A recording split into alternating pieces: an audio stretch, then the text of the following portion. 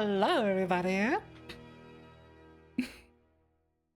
Y'all are muted for a second. No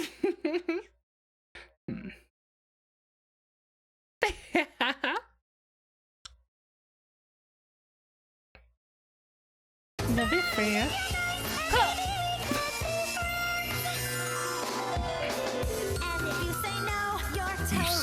Alright, you're free. Raven, you're first. Wow. Hi. Yes. Wowie. Wow. I'm gonna get pierced to me. Arms get cut off as easily. Pa, pa, pa, pa, pa. Oh yeah, I've got a loyalty card.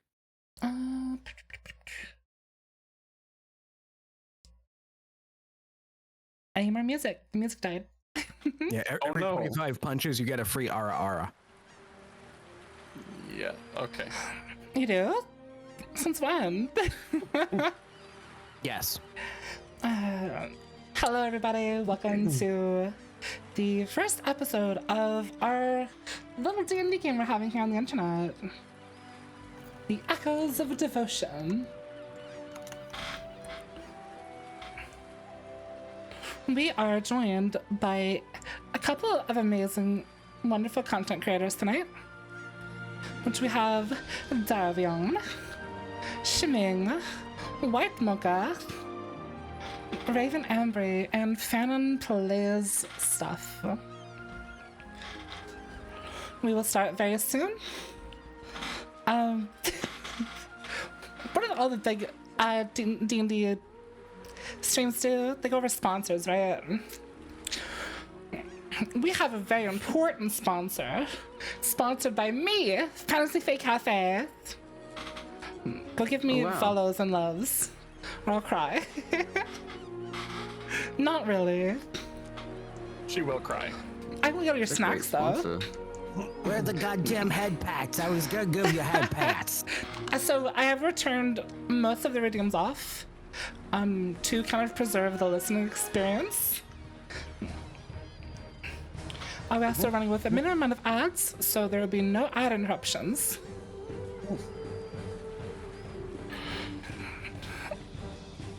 There will be no ad counter spells. But yeah, hello, Winter. And Sandlife, hi. I hope you're all having wonderful days.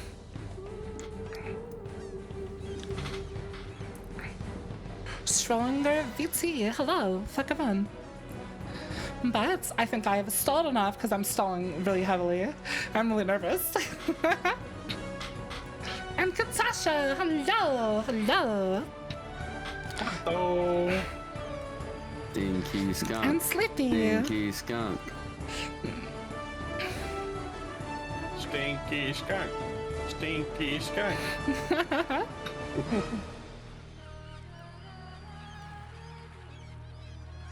But yeah, we will get started here.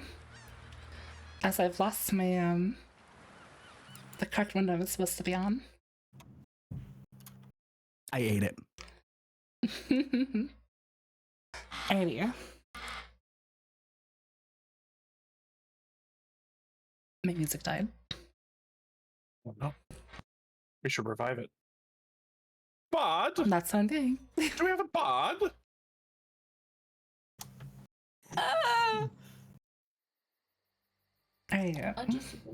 That was some music start. I was gonna say that I'm not familiar with that song, but No. that was all of 1 second, but it was that was fantastic. Alright. Did someone click that? roll a nat 20 on that C sharp. Just a sound, just making a sound bite, just like joining a channel, just like.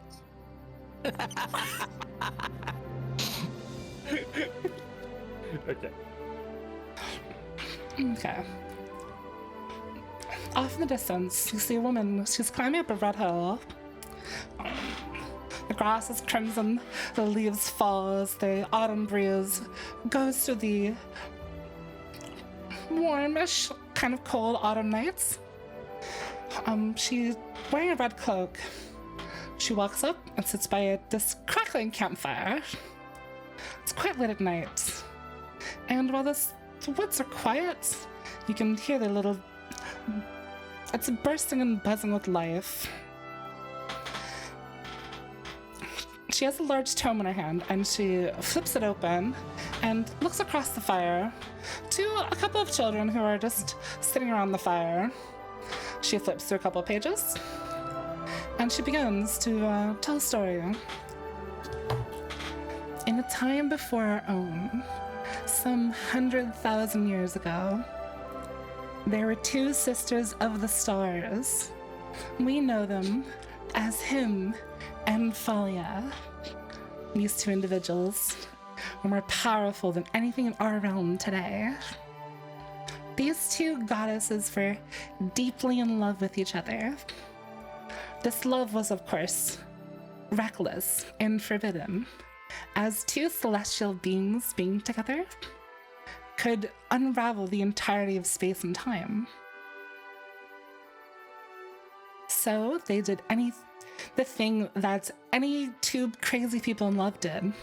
They ran away, off to a secluded part of the cosmos, where they lived their eternal lives together for what they would assume would be forever. In this secluded corner, they combined, becoming a new type of being. The being all of us know as Serenade. This pact of devotion was so powerful, it destabilized reality. But they used their combined powers to shape this instability into the very realm we walk. This realm, cultivated by their devotion, formed into beautiful planets. Their devoted realm enjoyed lasting peace that all the beings who called home here enjoyed. This relative peace lasted uninterrupted until about 400 years ago, when the realm was visited by a cosmic scarab. The very land twisted and decayed. The plants and the creatures corrupted and died. The denizens of the realm would fight back against the minions of this monster in a 100-long-year war. Serenade had to intervene, make hard decisions. Not being able to destroy the scarab, Serenade split, returning to their original forms of him and Falia, the twin moon in the sky now. With Falia, the creature's prison, and him, its warden. The figure in the cloak slams the book shut as Lanna, you're kind of jolted awake inside of this caravan as you're continuing down this giant sand pit in a covered wagon that is pulled by a shark that is swimming through the sand. Introduce yourself.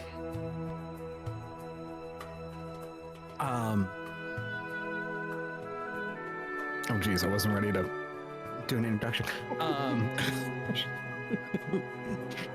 I am Lanna the Rogue. I am an adventurer and a survivor.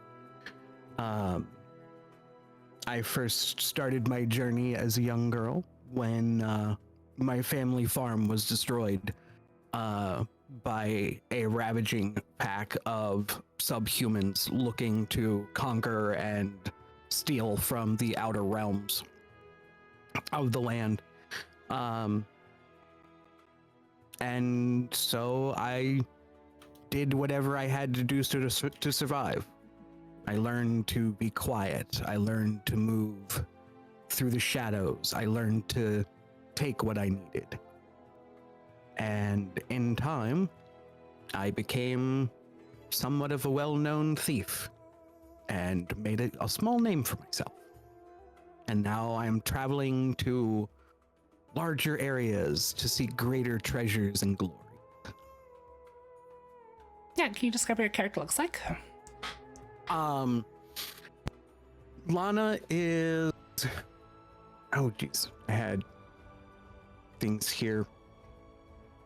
Lanna is about 5'3". She has very light strawberry blonde hair, a lithe build. You can tell that she is fit, but not strong, as she is more used to being dexterous, sneaking and hiding, and that kind of thing. She wears loose cloaks and some tight leather armor. She carries a sickle that she took with her from her family farm because it was the only thing left that she thought she could use to defend herself with. She also has a short bow. And yeah, I think that about sums it up. Like, very nice green eyes. Yeah, so you've been kind of jolted awake in this covered wagon here. As you had that scene going on in your dreams just now. And outside the back of the caravan, you can see the sand, the dunes kind of building up and going down and building up and going down. The ride is surprisingly smooth for being pulled by a giant 20-foot shandsark. Yeah, you've reached into your bag and you've holding this letter that you've mysteriously gotten. And the letter says one sentence: the Chromoforge Jubilee. It stands out to you because there's a wax seal that held this letter together.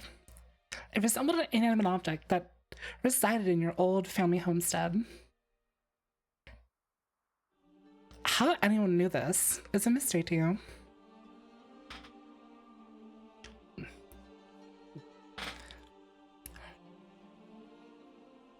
As you're sitting in the caravan here, you look across the seating area, and you see a dragonborn whom you recently had a recent encounter with when your caravan kind of ventured off the road a little bit and broke one of its axles.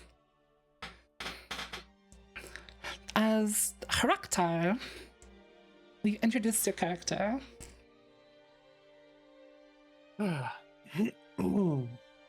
Oh, sorry, I was writing something.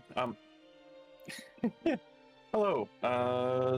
I am Horak'tar. I am a green dragonborn, acidic in nature. I am a druid.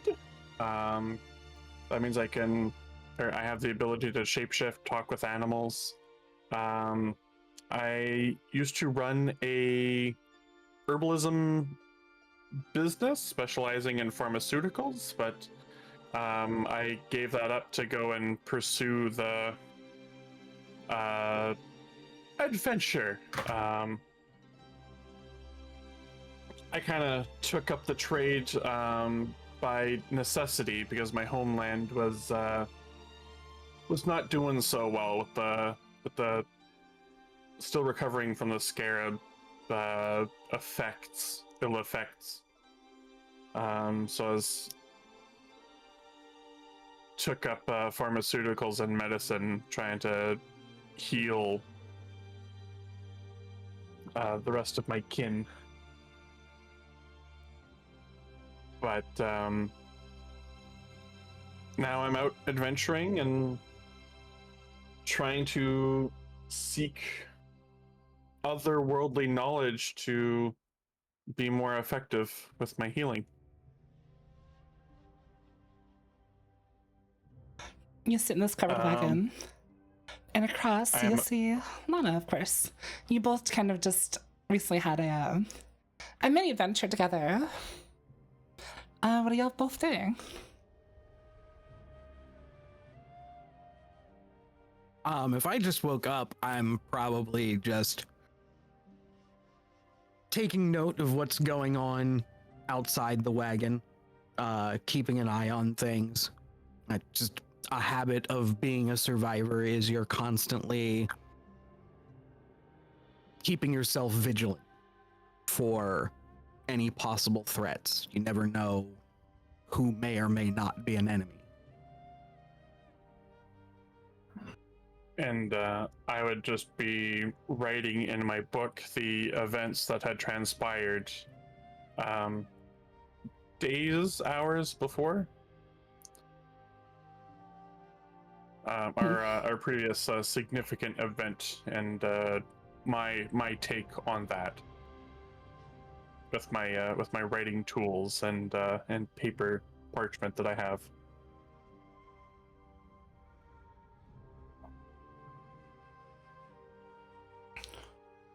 The cleric you met earlier, Ian, who's got a more of a dark complexion, kind of leans into the caravan, and he's just gonna be like, "Hey, y'all doing all right?" As well as can be expected. Y'all took some like gnarly wounds back there.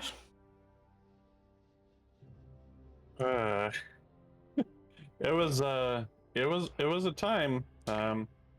Didn't realize a pit could be that large and still be structurally sound. So I'll be worms. more than happy to not see any tentacles again for a very, very long time. Yeah, I'm surprised there's tentacles, honestly. Normally it's worms. Yeah. Massive sandworms out here in the dunes. It was not fun.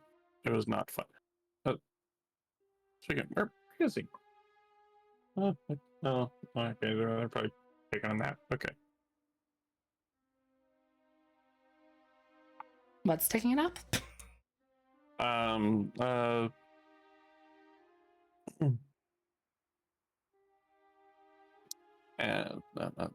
big deal. Go back to writing in my book. I'd say we're almost to Valefor here. As he's kind of like holding on to his the top of the caravan is it's getting a little more rickety. The ground's becoming a lot more solid. As you all feel this massive as the caravan gets onto like the sandstone outside of the sand, and you can see the giant, massive sand shark kind of like start walking on land instead of being swimming through the sand here. This music's very quiet. Oh, that jumbled up my writing. Sorry, a little rough, a little rough. I'm gonna have to scratch that line out. So it brings out the Valefor anyway. It's kind of holding on to the back of the wagon here. I heard there was a rare plant or medicinal herb from legends past that I want to verify if it's true or not. I find the properties, if it's claimed to be true, interesting. Mm-hmm. Oh, and here, I just heard there was some great festival going on. It sounded like it could be profitable. Yeah. Experience. Yeah, the Karma Forge Jubilees in like a week. It's crazy big events. Festival. I'm surprised you're both not coming for the festival. Actually, now that I think, there are some medicinal herbs that I could sell. I need to procure them quite quickly.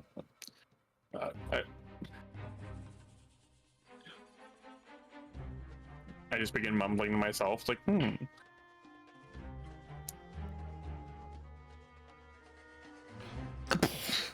As the sorry, go ahead.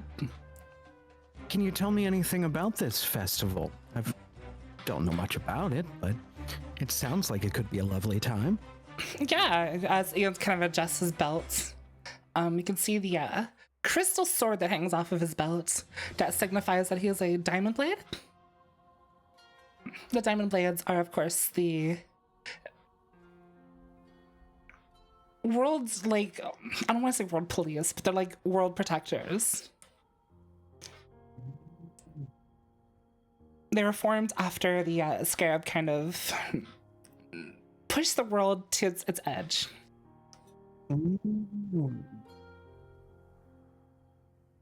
Yeah, Chromaforge Jubilee. It's gonna be my first as a diamond blade, actually. It's held every 7 years. It's a celebration between the fire genasi and the water genasi becoming like one unified pact. And then they also celebrate the Serenade's memory and the memory of all their departed loved ones from the war.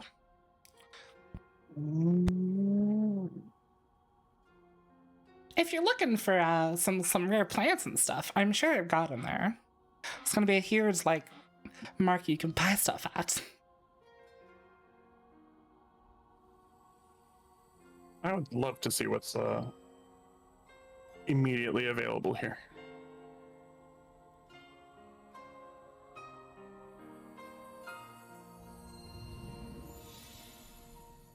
As the caravan pulls up into Valefor and kind of lets you all off on the docks. And Ian's gonna point to the just like registrar's office. It's not really an office, it's more like a tent on the right next to the dock here. Yeah, if you go over there, they'll be able to register you within the city, kind of just to make sure you're here. There's some stuff happening, and all travelers are required to kind of know what's going on. Okay. That sounds reasonable enough. Now. It'll be fine. They just need to know that we are here, so if something happens, then they're able to account for us. Yes, it'll be fine. It'll also be tedious. Oh, it's just standing in line for 10 minutes. And then signing a piece of paper, and then we're good. Well, let's just get it over with then. All right. Alright, Hey, so I close my book and I hop off the carriage and nod my head to the shark. The shark is currently getting a treat fed by his handler, who's a very small, elderly fire genasi woman with this huge white bun that has like fiery tips. They're literally on fire. He's getting a big ol' fish.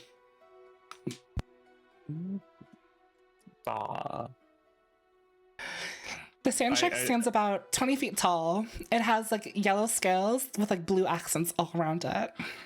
It has a very white, shiny belly. And its fins are perfect, like gliding through the sand. I just take a moment to admire this sand shark. It's very large and like stomps the ground when he moves. You all exit your caravan as well, and you are at the docks of Valefor. Valefor is this bright city made with almost purely white rocks, but what makes Valefor special is all of these rocks are individually painted with vibrant, bright colors. It's a little hard on your eyes at first, but the city is very packed with lots of different type of genasi and just a various amount of wild individuals of every species, every lifestyle. The docks are very busy. It has a lot of people who work very hard for a living.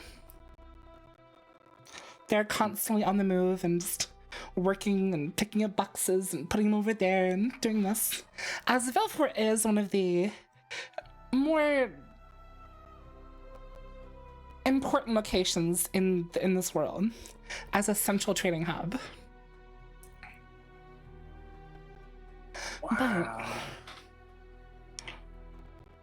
What do you two wish to do? I snap out of my trance and I look towards Lanna and it's like, oh, blah, right. We should go register. Onward and upward. Well, onwards, not upwards, but okay. It's just an expression. You know I don't get those sometimes. It's okay. We'll get you caught up. I promise. All right. Okay. As All right, you appear to this tent, and you're kind of walking in line, they're the people you traded on with the caravan here. You see a crate off in the distance. You hear banging from inside this crate, and it's kind of wobbling around all over the place. Like something inside of it doesn't want to be there. Well, now that is interesting. As we cut over to a boat coming in from the docks here. It's not quite yet the shores of Valefor, as a translucent kind of character folds their arms over the bows of this boat and they're kind of looking off to the sea towards Valefor. As Claire, introduce yourself. Hello. I'm Claire. I am a beautiful translucent cyan plasmoid ooze. I spend a lot of time running odd jobs and errands and am dressed appropriately. I am what you would say a typical saloon waitress dancer girl would look like. I have a corset and a long flowing tailcoat. My ooze is shaped into a long ponytail with bangs. I have little ooze-shaped boots because I don't like to put my ooze into footwear. It has no distinct facial features, but people can usually tell when they're feeling things. They have an assortment of bones spread throughout their ooze and their appendages, with a skull in the center of what their head would be. Their belt is adorned with a various amount of potions, pouches, and a small intricate flute that they may have picked up on a job or two.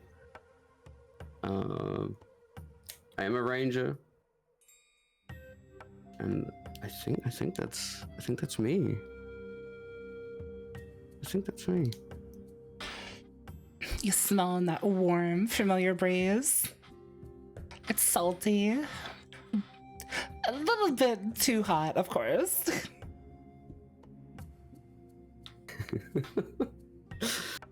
I can feel my skin kind of drying a little bit.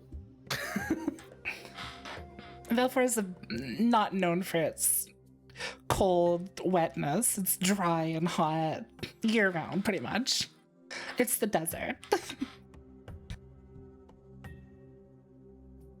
As you're looking out to sea and seeing Valefor from a distance, the two giant, sandstone plateaus that the city is wedged in between.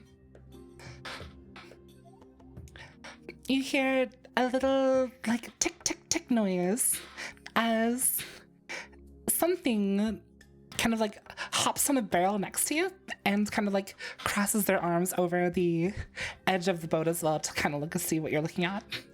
As Blinky, introduce yourself. Hello. I am Blinky. I am a auto gnome that was created by my creator, who is called Quibbin, and he was the only person I ever knew. I was basically going to be created for something more Not that I ever found out, because he randomly disappeared out of nowhere before finishing me. So I am left incomplete. I'm a little bit weird because of that. Sometimes I glitch a little bit. I'm a little bit half-formed when it comes to certain routines and actions. Sometimes I'm fine. It depends. I am a bard. I was made more in a rhythmic way, so he was very into like rhythm and storytelling through like movements. So I kind of adapted that. After he disappeared, I didn't know what to do, so all I knew was that I was missing something. I didn't feel complete. I didn't act complete, so all I knew what to do was to, I suppose, leave and travel, and I collect trinkets, because that is, every time I see something, I think maybe that could be my missing piece. I am very small. I'm only like 4 foot. I am made out of wood and porcelain, though I'm missing quite a few parts. So a lot of it is like kind of replaced with bronze and metal and different little alloys and trinkets and stuff like that. I have long wooden braids which kind of like click clack in the wind. I'm very loud. I have lots of bells. I like making noise. I like jingles and jangles, and I like dancing, and I just like noises. I like trinkets. Yeah, so that's pretty much me. I am very small. I'm in the shape of a rock gnome. Yeah, you'll always hear me coming. And Tingle, my tingle, weapons tingle. are yeah, my weapons are large, very large chakrams, which are in the shape of like tambourines. I think that's it for me. Yeah, you both are kind of looking off into the distance and watching as Valefor is slowly coming over the horizon here. So what are y'all doing? What are y'all thinking? First of all, I just, as I sit on the ledge, I'm like, hi, hello. I don't really like know how to introduce myself. I'm looking and observing the sand, and you never quite get over how hot it is. As you see little vents open in Clear's ooze to mimic vocal cords, as that's how they speak. I kind of just lean in and look at them, like my eyebrows kind of like click into a bit of a like confusion, and I just kind of study you. I'm like, you're very interesting. I don't feel things, but you sure look like you're having a time.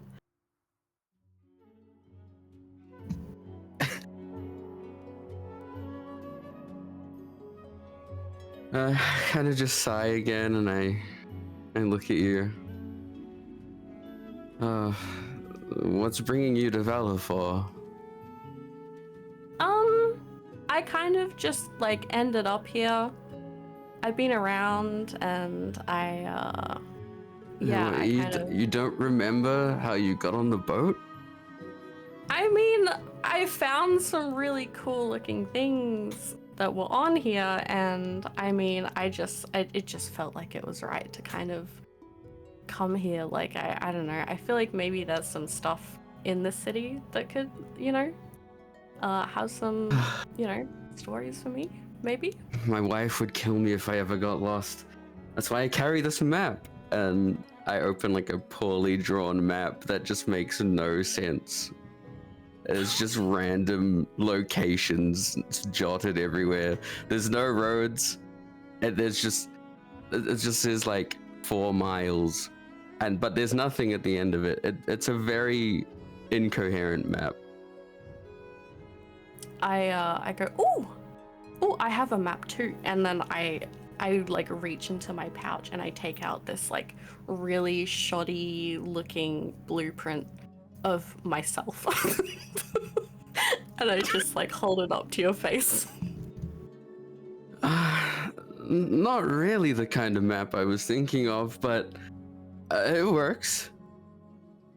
Cool.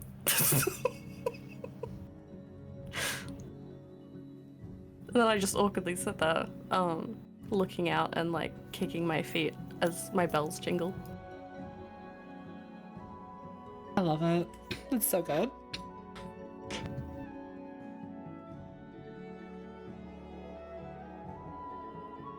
Yeah, kind of just, chill and kind of like talks amongst yourselves as the boat from Scoundrel's Wharf up in the north is docking into Vale 4.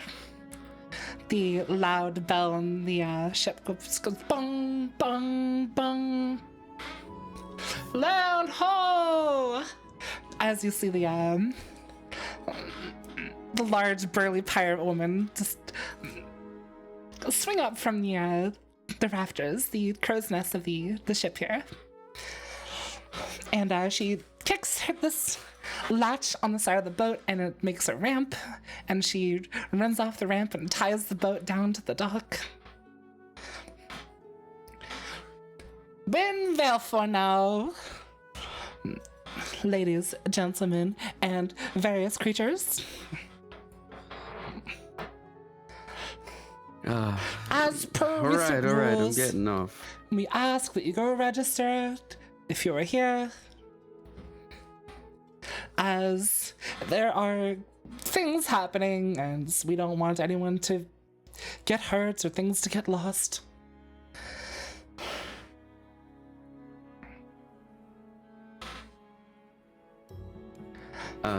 Clea slides down the ramp and kind of just walks past the sign-in disc. As they do, they pull out a piece of paper from their pouch and kind of just flash and wave it in front of the officer as they walk past, like being a smartass.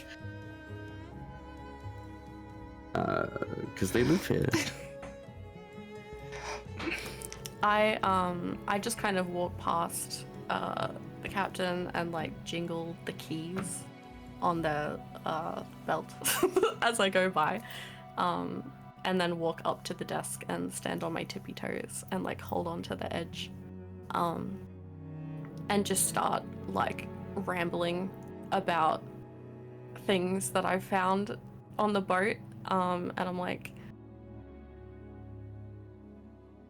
just talking. There's a large Not really up. There's this like large tabaxi man at the counter. He is very much a I hate my job kind of person.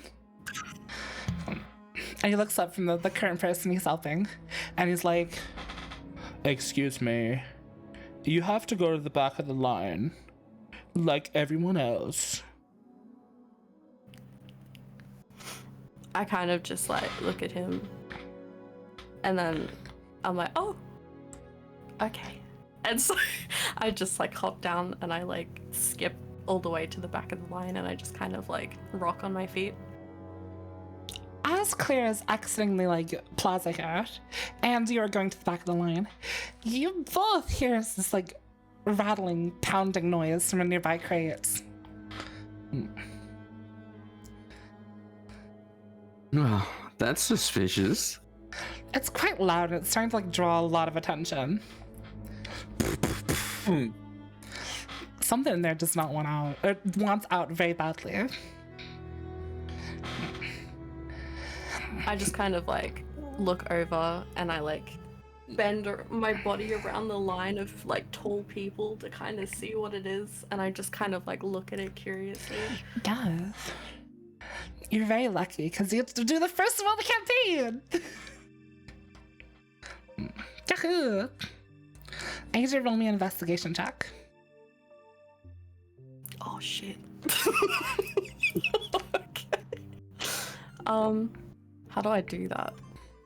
So you can open your character sheet and go to investigation. Details.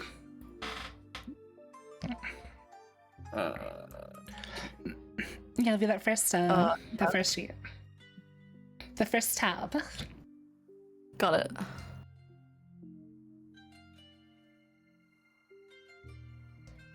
How do I You now? click investigation and then click normal. Normal? Yep, normal.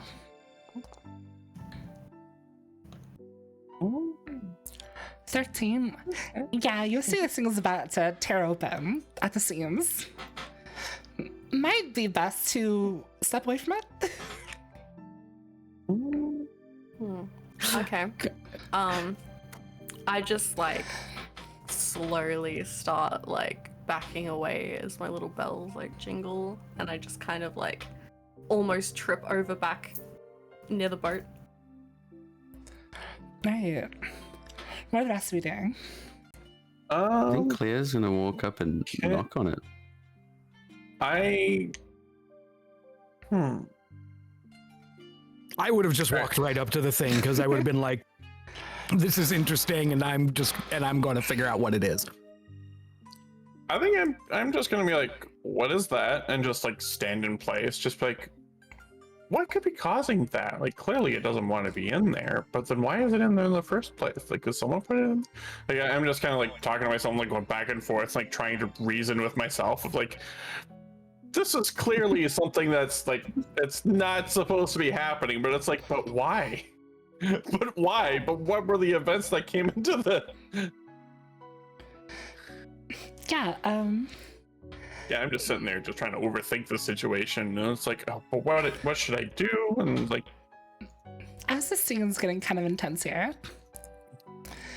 the box bursts open, and there's this large furry bugbear inside of it, and a bunch of like pale, grotesque little creatures with bright red eyes also like flood way out of the box and scatter every other direction. With all these like bright red birds.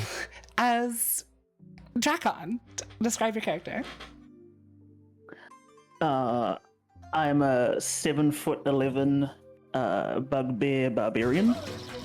I've got reddish fur covering me all over my body. My armor that I wear, or clothing and armor, is taken from various different places I've been to. And across my belt, also little trophies and hey, I recognize this map style. little mementos from places I've been to. On my shoulder is my ghost cat Ambree, who is always with me at all times. You're a big hulking meat man. I am indeed. Sorry, all I got from that was 7-foot bugbear barbarian. Yeah, you're kind of freaking out. I gotta write this down.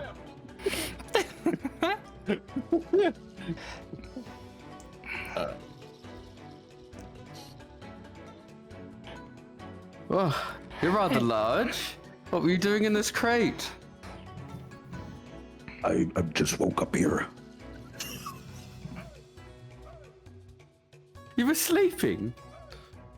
No, They can talk? I just woke up here. I wasn't sleeping. I just woke up. How could one wake up if they weren't asleep? It can talk? Yes, I can talk. Oh my. Whoa. As they're all kind of I like, haven't seen any of you in the outer town. Wait, why were you in a crate? It's a rather long story. as they're all kind of like getting into this talking, these creatures have started attacking people. As Are those friends of yours? Nope, not mine. Then are we I supposed guess we fight. I look towards like the guard. Like, I assume there's gonna be guards at a port, right? The guards are very spread thin with the festival coming soon, and the Diamond Blades kind of a lot more thin than they usually are. They're spread thin because of the festival, but because of the festival, there's an increase in population because of the increase of the what?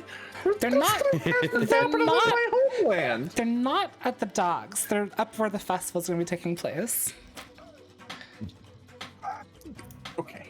Okay. I suppose I'm gonna start shooting then. They're Okay. not. I'm going to have everyone roll initiative. Okay. Okay, how do I roll initiative? That was a lot of dice. That was a lot. Okay. Sorry, where do I roll initiative again? Yeah. You should see a little thing at the top here that has like a little dice next to your character. Or in your character sheet, you can Oh, there. I think the dice. Is it just dexterity? Okay, that's my one. No, there's an initiative button under your portrait on the main page. Oh. It's still +0. Okay. Oh, I didn't What? see that. There we go. Oh. Wait, did that not go through? Oh, I can roll that. Scroll down. Okay. Damn. How did I roll so low? Same. Damn, look at Blinky, 21. Damn. Damn!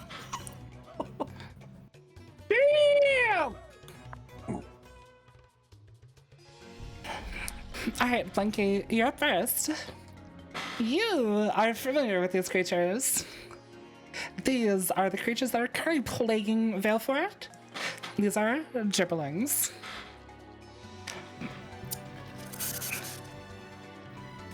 Okay. Did I say Blinky? I meant Claire. I'm so sorry. Yeah, I was like,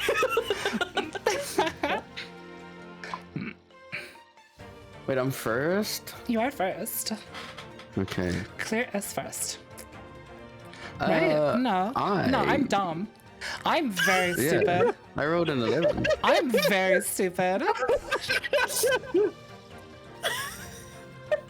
was thinking like, Lanna maybe? Yeah, I'm. Blinky did roll highest. It's He did roll nice. higher. it was a name mishap.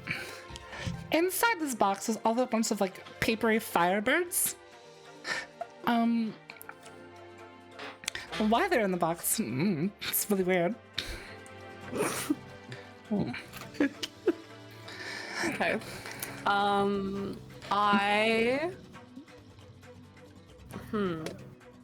I kind of just like, can I just like see like what their next move is? Like, can I just like observe them for a moment? Yeah, you can. So in D&D, you can do what's called a held action. You can hold your action until something happens. No, I think I'm just gonna like randomly throw my chakrams like wildly Yeah. at the first thing I see. Like So freaking there- out. There's a bunch of little birds flying all over the place, but there's like a giant, large clump of grotesque little goblin people. Okay, I'm gonna go for the birds because I can see one of them like eyeing off the bells on my outfit. They're made of paper, so they're not actually animals. Can they still eye off bells? Of course they can. Yeah, well. Yeah, the ones that are like kind of closest to me. I'm gonna, can I go for like the one in front of me? Okay. Like closest? So What do you're I over roll here. for that?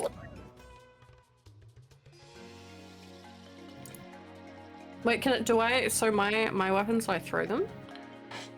Let me see.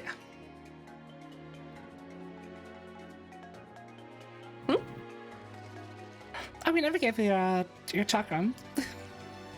Yeah? So you can throw them, but it will not return to you until you have an enchantment on it. Okay, so I just like go up to it and attack it. So I do like one of these. Is that how that works? Yep. So every turn you'll get a 30 feet of movement, and each square is 5 feet. Okay. So can I like attack it now? You can. It is 10 feet in the air, so you might have to jump to attack it. Alright. I will do so. You're going to roll your attack with your hand axe with disadvantage. Oh god, how do I do that? So you go into your inventory here. You click on your hand axe. Oop, that's me. I didn't mean to do that. Just lost connection. Hold on, I'm coming back. And then you'll press attack. And then roll with disadvantage.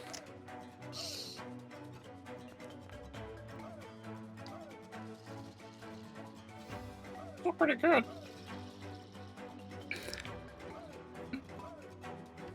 A 12.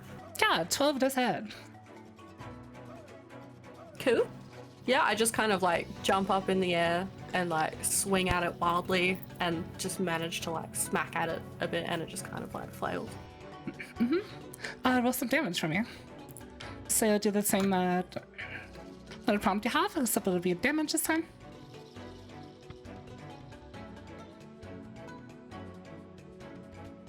I've lost it. I've lost it. It's gone. You can always click it again. Oh no, it's not coming up. You've got 4 or 5 of them in the thing now. Oh shit. Oh, okay, no, that's fine. Okay. Why are they just like throwing axes like crazy Bonk, from the bonk, bonk, backpack? Like, why is it doing anything? New bard ability, flurry of axes. Just to be asked you a question. New subclass Hammer Brother. Okay, Lakitu. 2. How much is that? I'll do it again. Let's roll the attack before rolling the damage. Oh, frick. Oh wait, I think I... Does that work? It's still showing me, but it looks like it was a 1. That was a 1, yeah. Yeah. It was originally a 2. Yeah, it's fine, good. Both are gonna do the same thing. Oh, okay. Your chakram goes through the paper bird as it into nothing. Cool. As it dissipates. Quite literally is a paper bird. As you distress, it kind of comes up in a puff of smoke as well. Okay. So can I do anything else? Okay, you can only attack once. On your turn, you can you have 1 action, 1 bonus action, and your movement. So you can continue to move and use your bonus action. What bonus Your bonus action could be like using one of your skills to kind of like infer something,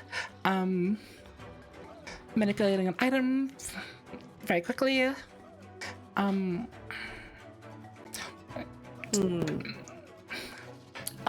Is it possible to throw something?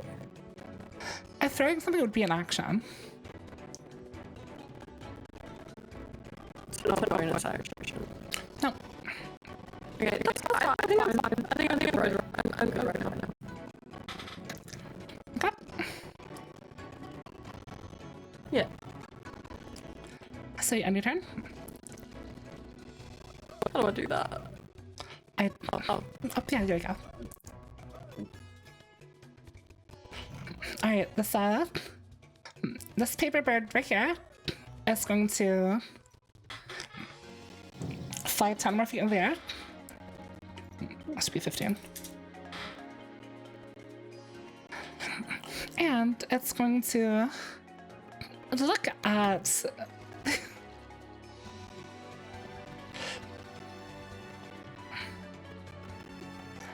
it's gonna look at the massive amounts of gibberlings right in front of it. And it's going to cast Firebolt on them.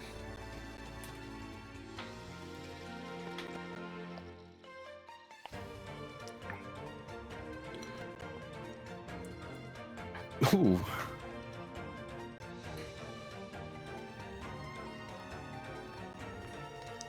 As the 20 does hit. Mass amounts of creepy, short little goblin things with giant sharp teeth are singed and they go kind of like globulate as a unit. As they look very averse in that direction and become afraid of this paper bird. As Lanna, you're up. Right. Let's see. I think I remember what all my bonus actions do. Remember if there's a way to actually like open them up so I can read them or not. Just fill up the thing with them. You know what? Let's just attack the gibbery things. I think, if I remember correctly, steady aim was the thing that gave me advantage. So, as long as I don't move.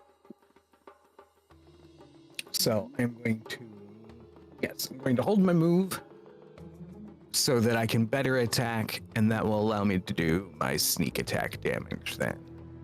So, I need to go to my sickle. Attack. That is advantage. So a 15.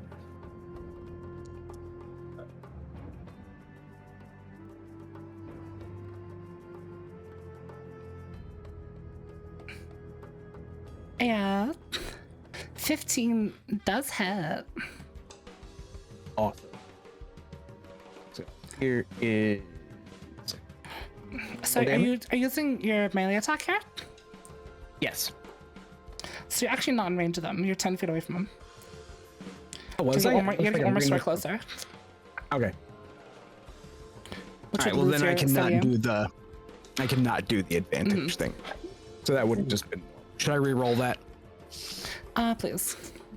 Okay.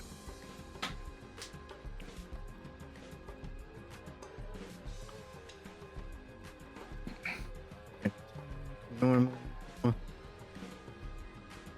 10. As you go to like drive your sickle into them, they're like this blobbious unit as one, and it kind of like gets stuck in there, and it takes you like a half a second to kind of pull it out again. Oh my. That is. Okay, so that's moving. That is attack. What's cunning? There was a way to open these up so I can see them. Take one of the following actions as a bonus action: dash, disengage, or hide. I will use disengage to move away from them safely then. Mm-hmm.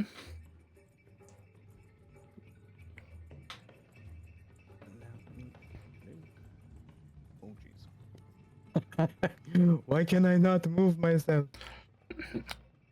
You are unmoving, unchanging. Right, And that'll do it for me. Alright. This paper bird is going to look straight at Lanna and cast a firebolt.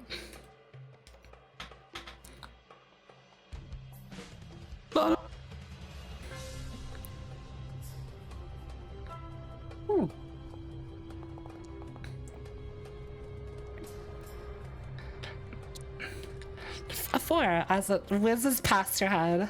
Kind of like, you can hear it whiz past you and like hitting this box right here.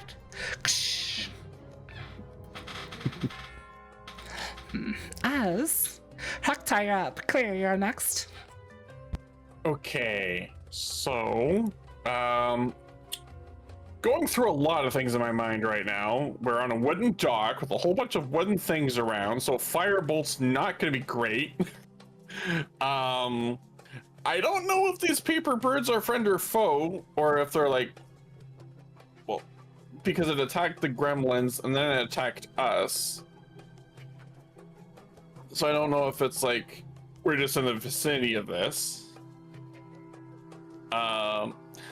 It's like, oh, time's up. I'm going to avoid any kind of fire, and the only other damage dealing thing that I have is Thorn Whip. So I'm going to move myself over 5, 10, 15. Wait, is this okay, so a second. Okay, so it's 20. Okay, it's 20. All right, 30 feet here. Okay. So yeah, so I'm gonna move myself 20 feet over here, so that I'm on marble. And then I'm going to try and use Thorn Whip on this.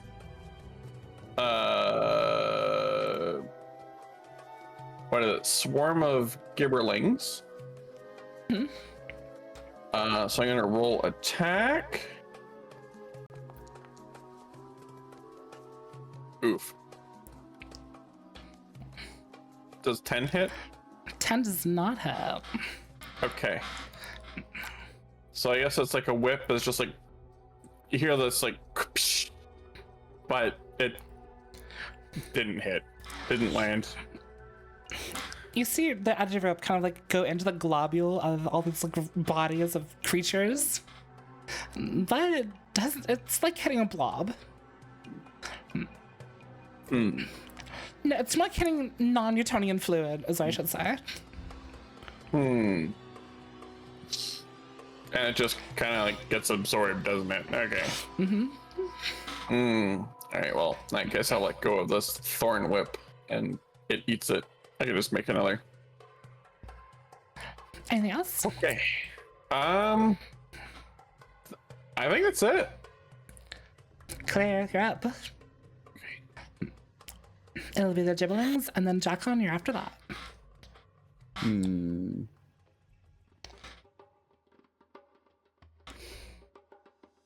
Can't remember if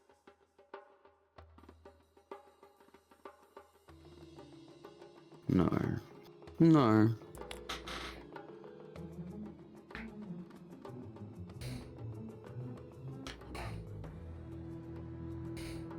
I'm gonna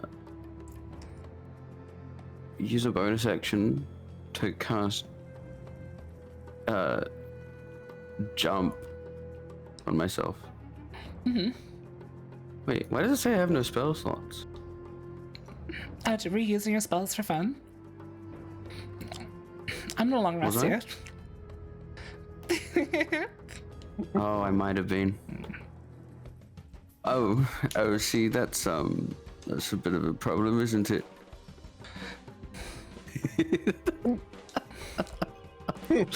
My bad. I fixed it. My bad. You suddenly feel fully rested. Okay, yeah, I'm gonna cast jump on myself.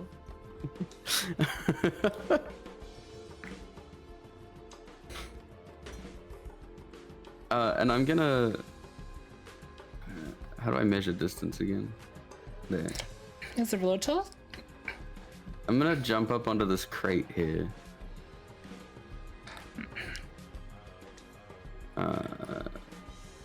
Take off the rule. Get off the rule tool. What are you doing, mate?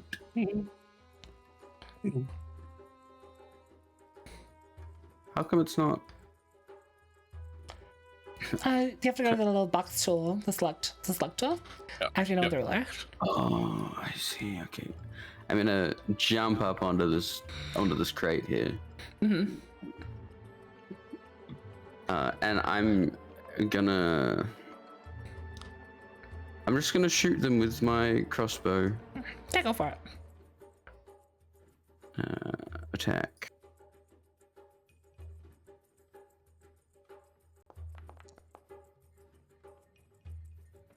There's a 20 hit. A 20 does hit. Roll me some damage. Okay. Damage. Uh-oh. Wait. Oh, okay. I have to click on the same box.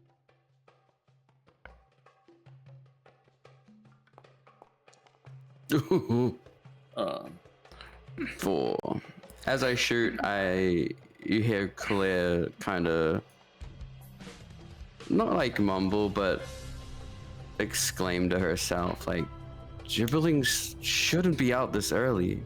They're getting more aggressive."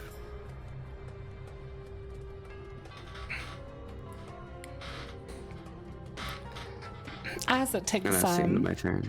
as you shoot an arrow into it, it's very hard to get a precise shot on the swarm of creatures as they undulate in and out of the swarm. As your light crossbow is going to do half damage. Anything else? No, that's me.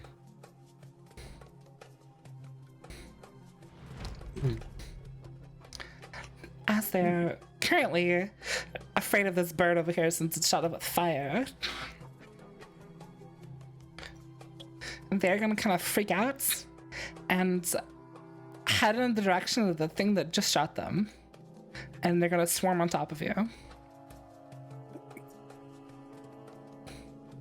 Oh. As you're covered in gibberlings and they're all going to come in here and try to bite you.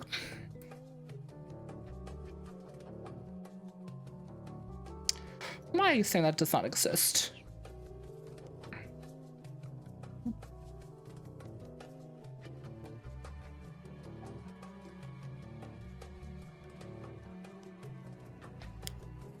Usually surrounding me, you can see their little claws, like, kind of digging into the ooze.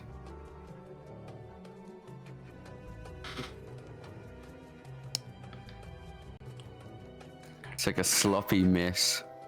They roll with disadvantage since they were previously attacked with fire in the last turn. Does an 11 hit? No.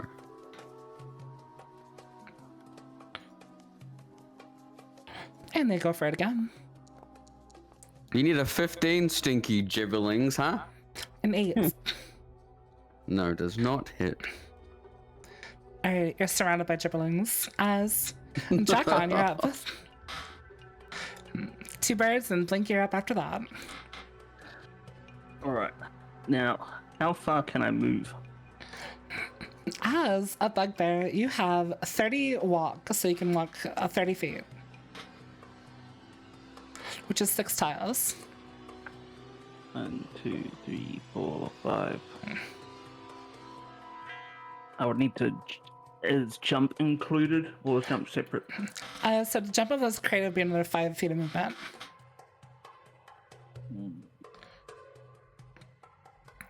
Maybe I just stay here.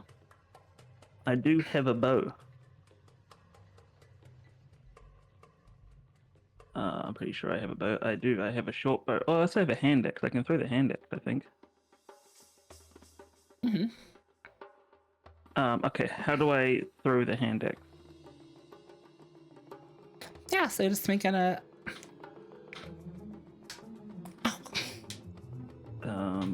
Where do I go for that? So How do I do that? you click your hand axe. In my inventory, yep. Mhm. Oh, I see, yep. Attack. Click attack. Yep, click attack. Do I have to click what I'm attacking? No. Just normal. Or would it be Yep, just normal. Just normal? Yep, I clicked that. Oh, it's a 7. Oh no, it's 12. 12 does hit. Roll some And damage. now I click damage. Yep. Just normal hit. Yep, just normal. Oh, hits for 7. Ooh, ouch.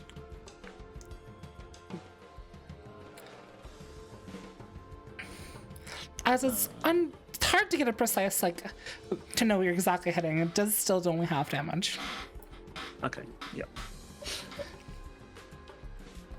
But you're free to move and do whatever. I will move to there. Right, anything else? What else can I do? Oh, I can do. I should have done that. Can rage. Yeah, there's no point in doing rage. Yeah, I should have raged before I I damaged. Since you're new, I will let you go back and rage, but you'd have to roll to attack again. I'll leave it as it is. That's right. I could rage next turn depending on Cool. what we've got. Cool. I will pass. Alright. Where's this? Oh, this is Firebird over here on the sand.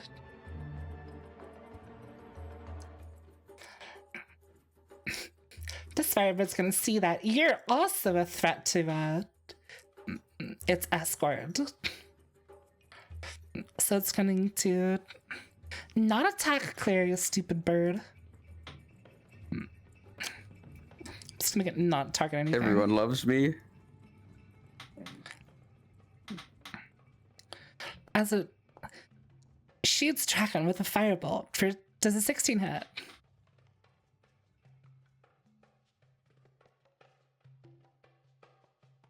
Did you say that hits me for 16 damage? No, does a 16 No, it does hit? a 16 hit. Oh. Do I have to roll something? No. So, okay, so when something attacks you, it goes based on your armor class if it can hit you or not. When you're not okay. raging, that big 13 under your character in your character sheet is your armor class. Oh, okay. Yeah. That's how we determine if something hits or not. Okay. So you have So I rolled a 13 16. and 16, so yeah, so it hit. Shit.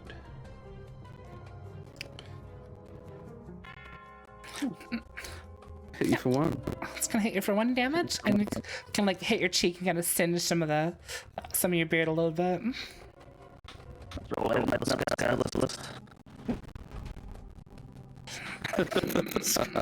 This one's gonna move up a little bit, and it's gonna do the same thing. It's gonna attack me again.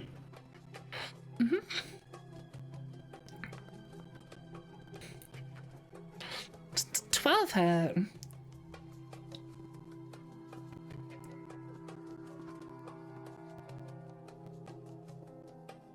Drakkon? That's hit me again. Do I have to roll anything now? No, I rolled a 12 to hit. Does that beat your armor class or not? No, I'm 13. So it doesn't Okay, yeah. matter. I know the answer. I just want to make sure. It's okay because I'm learning as well. Think you're up. You just saw the gibberlings attack swarm the person you were on the boat with. As the firebirds look confusing in their alignments.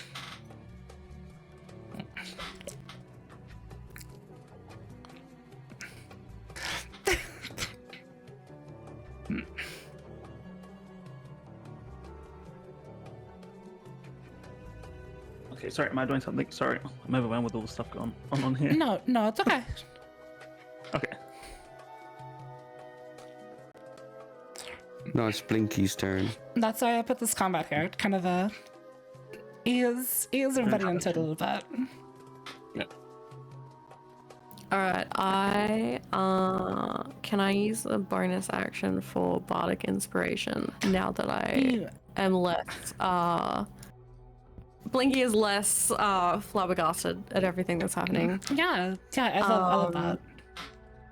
she's kind of gotten herself together a little bit, kind of like hit her head a couple times, and she kind of like skips over to the little guys, little like Jubilee, what are they called? Called The gibberlings. Gibberlings. Gibberlings. Yeah. The Gibberlings, and Known for the sounds they constantly make as they're constantly gibberling. ooh. So in the midst of running over, she just kind of like, how is there a like specific way you can cast? Do you like do bardic inspiration, or It is up to you. What is your bardic focus? What is your magic coming out of? it's the little wind up key that Quibbin left me, my cradle. So I kind of just like reach into my little, like one of the little bags on my sides and like kind of clutch it as I run, and real quickly just like shout a little like so I can like choose whoever, right? Yep, you can choose whoever. I'll probably, so just in range, I'm probably gonna be like, Drakkon! Or like big bugbear guy.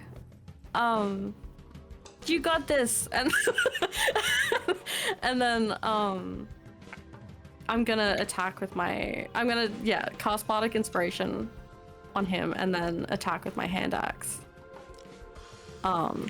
At the little gibberlings. So the gibberlings are a little bit elevated from you.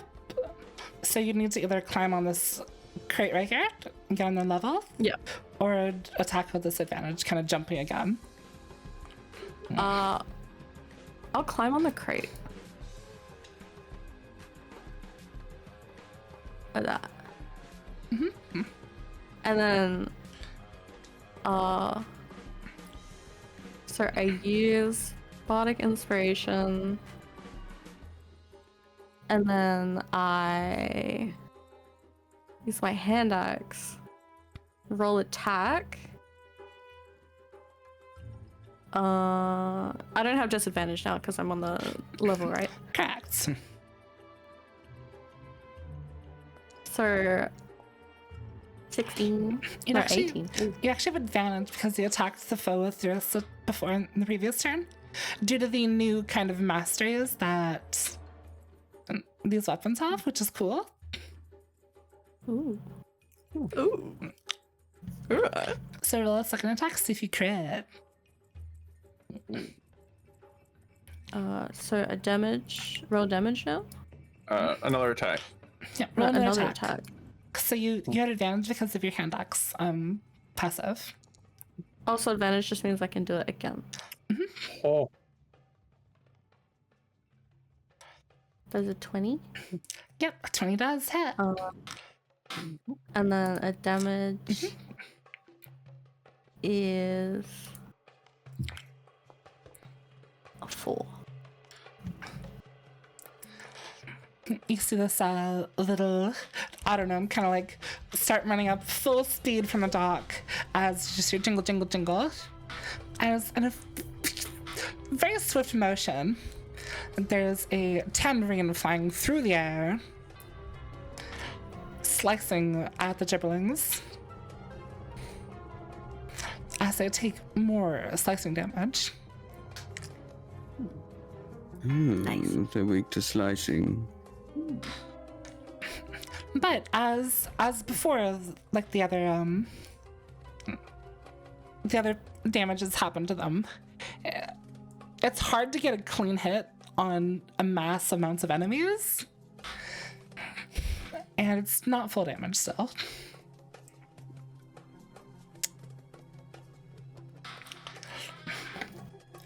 As this paper bird is going to do a firebolt on the gibberlings.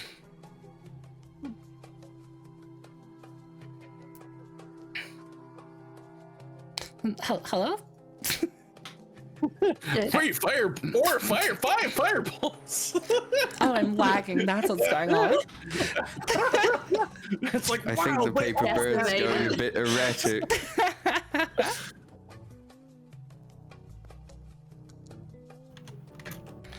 oh, 21 total damage. wow. Damn, those paper birds got hands. God damn. Damn! Sheesh!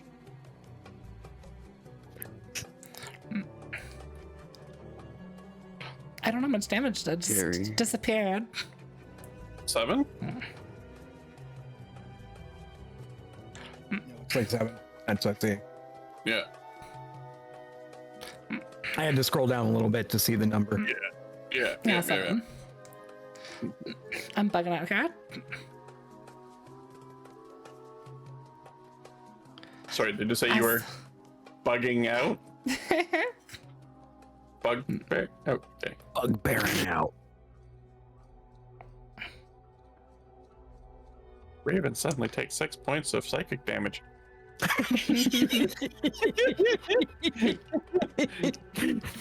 It's like, ow! I'm Or would it be- I'm super lagging. Or would it be force? I'll be psychic. Okay. Could have just end up being sucks to be you damage.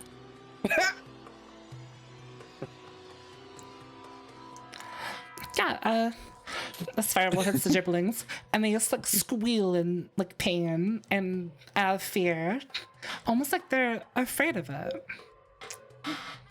As Lanna, Wow, you're up. Afraid of fire. All right. Interesting. I'm really not happy about this paper bird that tried to spit fire at me. So I'm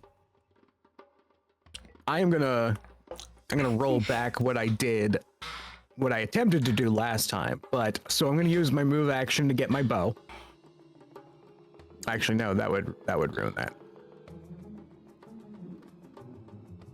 Well, never mind. I'm shooting the thing with a bow because heck that bird. Yeah, heck that bird. Heck that bird. Heck it! And I miss significantly. I cast arrow and miss. A 7, it's a tiny target, you know? You gotta shoot Yep. and just straight into the crates behind it. There'll be.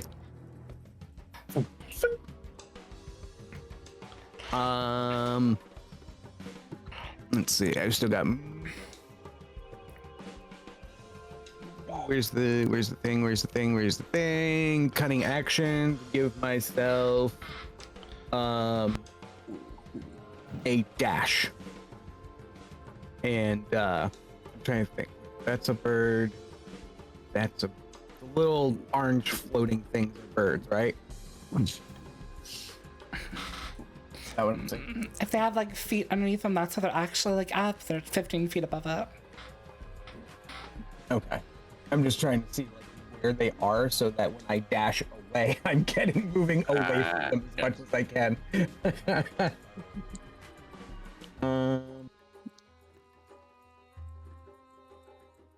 Tag, you're at wee! I'm gonna dash to over here in an attempt to like get behind some cover. Yeah. Have some cover. Though this one is 20 feet above you, so it can very easily see you still. It's not gonna care, but I'm trying. I'm trying. That's it for Lana's just fucking panicking. She's like, surely this will help. heckin' birds. It's like when you're being chased by like a magpie and you think getting under a tree is gonna help. Oh god. It's like, nope, those suckers dive bomb. Yeah, that one saw you try to hide from the other bird and it's gonna cast Firebolt. No. Ooh. 11. Wait, is that a me? That is that Lanna, yes. That does not hit. The fireball whizzes past you and ends up into the ocean behind you. Yeah, I did good. See? Take that, heckin' Horak'tar bird. up with clear All fill right. behind. So I'm gonna move. Okay, so this is 5. Is this 30? 5, 10, 15, 25, 30. Yes. All right, so I'm gonna move here. And I am going to do the most dragon thing. And I am going to breath weapon, or I'm going to breathe. What was it? Acid poison? I'm considered poison. I'll stick with poison. I'm gonna breathe poison. In a 30-foot line that's kind of like aimed up. It won't hit Lanna because the crates are in the way, but it's gonna be aimed up. You're gonna end up hitting Blinky and Clear, yes? With poison? An autonome that's mechanical in nature with poison, and clear. We both have who's poison the resist. clear ooze. I don't think Resist? poison. Yeah. It's not immunity, but it is resistance. It's resistant. Yeah. Yes. So. Okay. Okay, so where do I link the attack? Because it's supposed to be. Should be able to just look at I do, and it just brings up another window. what's Like, on the hey, side. here's the. It says here's the description. All right, when you take the attack action on your turn, you can replace one of your attacks with an exhalation of magical energy in either Yeah, 15 click foot the, long or 3-foot line that is 5 feet wide. Each creature in that area must make a dex saving throw, DC 8 plus Constitution modifier. Yeah, so if you click the picture of breath weapon, it'll give you usability. So when I click the what? The picture of breath weapon?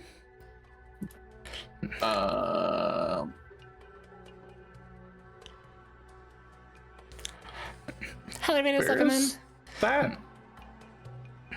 May I say let's take Alright, so I click on Dragon wearing I'll green, feed and you that's me. how I bring up breath weapon. Yeah, so under special features it goes and press this ability, yeah. Okay, I see.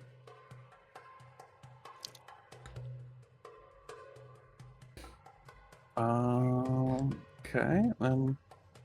Alright, so dex saving throw. Oh, Hi, hope you had a good stream.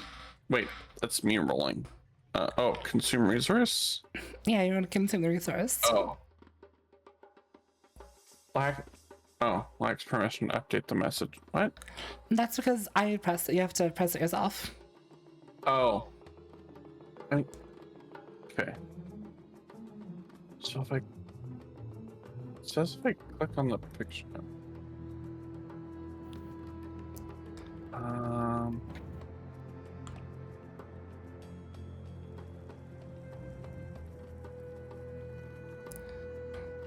I've got to be blind. I don't see it.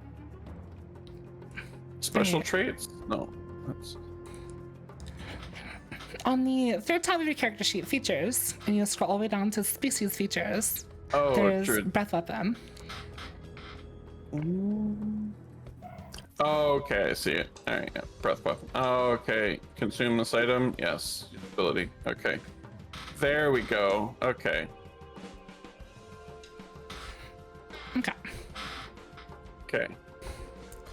Now Thank you. all the creatures, so Blinky, Clear, and the Gibberlings all have to make a dexterity saving throw.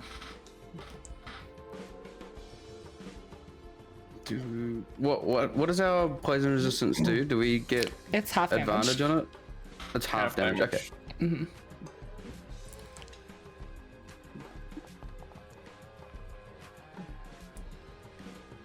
Wow. Okay. All right. Oh. Oh.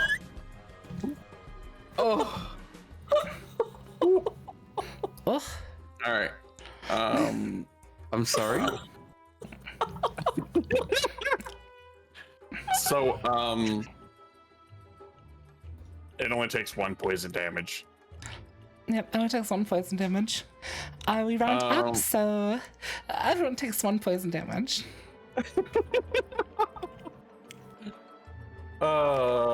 Wow. That's just like, I love breath Oh weapon. no. that's the 24. equivalent of bad breath. Just breath so bad that everyone just takes a bunch of damage. So that's why you brought all the halls to the game. Yes! I didn't make some job of this. Thank you. I'm very happy with how it's turned Clearly they out. didn't work. I need spearmint instead.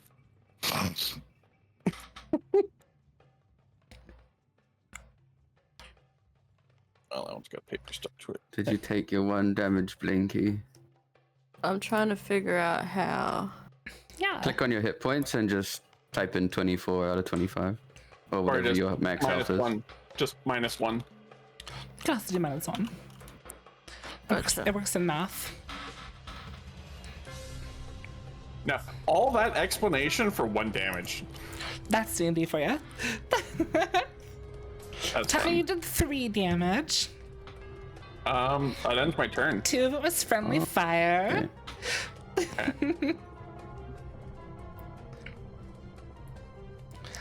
All right, Claire, you're up. You Can just you got- refund my breath weapon, please? Yeah. One. There we go. Hey, that was the best single damage done all night. You should be proud of yourself. Yeah, Actually, Claire, it's Perfect. 3 times single damage. in the 2 span of it was friendly. in the span of 6 seconds, you got swarmed with gibberlings What? and breathed on by a gibberling. dragon person.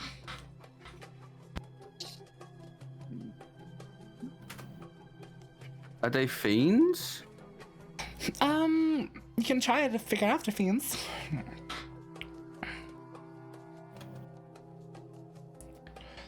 Roll. Use your bonus action to roll a skill if you want to check if they're If they fiends. got a raid, I will give her a second. Am I still muted? Hi, have a look. I'm still muted. No, you're good, you're good. Yeah, you can definitely see if they're fiends if you want. If you use your bonus action to roll, an Arcana check. No, be a religion check. Sorry. Yeah, A religion check?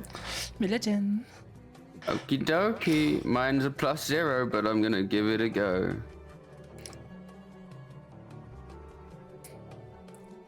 I'm gonna say you also have an advantage on it because you're more familiar with this area and these creatures.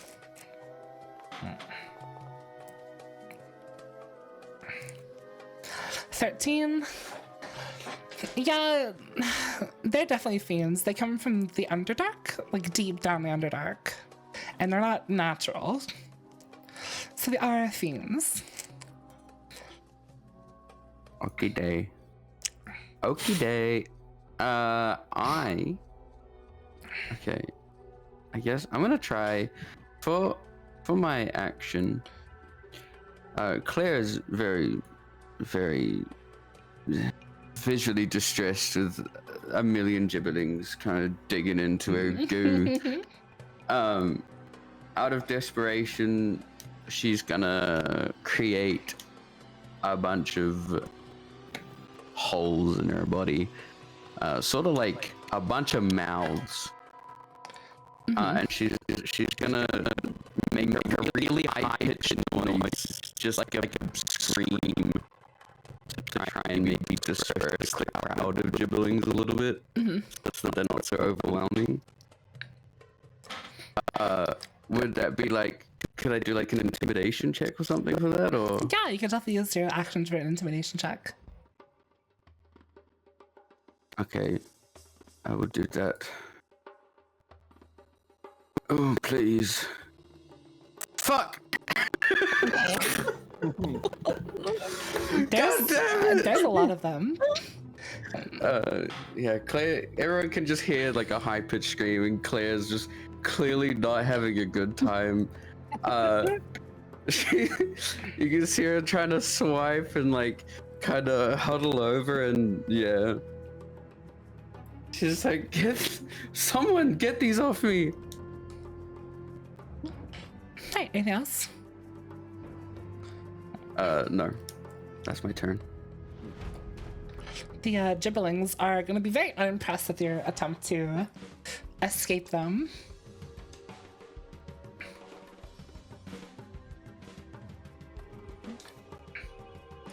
I am rolling the wrong formula. They have disadvantage because they were attacked with fire recently. 9. A 9 does not hit. So Storm tries to take another bite out of you. No. Yeah. Oh. 16. A 16 does hit.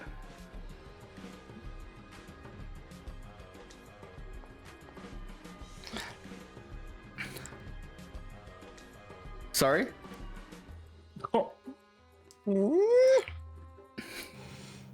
Minus Wait, what did I talk 11. about? Wait, is this the gibberlings that were attacked by fire recently? Mm-hmm. That first They rolled a attack. disadvantage. No. The second attack was not disadvantage. Oh, did it not The second disadvantage? attack was. No, it didn't. It was just one die. You roll one more. Thanks for catching up.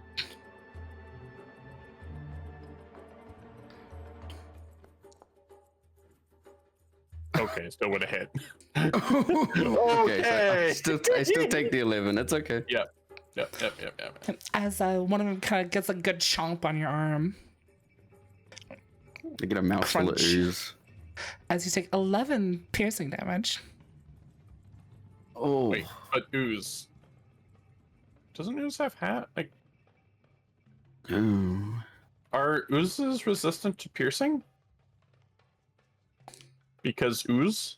That'd be a little broken. Not Okay. plasmoid. When you have 2 I was just HP. Okay. I was just thinking physically. Okay.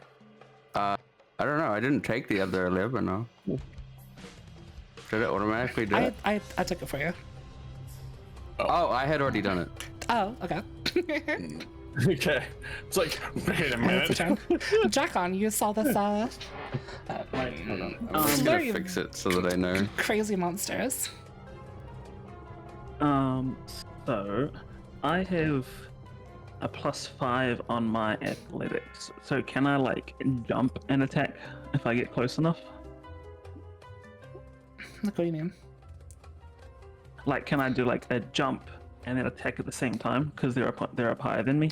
Yeah, you can always That's fine. kind of climb on the crates though with them. Okay, I can do that. Like, yeah, there's space up Which- here. You have to just That's fair. join. You just join the giant swarm of crates. Which I can do. Bam. Oh god. You've been absorbed. Everyone's just like stacking on top of the crates here. All right, and then I'm going to hit them with my Vortex. Question: would you like to Yep. rage first? Oh yes. Do I click the rage at the bottom? Yep, click the rage at the bottom. Yep. Use. No. I'm unsure how rage actually works. Like, what do I have to do? It gets a bunch of things, but it'll automatically apply for you. You just press apply active do I effects. Okay, cool. All right. I think I clicked apply active effects. Yeah. All right. Now I'll do my attack. Do I have to re-roll? Or do I have to re-click the great X that I did before the rage, or can I just? use I'd the probably re-click it, yeah. thing? Just Make like sure I this. applied the thing. Yeah. Cool. Great X. Attack. Do I do advantage or normal? No, that I've got rage. It should be normal. Eh? It's just normal, yeah. Yeah. I don't know if you have Oh. Fuck. I don't know if you have reckless attack yet. Do I rolled a 7? Do I do damage? You do have reckless attack, so it means you can give yourself advantage, but things that attack you also give advantage. Ooh. If I use reckless attack, is there a chance of hitting Claire? No. No. It just leaves you open to be attacked. All right. So then I attack again. Yep, attack one more time. All right, I'll attack again. Great attacks. Attack and then go advantage. No, you just attack one more time. Oh no. Oh, are you I fucking? just rolled 2 2s in a row. The dice hate you today. Wait, that wasn't advantage though. Oh, Well, never mind. Okay. no, it was. okay. Yeah, it's like, wait a minute. It's like, okay, but it was just a second die. Okay. Hmm. These attacks don't land, do they? Both of them. It's. There's a lot of stuff going on. This blob of claws, hair, small bitey creatures, and a very lovely ooze. Do I do damage for both of them or just one? You swing and it's hard to get a hit, and you just miss on both. Okay, alright, I miss on both. There's nothing else? Yeah, I can't do anything else. This bird's gonna come over here. And it's gonna Not the shoot bird. Horak'tar.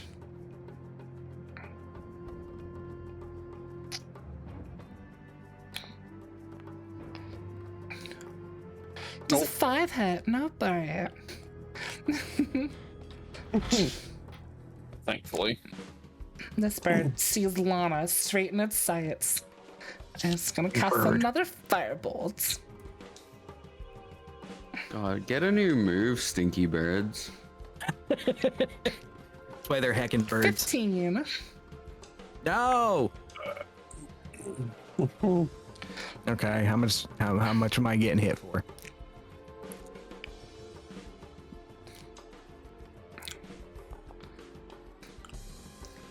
For 6 damage. Oh, that hecking bird! They I'm rolled gonna max heck the damage. heck out of it.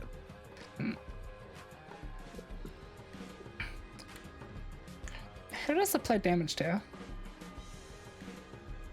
No, I did it right, yeah. Yeah, the bird singes some of your some more like fibers in your scarf. As Blinky, you're up.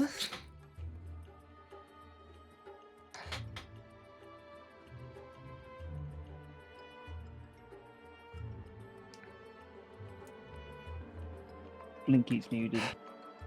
Blinky. Oh, whoops. Do you think it's possible to do if I like, I want to like run away and do like a performance of like, hey, look at me, come over here. And like jingle around and fumble around, to like try and get them off clear. Can definitely try. Would that be like a performance check? Yeah, you can definitely You try. need to move first. I move this way.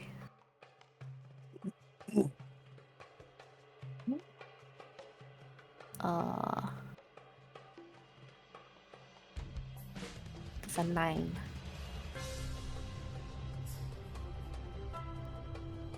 Is this Chrono Cross music? No, it's Diablo 2. Yep. Oh, okay.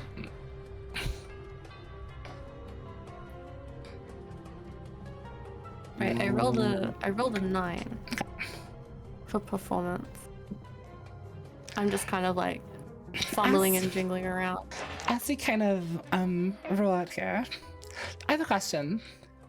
Did you use disengage when you left the melee range of the gibberlings?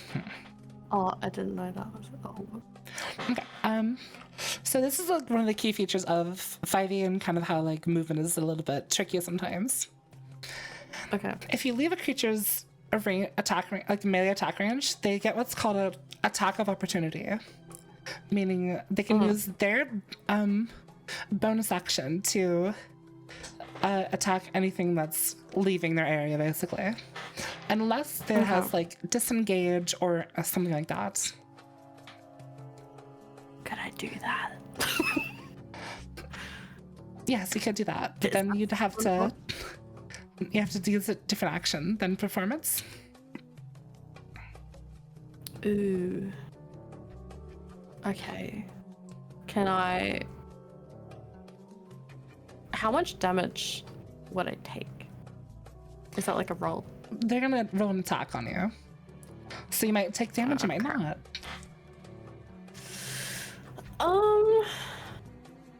No, I Saying think like Baldur's Gate, mate. We can't save scum. I think Blinky would be a little bit frazzled trying to save Clea more than anything. The noise is like freaking her out. So yeah, she just kind of like runs wildly and starts like jingling and fumbling around, being like, hey, over here. And I'm gonna roll it. All So I roll a 9. They're going to make their attack of opportunity. No. Disadvantage because they were attacked with fire recently.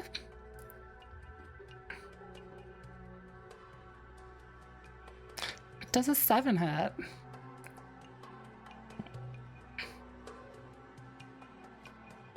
Is it hitting me? It's hitting Blinky.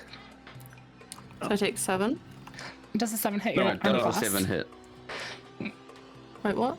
So your armor class is that big number underneath your portrait in your character sheet. Okay. Attacks have to match it or do more to hit. Oh, okay, so I'm fine. I think you deleted all of your health points. Oopsie. I died. It's okay. Those aren't important. Oopsie. I died.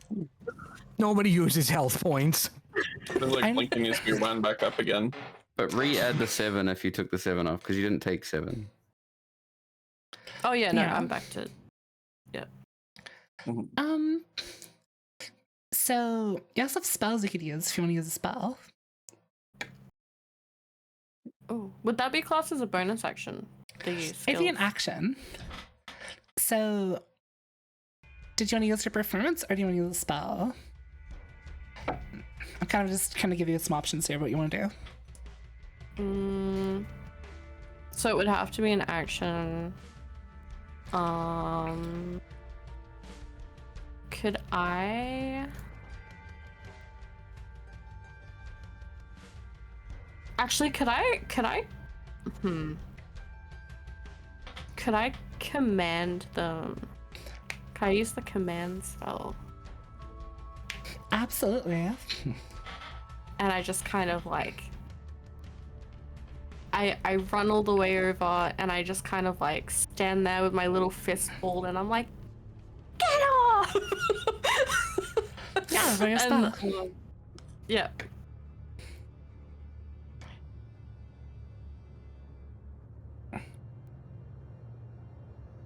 So they need to roll an 11 wisdom save.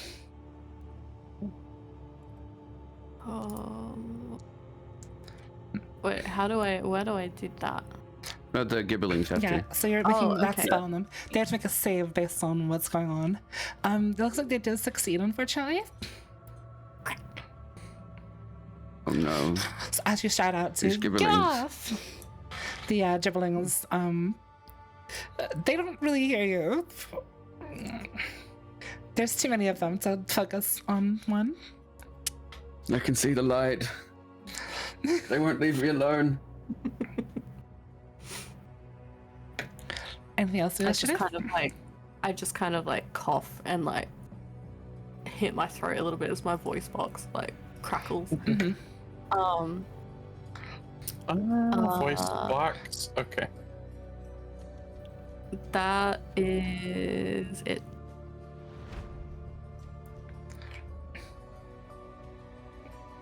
This paper bird's gonna notice you're over here, Blinky, and it's going to cast a firebolt on you.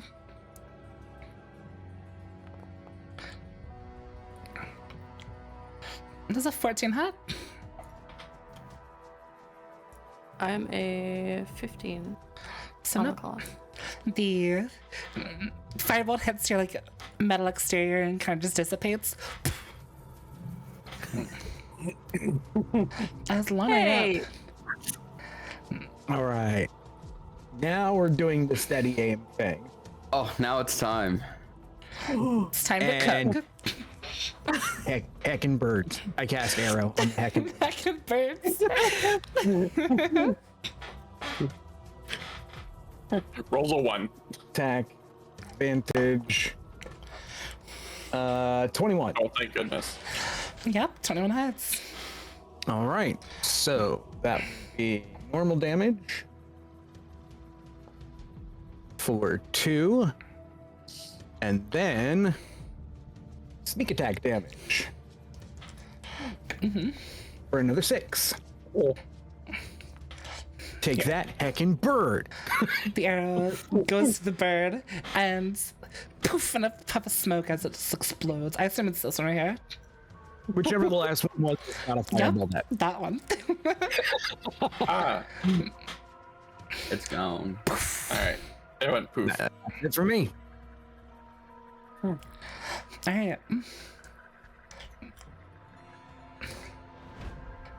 This paper bird is going to see that you are a threat, Lanna, to the escort.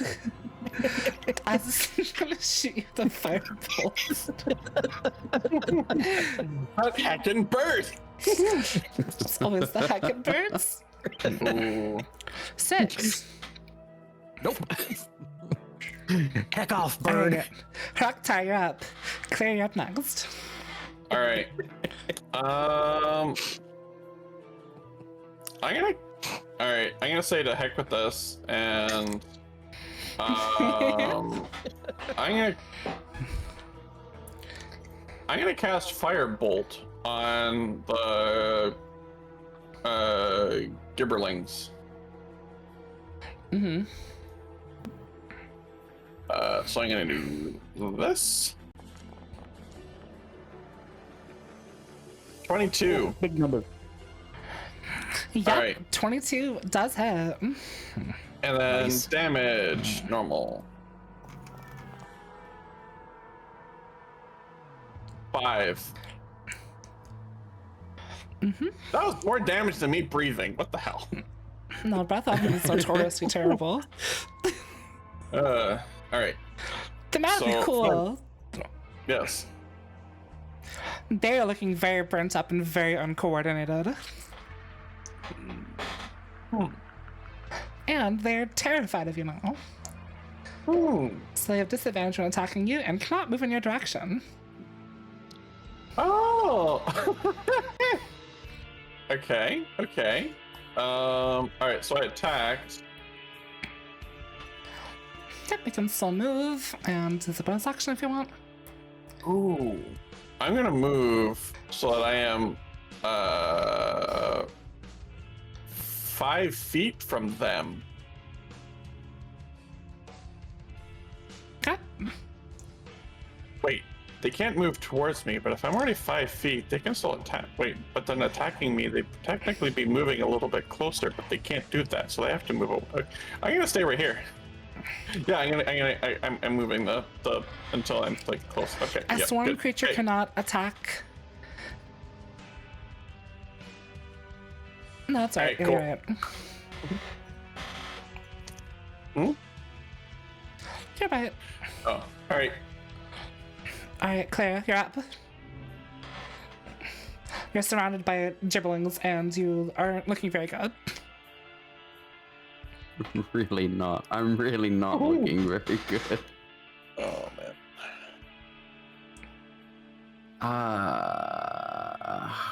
What was I gonna do?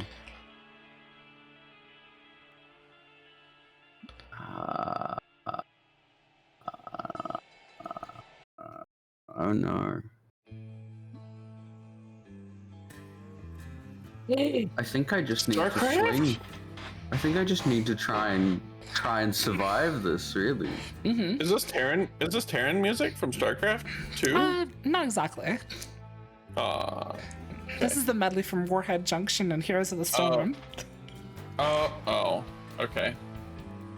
So yeah, it's pretty close. Okay. I just heard the opening and I was like, yeah! Unless I can disengage and jump away. Yeah, this is a really good idea. Go Because for I it. still have my jump on. Because it's a minute duration. I'm assuming that's quite long. Okay, I'm gonna disengage. I'll use my action. And because of jump, I can jump up to 30 feet by spending 10 feet of movement. Come on. Clear. Clear! I can't select clear. Hold on, let me add. There's too many in the pile. The cuddle puddle has gotten too big. Is that better? That one. Is that right there? Jumping to this one.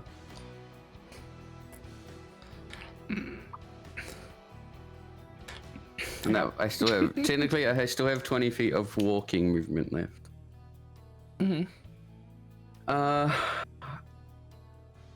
I'm gonna hail of thorns. Oh no, wait. Oh no, it's as you hit the creature. It's a bonus action on top of a damaging thing. I think I just kind of have to shoot. I'm gonna try my best. Sounds like a good idea, partner. Alright. As I fucking load up another crossbow bolt. I'm just gonna shoot it into the pile because they're still erratic. Go for it. 14. 14. I have too many browsers open. Yep, 14 hits, roll damage. Let's go, let's go.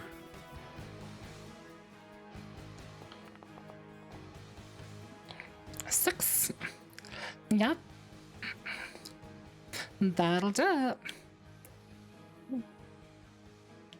As I take 3 points of damage. The arrows is. I am the hit best something. ranger this side. It hit something. Oh no, I hope it wasn't Drakkon. I hope not too. These gibberlings are entirely focused on you, Claire. They are hungry, and they know you are the weakest right now. As they're going to start running your direction. As they do, they come down here, and Drakkon and Horak'tar both have the ability to get an attack of opportunity. So Drakkon, if you want to take that. How do I roll for that one? Or you just roll an attack. It'll be in my. Just a normal just weapon roll attack. it. Yep. Oh, okay. You do not get Yeah. reckless attack with it, so it's just a normal attack. Just a normal Great X attack. Attack. Normal. A 9. A 14. 14 does hit. And then roll for damage. Yep, roll for damage.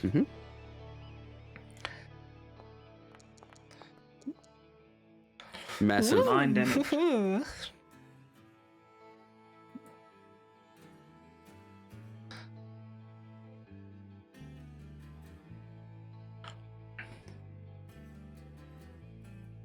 All right, and then my staff that I'm holding. Oh.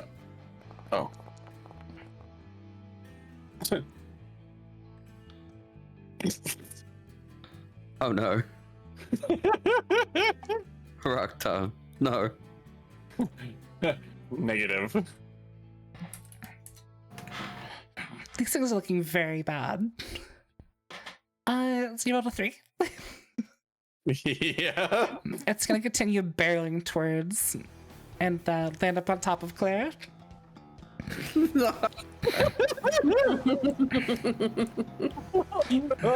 Really, it they like continues to You sink just its teeth hear into you. Claire just starts screeching again. Oops, I need to roll another one. Okay. All you hear is the screeching. Why did it just be?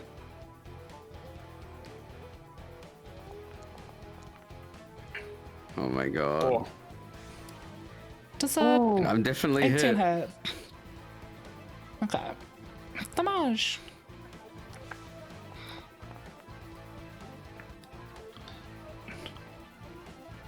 Eight. Sinks his teeth into you for 8 damage. Oh, I can hear the low house Pokemon sound. Beedoo, beedoo. Doo doo doo doo doo doo doo doo And then it doo. takes its second attack oh no. with disadvantage. I Because see it's the attack with light. fire. Oh. Oh. 8. An 8 does not hit. Alright. That's its turn. Drakkon, you're up. Alright. Is it? Hold on, how many is it? These gibberlings are really like, welcome to the game, Mocha. What's the movement I can have? Could I jump all the way to 30. the top? No, No, I couldn't jump. I thought we I can only do it because I have the jump ability on me right now. Oh, okay. Yeah. What I can do.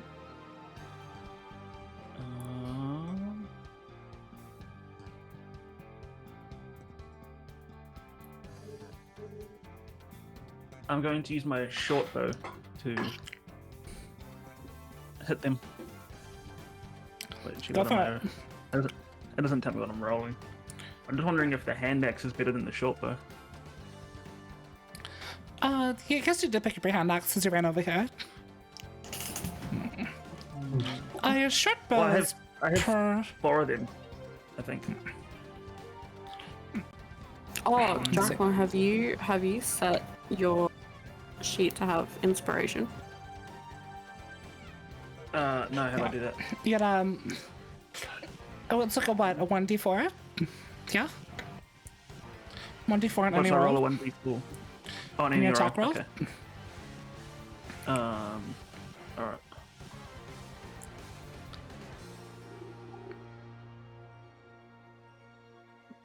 I'm still raged as well, aren't I? Because the rage ends in the next turn, yeah. Alright, attack.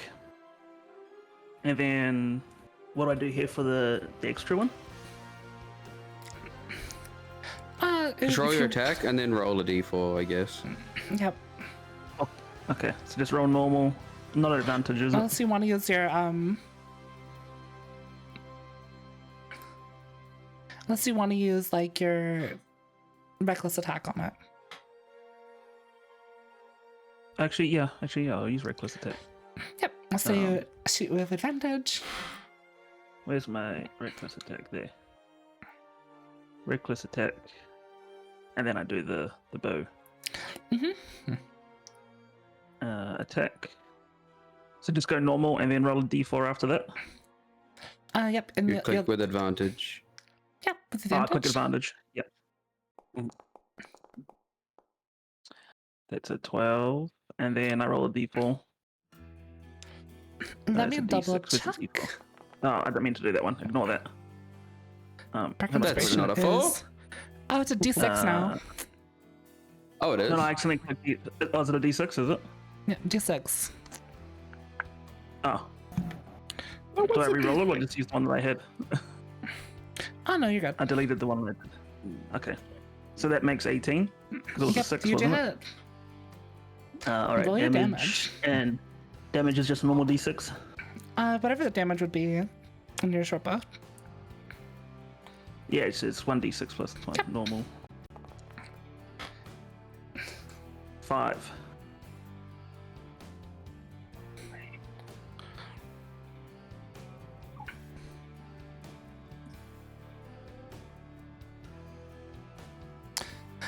Yeah, I need you to do me a favor. explain how this thing dies. Or how these things died. We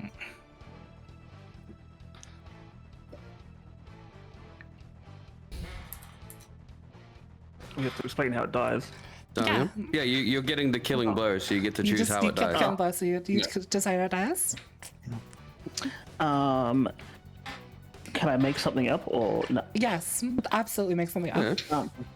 All right, my arrow shoots straight into the middle of the black mass that is the gibberlings and hits the sort of moving central component that they're all kind of connected to. I hit that and they kind of just sort of wither into like a black goo that kind of like dissipates under the sun. The skin kind of like boils up and fries underneath the sun. Like so think of fucking like metal. think of like or like that or like Infinity War when everyone gets snapped and they kind of just like you know dissipates away kind of thing. Hell yeah. Oh wow, that was really good. As Hell yeah. all of these birds as well have noticed that the target they're supposed to be escorting is dead, and they're just gonna kind of fly into the atmosphere. Yay! left. They just leave. Unless y'all They're want like, to "Bye." shoot them on the way out. I'll try to. You know what? Screw it. I want to shoot one. If you want to Catching shoot a birds. bird, roll an attack. All right, Heck them birds. all right. I'm shooting this one over here Okay. with a 120-foot range firebolt.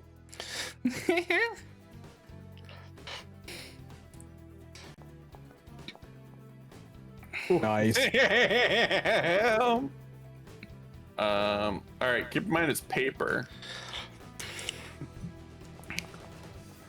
This one erupts into fire.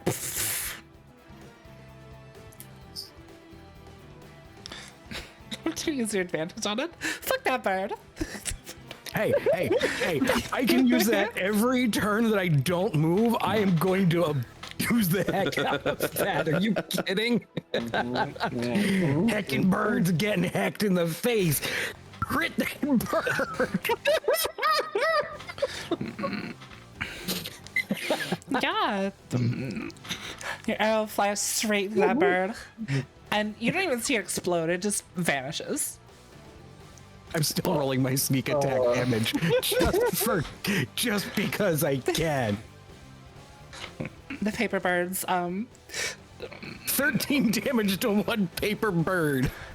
as it's obliterated, before the arrow hits it, it gets obliterated.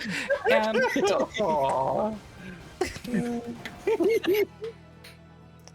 and then you just attack the cloud behind it. Wait. If you're shooting the bird, Do. wait. If you're shooting the bird, where's the arrow going? I have to see somewhere, probably. Oh my god. Land Raven? right on clear. Where is the arrow going? Do you not know the first rule of shooting something? Know your backdrop. It's going up, and away. You look over and Claire's just half a puddle in the ground, stressed out. Can I please try to firebolt the arrow that was shot? I can definitely try it.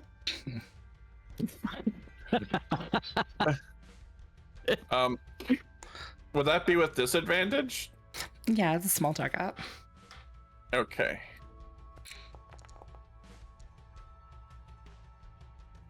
$14?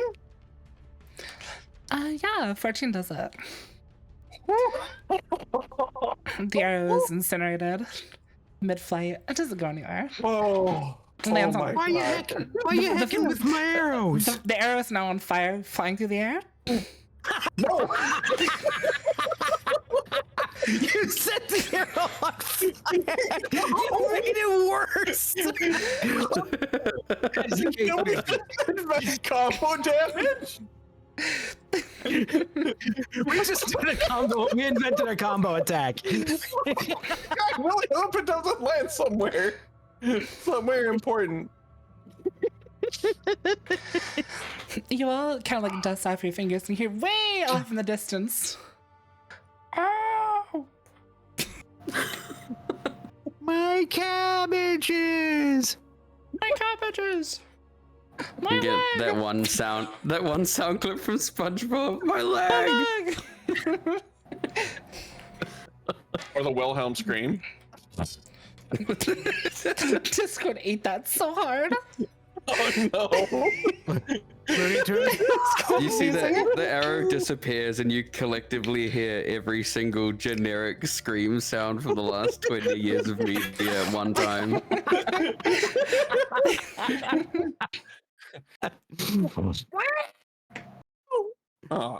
This Discord ate that one too. I'm sad. Discord likes to eat things. You know what? Nom, nom, nom. I love it. Y'all are Even in gonna hear- chat, heckin' birds. Yep. No, it's heckin' the birds. Oh. Oh man. Okay, so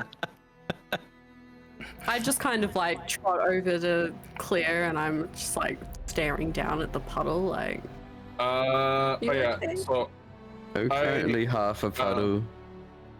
I will conjure up some good berries.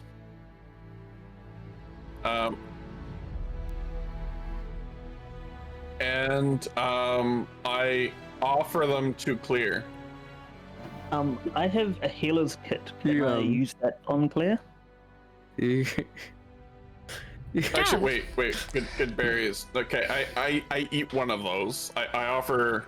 I like reserve an amount for like however many people are here, and then I offer the rest to Clear. yeah. You can't That's one. you can't make out any Wait, distinct Blinky. facial expressions in Claire, but somehow the ooze where the face Lana, would be looks very Drakkon. stressed. All right, So- Lanna, Drakkon. Okay, Blinky just doesn't eat, so because wood. Because wood. It's like I'm sorry. Do you like do you prefer like some kind of like oil or something, or like what do you have for sustenance? Do you want us to get some olive oil? Give you a bit of a heal with a shine? A little bit I of a kind wood of just, stain. I kind of just like tilt my head curiously at you like, I don't think I have like a mending kit on me. Hold on, That I'll works. attach a bottle of olive oil with a little bell on it. You might understand then. All right. Okay, so I'm reserving 1, 2. Yeah. Okay, Clear gets 6 good berries. Yippee! I stick my hand out with the 6 good berries, and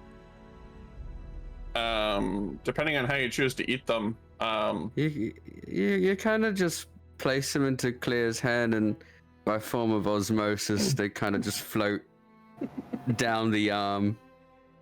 You just past the bones, up through the shoulder into the chest area. You see them start to dissolve. I furiously write this down. I actually no. I'm just like observing, and I'm stunned at what I'm seeing. It's like I've never seen this before. So after you've kind of collected Yeah. yourself from these dribblings, there's a crowd staring at you all, kind of their jaw agape, as some diamond blades come up to you. They're out of breath. They've been running towards you for the last 16 seconds that this combat lasted. Oh, this is the 16 attention seconds. I didn't want. Now The round of people are combat gonna is 6 know me. seconds long. Okay. I'm still just like focused on the berries and just looking at them dissolve. And I'm just like, how is that? What? I'm gonna try and make myself as unnoticeable as possible. Yeah, roll a stealth check. Wait, if I'm staring at the berries, am I accidentally staring at through Clear's chest? Yeah. 12. I'm gonna just kind of like Wait, try and have stand the- there and just. Clear has clothing that isn't clear, Correct. doesn't she? Okay. Okay. Clear's not naked. I suddenly just realized this, and I'm like, oh, and like I hide my eyes away. I'm just like, oh. Claire still kind of I'm sorry. doesn't know everyone, and not really talking, but you see another little vent open, and a little noise comes out that sounds thankful and happy.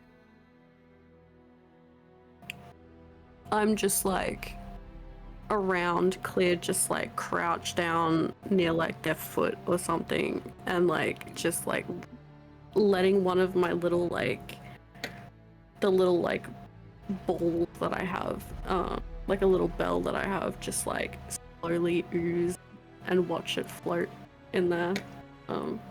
Time. Are you going just a fishing with our party plaything. member?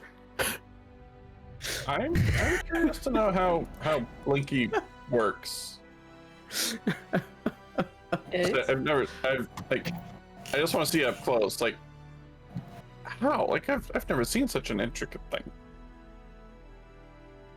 I'm happy to tell you. Happy to show you my inner workings if you so wish. You see Claire kind of compose themselves, and So like I'm looking you at said like the, you said the guards are coming over, right? Mm-hmm. I'm not even noticing. I'm still just like I kind of switching focus. Just like I flick Blinky's little charm away in a state of composure to greet the guard. Guardsmen, where are the guards? the gibberlings are here on the dock. Oh, this is theater of the mind. What's the state of the city like? Okay. Gibberlings during the day is unusual. They come out at night. Yes, I would agree. Normally, they're nocturnal creatures. I've never seen them become this aggressive before, even in the outer towns. Where do they come from? Did you see it? I've asked locals. They don't know where they came from in their towns. I was kind of these specific distracted by a gibberlings. big bugbear. I didn't really see where they appeared from. Where's this bugbear now? As they're kind of looking around. I just Hello. I just point to Drakkon. He's your man. Oh, hello. The Diamond Blade's gonna walk up to Drakkon. So, you're the ones that brought the gibberlings here? That's right. What? Huh? Oh, wait. So sorry, I misheard you. You brought the gibberlings here. No, we didn't. We brought the gibberlings down. Like, we killed them. That's what I meant. Oh, okay. They just appeared here. Roll persuasion for me. Oh no.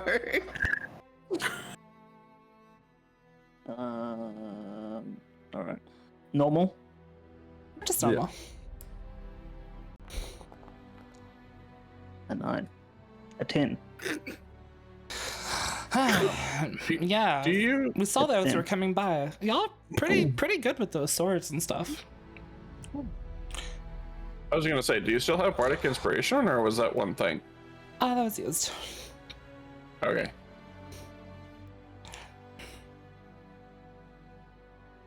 So no one saw where these specific ones came from? I didn't. I'm sorry, soldier. I was all a bit too distracted to really see it. If y'all want to make a history check, Yes, It's a very low DC, by the way. Oh, Do we just do a history roll? Is that all we do? All of us? History. Yeah, Yeah. everyone who wants to kind of answer. Oh, I got a 4. Yeah. Everyone but Drakkon remembers that these siblings were in the crate with Drakkon before Drakkon bursted it open.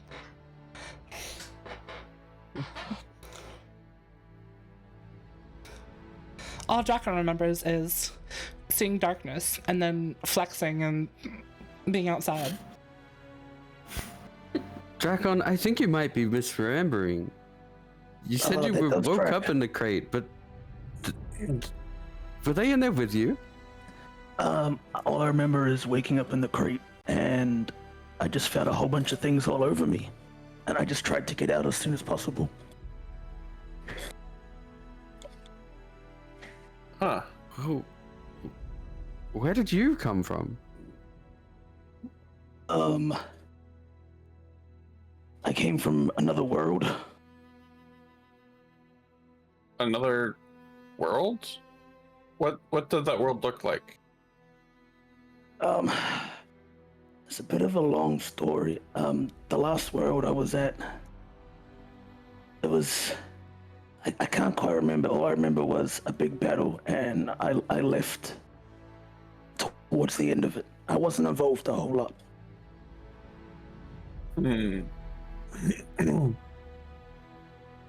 It's very strange for a person to be shipped in a crate.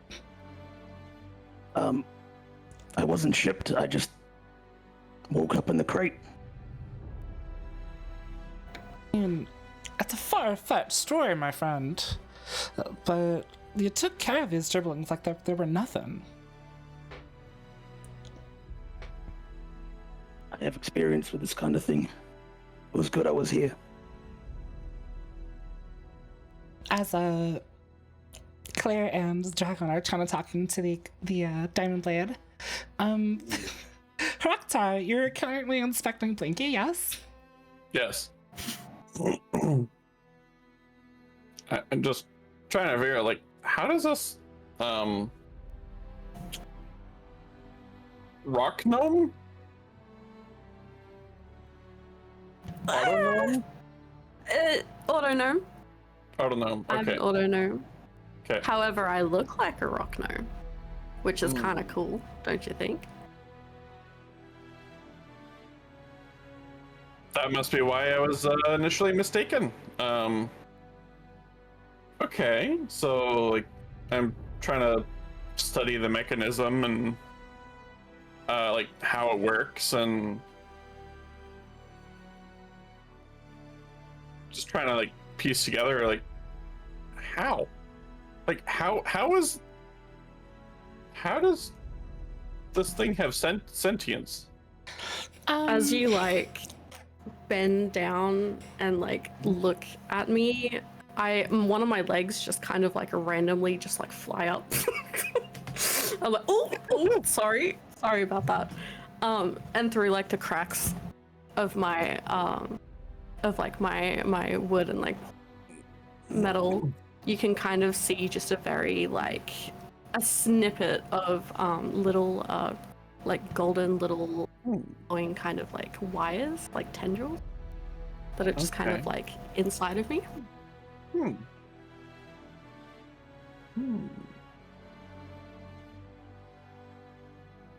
That is fascinating. I've never seen anything like this. Horak'tar, roll me a history check real quick. Okay.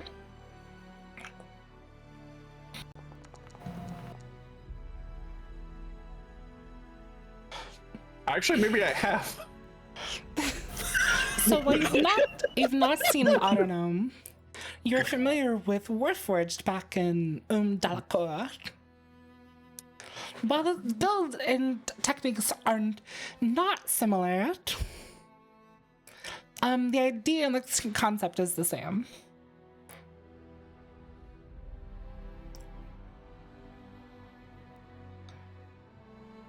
I start furiously writing notes. I've already been distracted. And I'm kind of just like frolicking around, you know, like the guard, like it's kind of like tapping on their little armor like that, and like looking around, like peeking behind them and seeing what's going on in the city. Yeah, as we kind of peek around, the crowd is still kind of looking at y'all, confused and obviously a little bit like taken aback by these creatures of the night that are in the day. As their corpses continue to boil in the sun. I close my book because I go whoop, and then like pack it away, and it's like I look around, like get my surroundings again. It's like, oh right, wait, aren't we supposed to be registering somewhere? I just kind of like look over back at where the registering desk is and find that everyone's ran, including the I'm gonna look. Claire's not the best speaker, but they're gonna kind of open their arms out and kind of yell to the crowd. Now, people, don't worry. This was all just a spectacle, a show of safety. That there are people here that can help to quell the gibbling threat around our most excited festival coming up. I look towards Clear, The like slowly panning my head until I'm staring right into her eyes, like, you what? The Diamond Blade approaches Claire and kind of leans in as to like whisper to them. I know what you're trying to do. If y'all want a job, we hire mercs all the time. Come by the Diamond Blade office and we'll set y'all up something.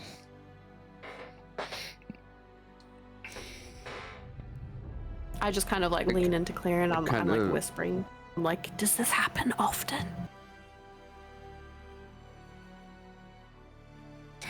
The Diamond Blade kind of takes their tip lead. an imaginary hat to the guard. Yep, the Diamond Blade takes your lead and kind of does what you were saying to the crowd. It's like, nothing to see here. Everything's under control. You're safe. Go back to your business. As Lanna, I want you to roll me a perception check. Alrighty. Let's see, where is my perception? It's not on the normal list of skill. Oh wait, there it is. Do I have advantage in any way, or just normal? Just normal. You're kind of just laid back and observing. 22. Yeah, as you're kind of laid back observing, at some point you see two things. One, there was a kind of like hooded figure that ran in the middle of the crowd away from y'all.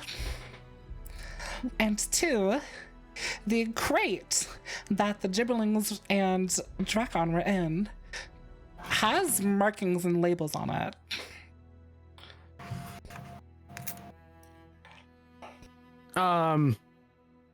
I'll step forward and I'll holler to the guard. Hold up one second. I just think I noticed something that might be of interest. Well, two things maybe actually.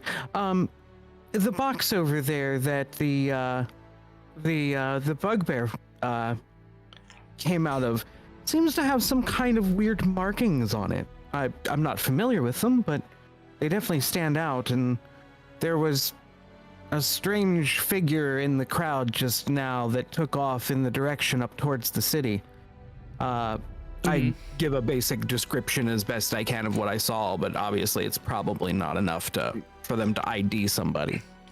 Yeah, but hopefully there are things that will help out in your investigation. As the diamond blade kind of leans back and looks at the box. Notice that the shipping label is fully intact.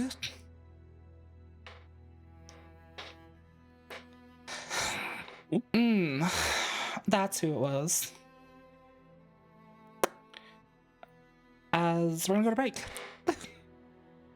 Oh. Break time. Break time. I want to drop the voice because it was hurting my fucking jaw. Yes, don't do voices that hurt, please. Yeah. It's not worth it. Yeah. It's not worth it. But Oh we'll my be goodness. back in 15 minutes. Okay. I'll Cool, get we'll be right back. a chance to talk to chat here.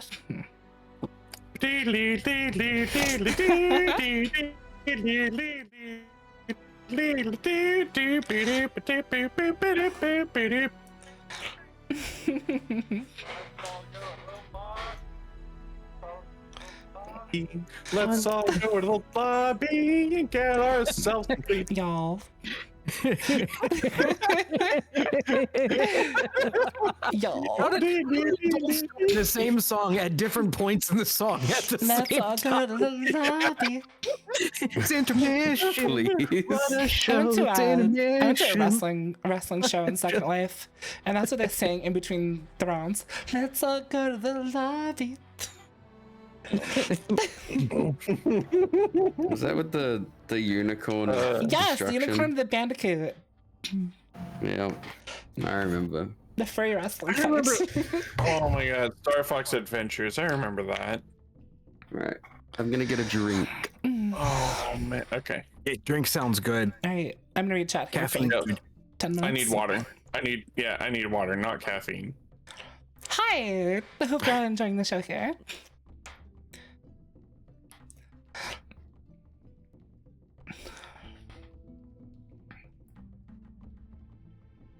Rah, sleepy.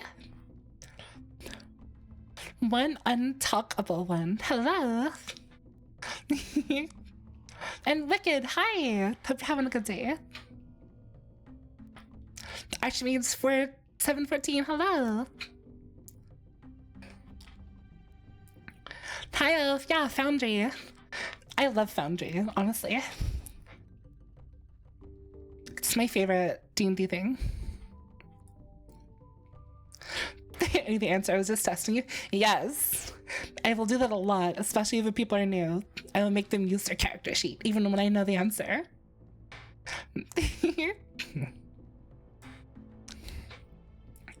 You made character stuff. Does that monkey? Did he make me fix your character?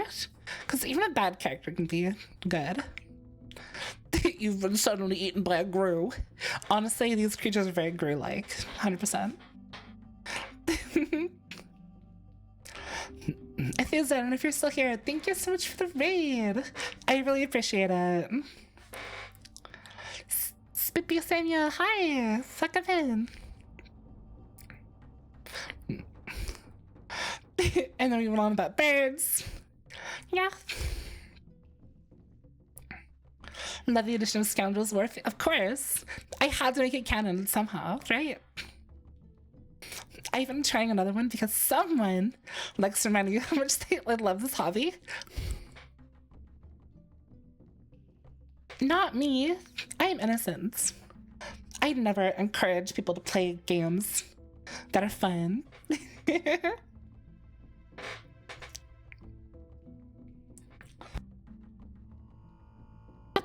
That's exactly why I do Prismatic Frenzy. I make them suffer.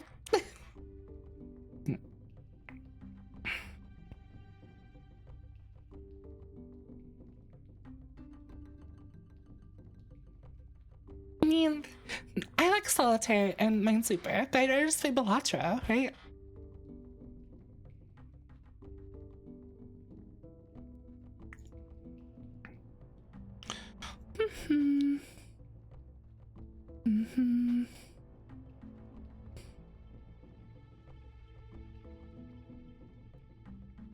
Yeah, 5 years to me and when I play.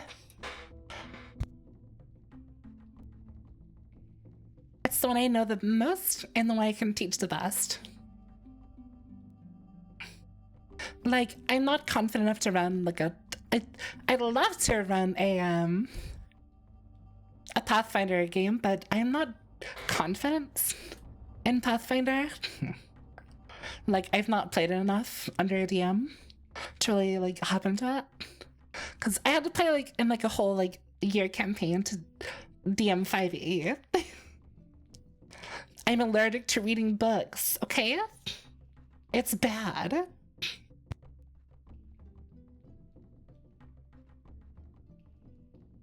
Pathfinder 2e is good. It is really good. Hi, Rellim. Hi.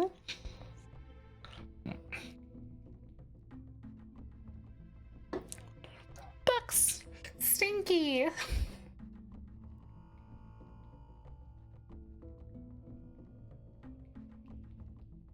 Keithy, how am I? I'm doing good. I'm gonna take a minute to fill up my water, and I'll be right back. What do you think of the 2024 rules? So we are using 2024 rules. I think they're pretty good, actually. I like the stuff that they add. Like, weapons having their own little individual, like, extra abilities to help with martial classes, like, scale in the end game. That's super nice. I like that. I love more utility on my fighters and barbarians. Yes, please.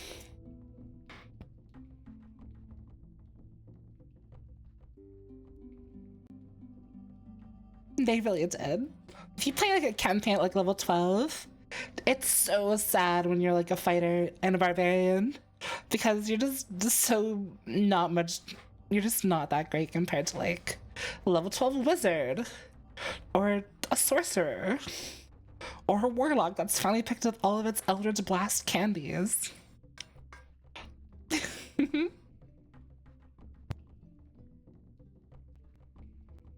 I also appreciate what they did with Ranger. Ranger and Monk they were rough in 2014, honestly. They were rough.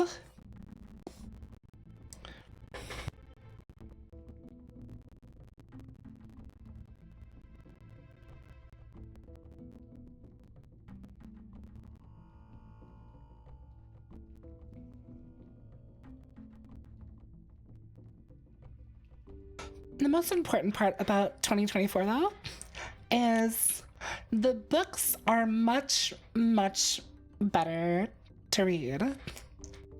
There's a lot of crazy nuanced baloney in the original 2014 books that are just like not relevant to how the game is played in modern times. The 2024 books have Matt Mercer fight it a bit better. If that makes sense. Wait, I'm gonna fill up my water. Be right back.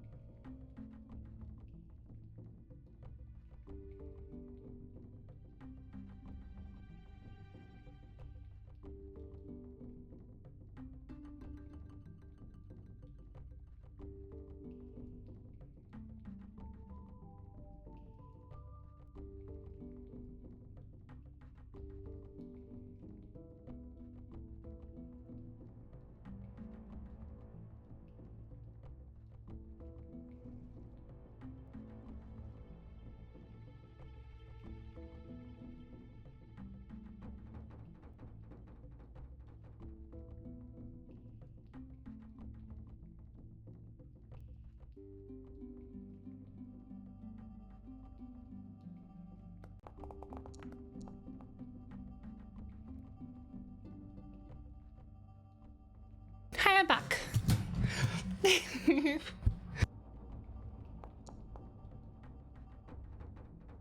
Macaca. Also, I think the 2024 rules are better for new players.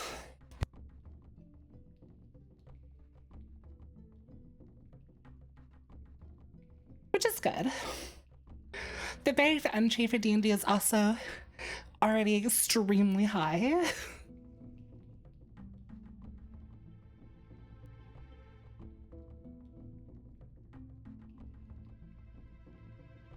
So being able to like go at it solo a bit better is a good thing in my opinion. Whew, I'm out of breath.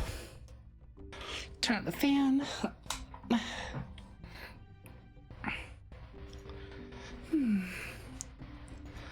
Alright, Discord's live on stream again. Hey, hello. Holy. Unga bunga. I was listening to your stream and then suddenly you were so loud in my ears. It was disembodied Fae voice has arrived. Sorry. It's multifalular. So I see a Relly in chat there. Oh, really? Oh, Relly. Yes. Relly. Oh, really? Oh, Relly.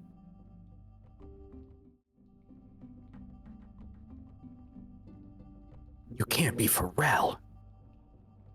E.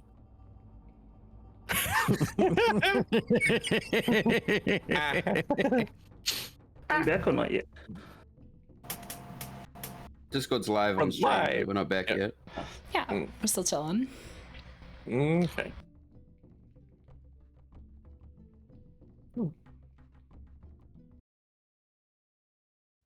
Gasp. Oh, okay. I was like freaking out because in the first half of the battle, I was like, where's the map? I didn't realize I had to like refresh because I was staring at blue Oh, jeez. when I Yeah, the walked map up. hadn't Oh, loaded for yeah. me at the start either. It was just blue Sorry. squares. Yeah. It's a big map. It's the Real first map good. I ever made. It wasn't that great. So pretty. Yeah, great. Raven. The maps are made with Minecraft. Yeah, I saw your blue sky post. That was really good. Yeah, these are cool. Yeah, I was like really these. glad It's a I got great to see, idea. like, you actually making some of them. All handcrafted. Yes. All I can see is some of these modded blocks or something. Yeah, there's some. I think it's a texture Fizzle? pack Yeah. to make it look more pixel yeah. arty to match more with the aesthetic I'm going for. Aesthetic. Okay. So it seems like I guess this is marble or something, and then like the others, It's quartz, actually. or yeah. All right, quartz. quartz And I bricks. guess the other stuff was something that wasn't that the texture pack didn't quite pick up, I guess. Which is good. Really? Is Rellim here?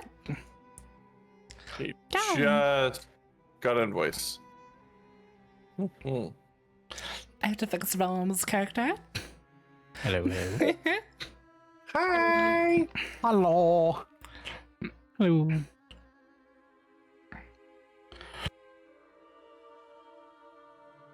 Sorry for my tardiness. That happens. How You know, dare. So you hey, you're finally awake as you walk out of the carriage. Give me a second. Not wrong, Stumbles. but give me a second. Stumbles off the boat at the last minute. Can somebody say something? Hello? Is this thing on? Fidget active. I send a firebolt and try to singe the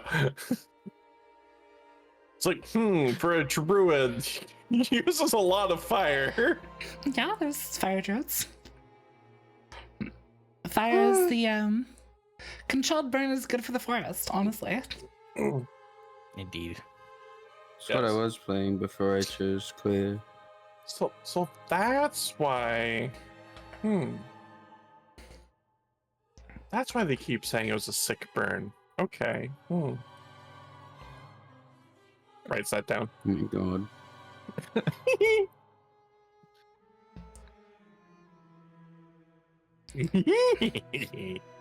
So, bardic inspiration you give to someone, you can only use it per long rest, and then someone can only use it. So is that right? I post the spell. Should be able to click on it and I'll just post it in chat. Wait, I have no uses for it. Let me fix that real quick. I'm just pacing back and forth. Okay. Yeah, we're no longer using the battle map, by the way. It's more for fidgeting. No? Map, aka fidget toy. Yes. If I have to do this style, I can't make a map for everything. It's one of the compromises I've had to make. So I have to use Theory of the Mind, which I've wanted to use more of anyway. Just easier to feel wild.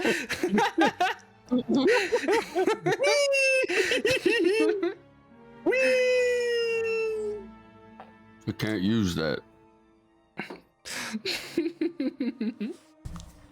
I need a target first. Your Bard Inspiration die changes when you reach a certain Bard levels. You can confer Bardic Inspiration die to a number of times equal your Charisma modifier. Because I gave bardic inspiration to Drakkon. What's your Charisma modifier? My charisma modifier, I think it's high. Should But be. it's mine 13 plus 1 is my charisma. So you have 1 per day. Oh, okay, so Oh my god. so then when Drakkon used that, I'm having way too much fun just moving this around.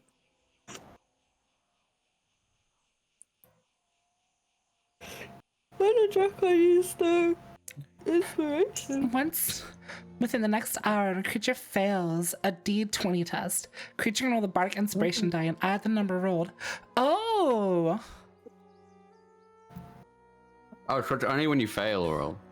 Interesting. They've changed Bardic Inspiration to be a D6 as well instead of a D4. That's nice, honestly. That's nice. So hi, Bad Dragon. Dragon! So, as we left off, you saw the Diamond Blade was inspecting the crate there, and kind of mentioning there was a shipping label on it. What do y'all want to do? What does the shipping label read? Do you want to read it? Yeah. Yeah, let's read it. It is labeled I'm under the back to company. kind of just standing out of the way. It's labeled under the company BTC. Bitcoin?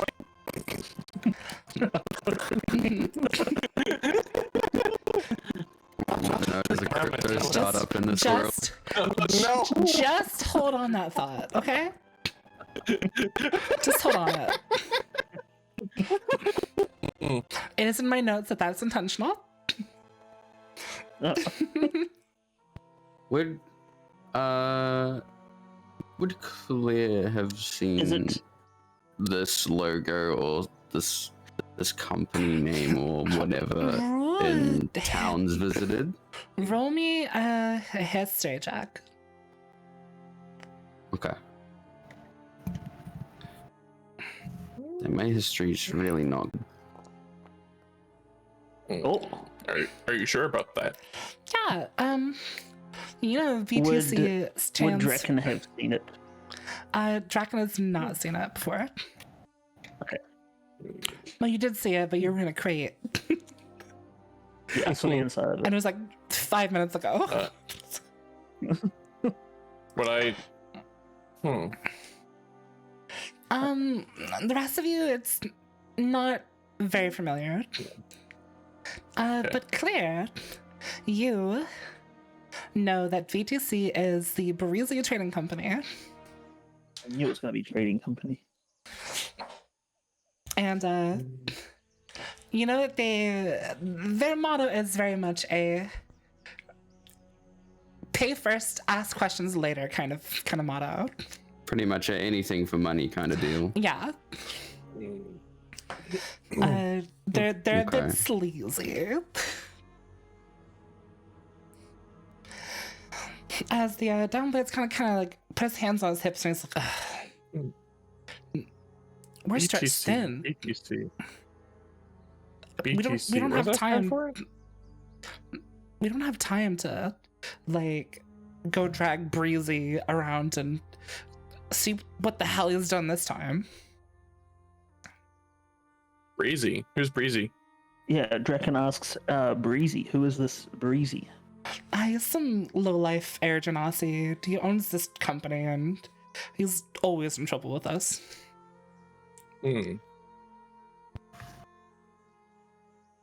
Sounds rough. Classic scumbag elemental lord. If y'all want to do me a favor and, I don't know, maybe just go check up on him for us. You want us to go check up on this fellow who owns the shipping company? Yeah, I mean, I saw y'all do those dribblings. That was crazy.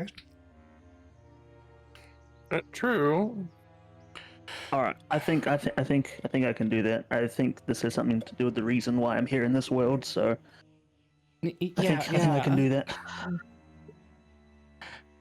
I have no idea what you're talking about, Bugbear man, but sure. Just come by our office when you're done, and we'll pay y'all. So like, The rest of I us- guess we go and talk to this Breezy. So we're just gonna go check up on them and say hi? Yeah, just check up on him. Make sure he still hasn't skipped town. So we just need to report that he's still in town. More or less. We can just If he go has let an him know extra that we found one of his bruise or two. crates and You all can take my share of the payment. I don't think I'm going to be needing it here. I just go, oh, I'll take it. I look at my coin purse and I see it's a little low. Okay, sure. Oh, and the couple of you that are new here, don't forget to register before you head out. Oh, Register. right. This is the first I've heard of it. Register. Where's that again? It's over there with the Where the hell did he go? I was kind of looking around at the stall. It's now empty. All right. Can you register us then? I mean, I guess I could. As he kind of shrugs his shoulders. All right. Cool. Okay, I follow him. he just scribbles our names down on a piece of paper really poorly. Listen, we don't have time for this. Listen, the rest of us have to go patrol. Make sure these are all the gibberlings that are hanging out in the city for the day. I suppose we've got an elemental lord to see. I kind of start walking off. I just follow behind because register it y'all might when you have get something. back. What? Okay. I flash Hey, my paper to him again and poke my gooey tongue out. What would be a gooey tongue? What was that, Blinky? Sorry. I'm just following along for the ride, just like quietly, happily, just like smiling to myself. I like jingle along and hop around. All right. Very curious. Yep, I'm gonna As they're all mine kind in. of, quietly follow along. as they're all kind of walking down the streets here, it gets a little narrow as you go in straight into the city past the market. It's very much a foot traffic only kind of city. There are buildings everywhere around you. They're kind of built and carved into the giant sandstone wall. all the walls are painted fantastic rainbow of colors. And as you're continuing to walk here, everybody roll me a perception check. I was about to say, can I try to Perception study the check. paints? Yeah, you definitely can. Like the kind of paints that are used and the. Oh, What's the I hit a perception fucking net 20. All right. Yeah. Oh, okay, Uh, found it. there you go. Okay. Oh. Yeah. Hell yeah.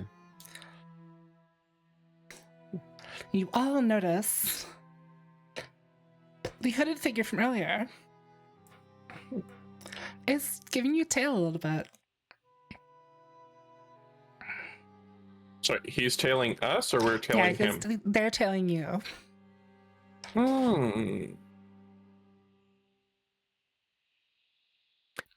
I think this is something I might be able to handle. You guys just keep moving, and I'll be right behind you guys. Do you remember our And- signal? I will kind of just break off down a different direction, and I take that as a yes. What was the Delta. question? what- I was asking Fanon if you remembered our signal. Mm-mm. signal. No. You have a signal? Are For, we like- making war plans in there? Come back. Well, I mean, like, you know, it's like someone's tailing, and you know, it's like from the back, you know, and like Mhm. Raven's Come like, do you remember the signal? Just makes like a random hand gesture, and Fanon's like, yeah, I do. Just Like thumbs one of up those- one of those like football hand gestures. it. One's up. One's up for the signal. 22!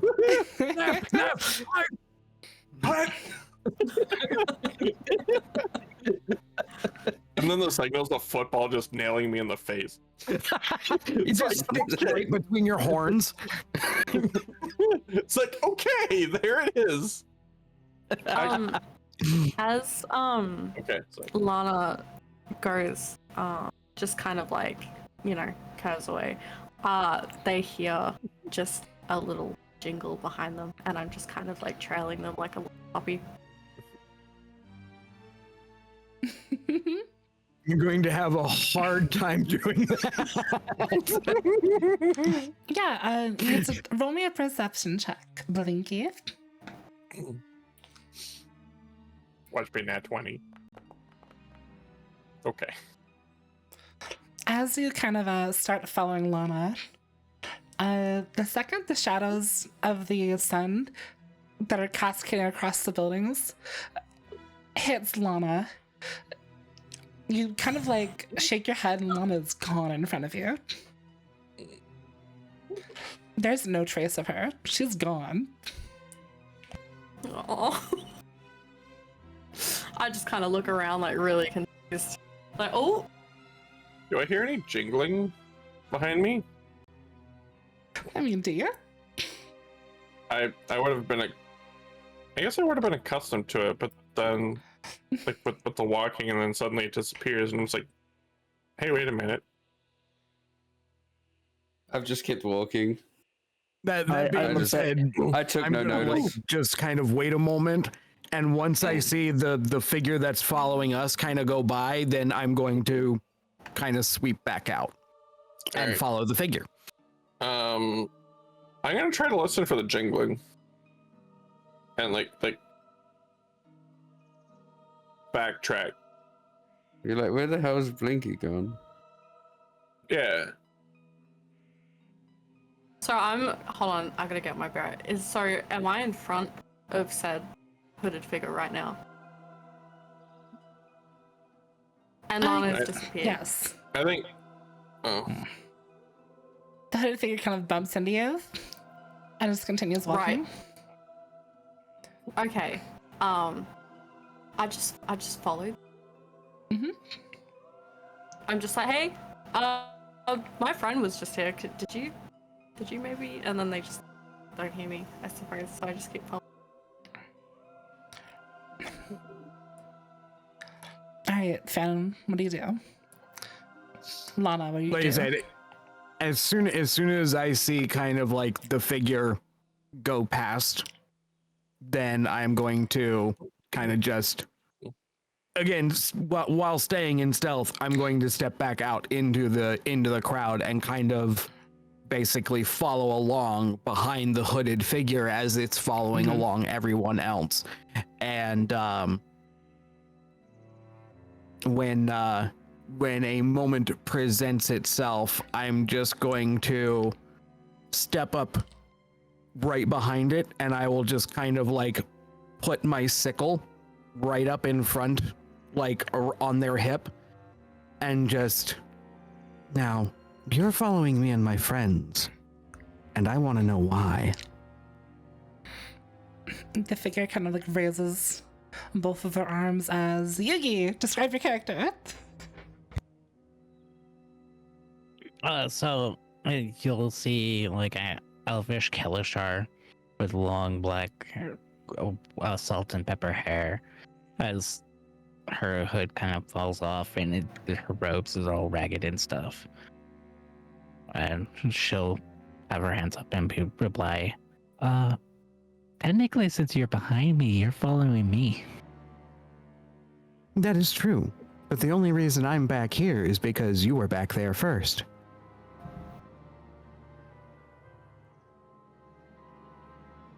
So again, I ask, why are you following me and my friends? If I was back here first, how am I ahead of the back of you in front of you?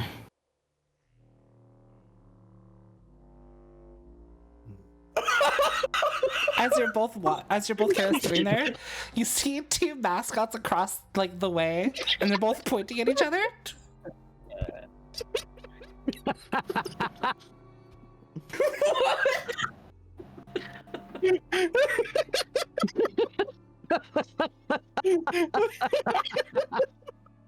No, you.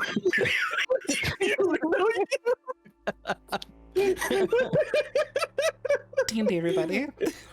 Okay.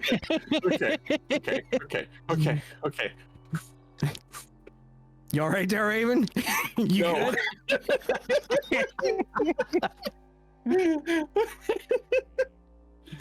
good? Okay. Okay, water. Semantics aside, if you're not a threat, I'll let you go. But if you have some kind of ill intent, well, then I'm not. And we'll go find a guard together.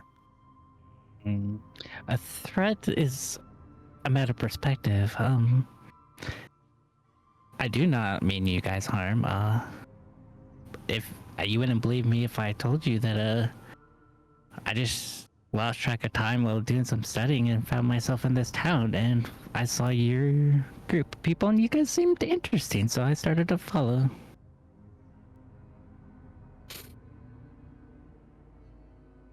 Want to come along? I just like say from my little, very short height.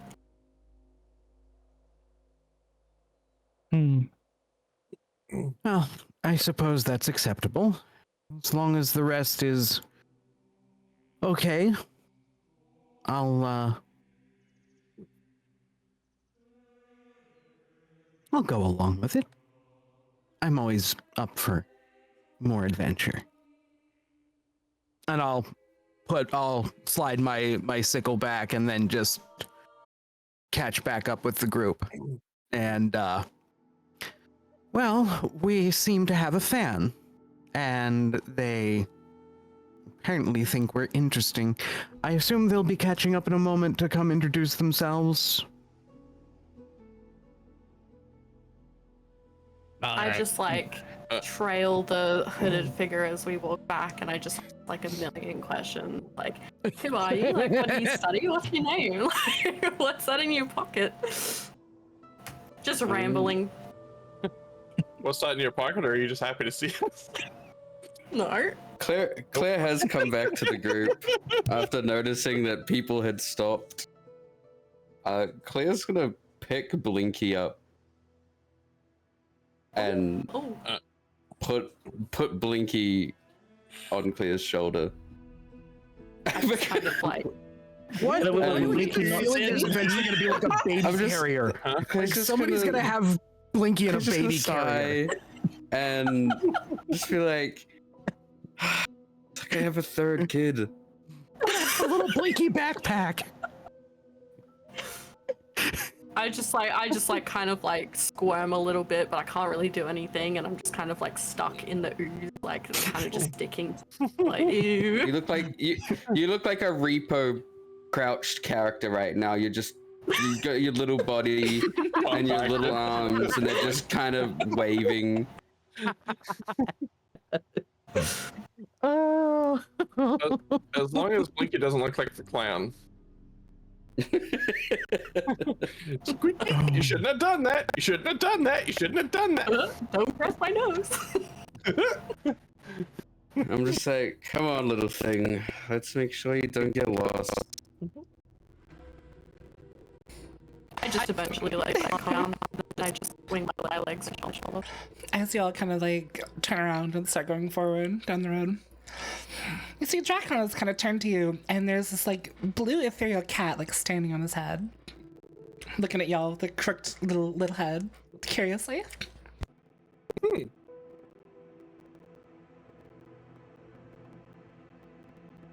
Umbra just sort of.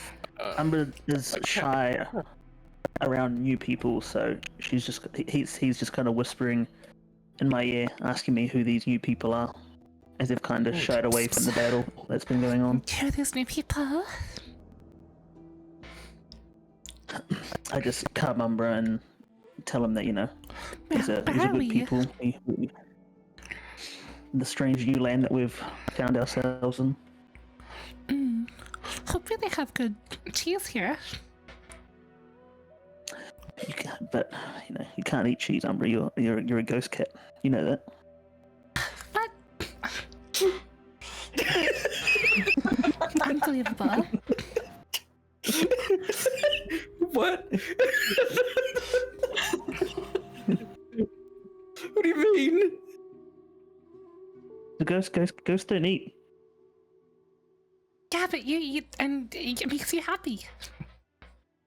That is true. That's right. I'll eat some cheese for you. Amber's gonna nuzzle under your neck and kind of like curl up in your armor. Yep. Her head kind of poking out, or his head poking out of the your chest plate there.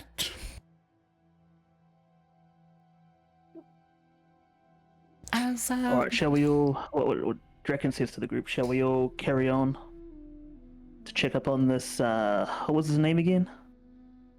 Breezy. Breezy. That's the one. Breezy.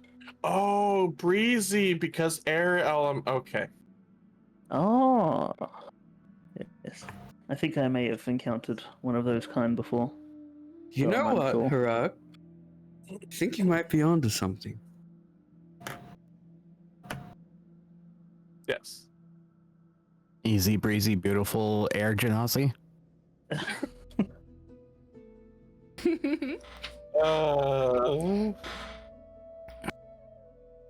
Did Okay. Raven, did you still wanted to perception on like the paints and stuff, didn't you? Like in passing? yeah. Oh, yeah. But I would have been like studying them like as I was like walking past. Yeah, you can roll a perception check for that, or an investigation, whichever you prefer. Okay. Probably more Right. investigation because you're kind of like in More that side of investigation, it. Yeah. Heck. The rocks are really Oh, no. colorful. There's no rhyme or reason to them. Can I take a little more time as we're walking Uh, to study the colors of we paint? can, but we'll have to be later. Okay. Onwards. I think. What do y'all wish to do? Let's go see Canon Breezy. wise, So I had stopped everybody to let them know what was going on with the person that was trailing us. So assuming that they've caught up and are ready to introduce themselves.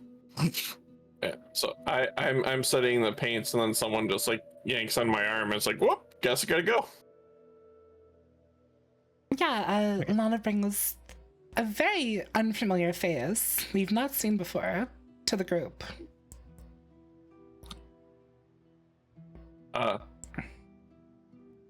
Hi, who are you? Brought with you, Lana. Oh, This is our new friend that was following along behind us. They seem to be interested in our group, so You I say decided friend. they didn't Friend- seem to be like a threat, so I'm giving them a chance to introduce themselves and Oh, you use See what friend they're about. literally. Okay. there you go. See? All right. You're a Okay. smart cookie. I knew it. Okay. Okay. you used the word friend, but that's a little bit aggressive to describe this, right? I'm Well- going back and forth between meanings in my mind now. I like to give Who's people the right? benefit of the doubt. Mm. I like to see hard evidence, but to each his own, I guess. Hi, I'm Yugi.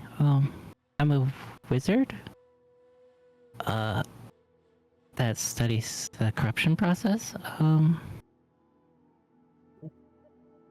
Yeah.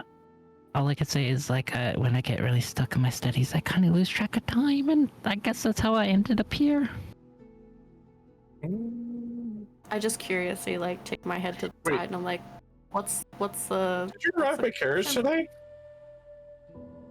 Like I said, I was in my home studying, and then I lost track of Oh. time, and I found myself here. Okay. I have no idea how I got here. But it's kind of natural for me. It happens all the time. Okay.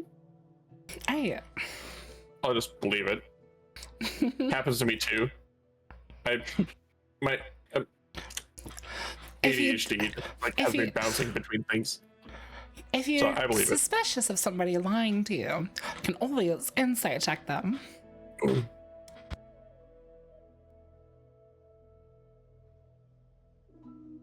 Yeah, why not? No, I should have an insight check. Just to be on the safe side. no, I'll do one. I fully trust that answer. It's like, yeah, it happens to me all the time too.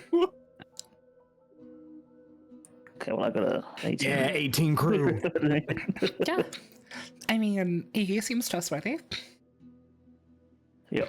He seems trustworthy. Drakkon trusts him. So I'm unsure how Drakkon's word will be taken to the rest of the group given his background and no one really knowing him. All right, so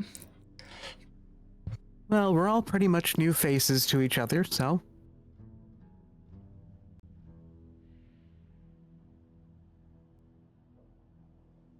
how are y'all finding shall we this continue place? on? Do we want to go say hi to Breezy together? Who's this Breezy? Oh, just That's it's a long story. We were attacked by gibberlings on the dock. The god said to find this breezy guy because his symbol was on the crate. I don't know why the god doesn't just do it. He's sending us. I need to get home to my wife. I don't really have time for this, but I suppose we're doing it. Look, we're all here. We might as well just, get this over with. Interesting. Let's work together as a team and Yeah. I find it fascinating that you So- guys are acting with such little evidence. Ooh, let's go. We're being paid. Are there any Yes, I'm merchant not stalls nearby? that. Why would you tell the new person we're being paid? Because that's our motivation. Like they said that we don't have any evidence, but now we have to give them a share of it. Well, Drakkon gave up their earnings, so we have There we go. said. I suppose There we Blinky's go. right. All right, fine. I mean, They've granted- offered us a seemingly handsome reward to talk to this guy for whatever reason. Wait, did the guard say he was paying each of us or all of us something? Said there'd be a reward. What's the Details. reward? What if the reward is food and not actually coin? That's still good for me. I'm supposed to be the swindler, not the town guard. That would be unfortunate for me. Claire, you know that the gibberling threat has been an ongoing thing for quite a few years, and that their actions have been a lot more bold recently.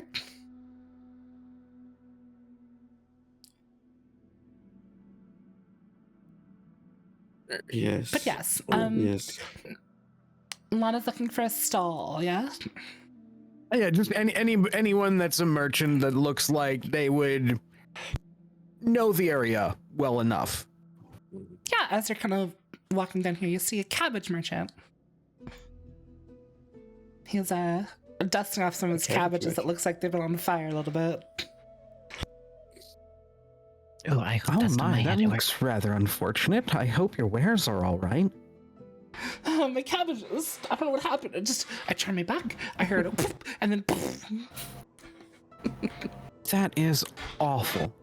Well, I tell you what, I'm in a need of a little bit of help, and if you could help me, maybe I can help you with your cabbage problem. Oh, let's give me some cabbages. I'll do you one better. I'm looking for a particular merchant. I'm interested in acquiring some, I don't know, enchantments or something. Scrolls are always of my interest. I have one good gold coin here that I suppose could probably help you replace a lot of those singed cabbages. If you could point me in the direction of one Breezy. Oh, why'd you guys say Breezy's name? I was told that was the best person to go to for hate that esoteric guy. things. He acts like he's some important dude with his giant hair and his dumb attitude and his dumb jacket and his dumb tooth. Okay, so I we take it you don't apologize. I'm like this from out of breezy town, person. so I don't really know any better one way or another. If it's going to be a problem, I'll leave you and I'll go ask somebody else, and hopefully you're able to situate things. Are y'all going to beat him up? Did he do something? I have no We idea. don't- I honestly don't know. Does everyone in this town share that same sentiment towards Breezy that you do? Or is this just localized to yourself? He's known for sure. Okay, alright. He's infamous, I should say. I mean, if he does bad business, I certainly won't stand for it. He's been a I mean, scam I've artist heard of the his whole BTC, life. but I spend so much time out of town running odd jobs that I've never really been involved. Mm-hmm.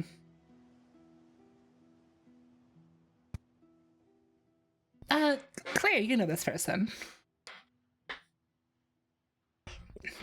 This is... I know this person. Yeah, you know this person. This person's name is Van. And they're a human. And he's gonna kind of stretch it a little bit and walk up to you and he's like, how's the folks doing?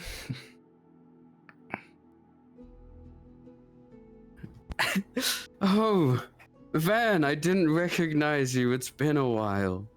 I look strange with that my beard. It got singed off today. The folks are doing all right. Uzi. The kids are growing very fast. Why they've they each grown tend their to do first that. tendril. Is that Pretty normal? soon they'll I'm start not, growing their limbs. not entirely familiar with your species here. It's a good thing, right? Yes, yes.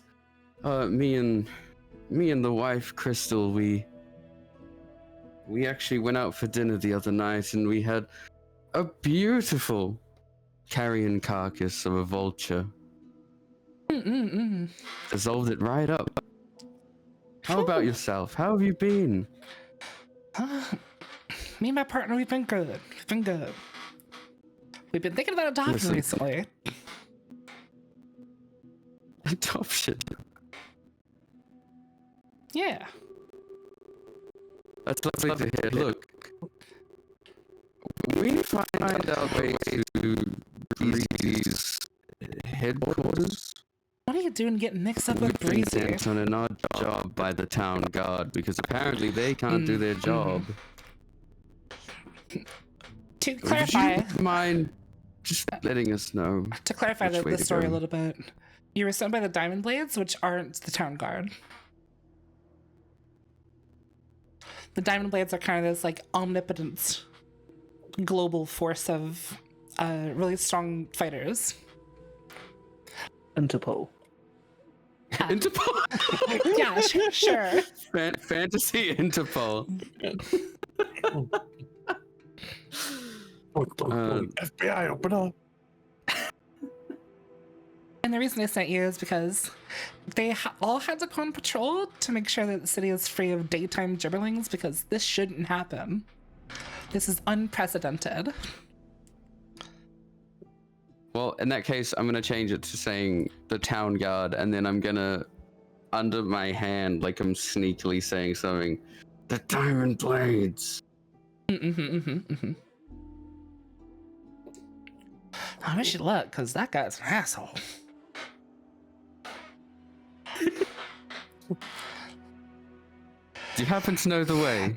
Unfortunately, a couple months ago, I was trying to look for a cheaper shipper, and everyone was like, "Oh, Breezy, he's cheap, he's cheap."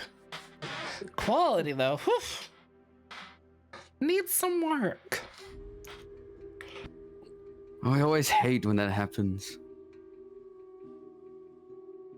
Yeah, he's just over there near under four. Under four, referring to the right side of the city of Velfor. Is a Okay. You go down a cavern, and it's basically this giant dugout pit in the sandstone. It's not quite in under four. It's a little bit outside of it. It's on the outskirts. Yeah, it's a pretty unmarked building, unfortunately, which is strange for Breezy, because you'll know what I mean when you see him. Well, I guess we just head in that direction and see where the wind takes us. Sounds good. Y'all want some cooked cabbage for the road? Sure. Wait, how much? Sure, I wouldn't mind some. Friend discount. 1 gold from that girl right there. I said I'd offer you a gold if you were willing to help. Here you go. I'm gonna. Pleasure doing business with you. All right, and then I stick my hand out for a cabbage. You get a In my cooked cabbage. conversation, All right, in I my just, conversation, I accidentally dropped Blinky, and Blinky knocks the cabbage cart over. I fall to all fours, and my bag opens, and like a bunch of just tiny little like bells just absolutely just shatter onto the and I'm scrambling picking them all up. This giant cacophony happens in front of y'all. There's trinkets all over the floor. There's a cabbage cart going down the street, and the guy has his hands on his head going, "My cabbages!" meanwhile, I still have the cabbage. Meanwhile, I still have this cabbage in my hand, and I'm just like, slowly brings it up and munches on it. just like whole, oh, Not my cabbages. taking a bite like I would an apple. Drakkon bends down to help Blinky pick up all the little bells No. in the bag and put them back in the bag. Put the bells in the bag. But as he's doing so, he picks up on the little bells and rings it, as he's never heard a bell ring like that before. I reach down and pick one up, do a couple fun little like sleight of hand things to, be like, look how cool I am, moving the bell around with making no sound and then dropping it in the bag just for giggles. Wow. I obviously am very entertained by that, so I just stop picking things up and just watch your little hand tricks. Drakkon, Like I pull, I grab my mouth, like, Oh. and I actually don't do it very well. I actually don't do it very well. That was a natural one. Yep. Well, I don't. I just, I still look on curiously and my eyebrows kind of like click into a bit of a furrow of like, oh, that's interesting. Drakkon takes the silver bell on his belt off, shows it to Blinky and rings it, and shows that while the bell rings, it cannot be heard, but it is felt. And so he hands it to Blinky to add to Blinky's collection. You ring the bell. I'm And- enthralled. You ring the bell, and Umbre's fur kind of like stands up a little bit. Yeah, Amber's like, no, it's a "You're cat giving bell." away." I hold it in my little, in like my little big weird like robotic hands, and I just kind of like jingle it a little, and one of my pouches like twitches a little bit and shakes slightly before I kind of like pat it and then shove the bell in and say a little like thank you. Drakkon explains that it was taken from a world he once visited, and that it is a gift to Blinky. I will treasure this. Thank you. And I apparently need to work on my skills. I must be out of practice. Yeah, okay. Not the I've seen you- sixth sleight of hand on a rogue. Look at this cool bring, bring, bring, bring, bring. Bet you never saw anybody ring a bell that good before. I wonder if I can I make a check to play it off? like no, I meant to do that the whole time. You've already tried to play it off. Say that's probably pretty good because my They deception. were because enraptured I've with how been bad it making a was.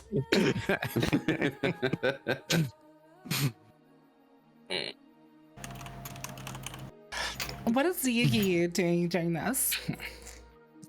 Oh, yeah. She has pulled out her rules book and she's writing down notes and just going mumbling, fascinating, fascinating, fascinating. This group is so fascinating. Did I just? Okay, so I finished munching on like my first bite of cabbage. I go for a second bite. Yeah, roll me Yugi is a staring intensively. Constitution saving throw. But the cabbage was cooked. Yeah, it's also hard. Sorry, Because a it's cooked what? with fire. A fire arrow. He just said cook. So you said Constitution? Yeah, it's a con save. Okay.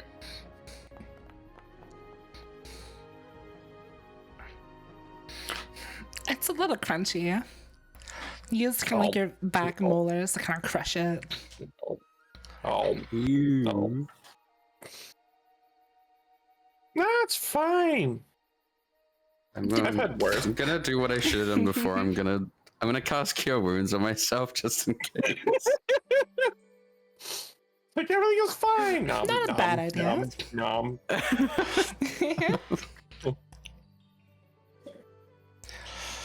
Alright, what do y'all wish to do? Really? We should probably keep going. Alright, Onward Oh, hi. to breezy. 13. Yes. y'all walk for about another 20-25 minutes.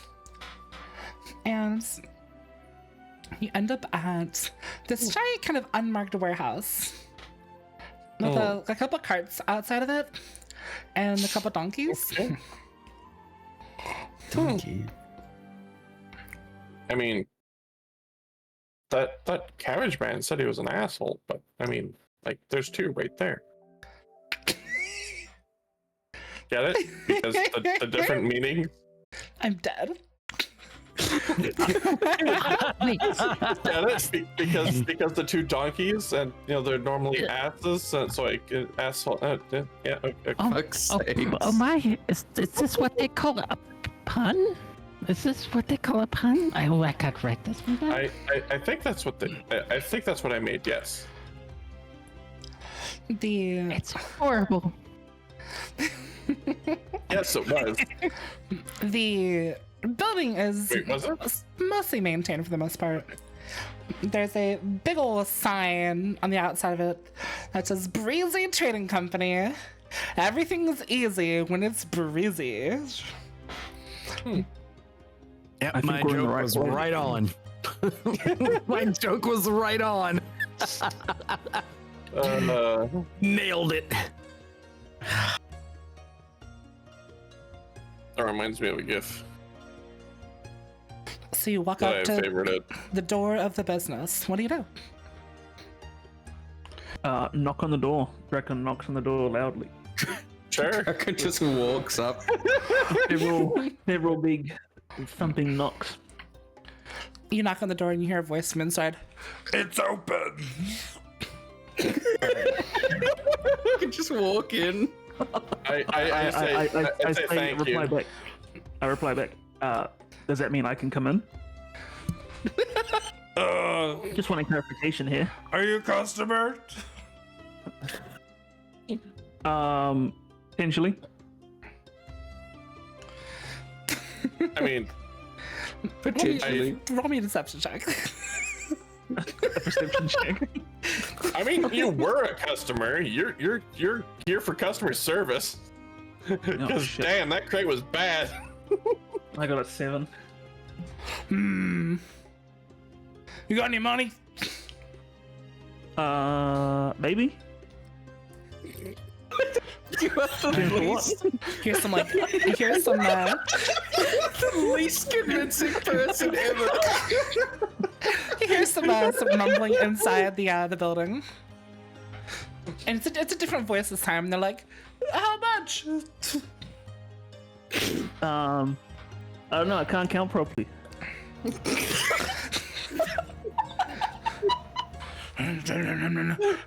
Gold mine. It's more like We'll be I don't dead. know. Drakkon yells back. I kind of don't know how money works here. I just look onwards with like a thumbs up. My friend says yes. Doing We have great, money. Drakkon. Do you have any gold pieces on you? I have 1 gold piece on me. Man, But I don't know if it's worth one anything one here. gold. Yeah, one gold. No. Oh, Yeah. for shit's sake. I just open the door and walk in. Yeah, you open the door and the bell on the bell on the top of the door rings. Ding-ding-ding. It's a normal shop. I just sigh. Claire pats Drakkon on the back and walks in. Someone I has follow learned to behind. open the door. I wait till Interesting. everyone walks in and I follow behind, shaking my head. I just, it's like, oh, okay. I just like visibly get like defeated in this whole operation is just like, aw. And then I just walk in through. Doors. To the people that are new to D&D, doors are your worst enemy. You never really know how to open them. Whether it be some like crazy puzzle or just push. This is just That's a what, normal that's door. what makes that's what makes this whole moment so entertaining when the rogue just goes, "Oh, screw it," and just walks through the door without even thinking about it. Yeah, Lana, you burst into the door, and sitting at this like receptionist desk is a very large minotaur. The desk is not sized for him. He looks very scrunched in the building.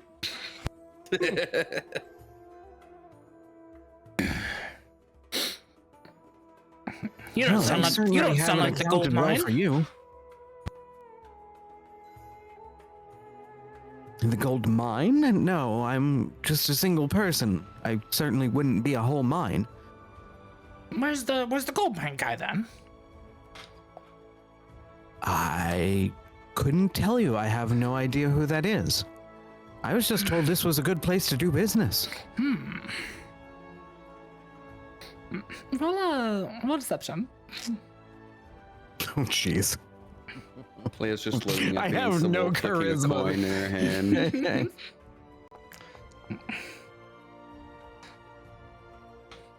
Business. Oh, you really don't have charisma. No, I don't have any charisma. No, I am the skill rogue, not the face rogue. The Minotaur is going to like kind of put his arm on the desk and like bows under the weight of his arm. And he's gonna go, "You don't look like you're shipping nothing. What are you really here for?" I just kind of like randomly just like kind of push past people and like curve around their legs and that, and I like jingle the way up to the desk, and I kind of just like hop up on it and sit there crossing my legs, and I'm like, so we kind of want to talk to this guy called Breezy. Is that okay? Roll me a persuasion check.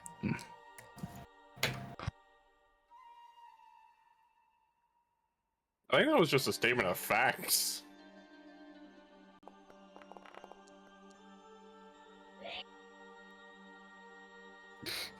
Yeah. You see this Minotaur, his eyes light up, and he is very excited. Oh, it's so small. It didn't work. It's so small. Breezy, you want to talk to Breezy? Yeah. Anything for a small friend. You know what my name is? They call me Tiny. Oh my gosh! We're twins!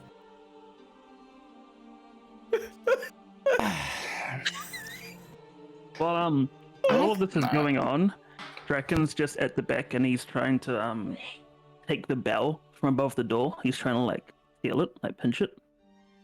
Dragon's still trying to talk to the guy about his one gold piece. Oh no, because he's like, you know, if I take this bell off the door, Blinky likes bells. I can steal this. I can steal this bell for Blinky. Yeah, roll a sleight of hand check with advantage because Blinky is distracting Tiny. Oh, fucking! That's the luck right there. That's the luck. That's all the luck gone. How are they gonna know they have a customer now? Drakkon takes the bell and kind of just like stuffs it in his pack, and like makes it so it can't ring. He just like stuffs it full of stuff. Heck yeah. I just look over. I just look over at him, and I kind of like, wave and kind of just like, good one. That was good. Tiny's gonna get up from his desk and he's gonna open the curtain in the back and he's gonna talk to somebody back there. Where's Breezy? And you hear another voice from the room. A very feminine voice. It's like, he's out right now. Tiny, who are you talking to? Cute, tiny, jingly thing. Hello. Uh-huh. Are you making any money? You know Breezy's gonna dock your pay again if you don't make any money. Oh, I'm sorry. As he's gonna close the curtain and come back to the desk. As he sits down, the desk again just bows under the massive Minotaur, who's way too big for this desk. Breezy's not here right now. Do you know where we can find him? He gets up again and opens the curtain and is back. Where's Breezy?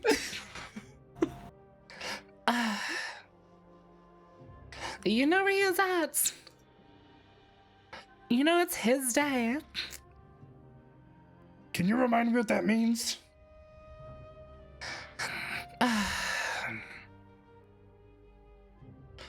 He's at Devious Desire.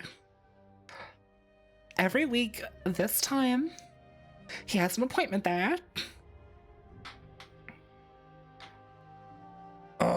Okay.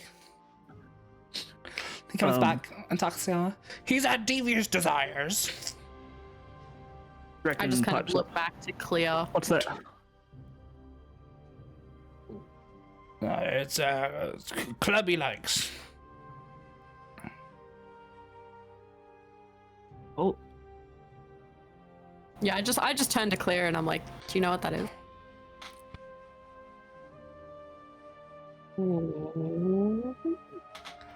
Clear, roll history with advantage. History with advantage. Mm-hmm. What the hell is a devious desire?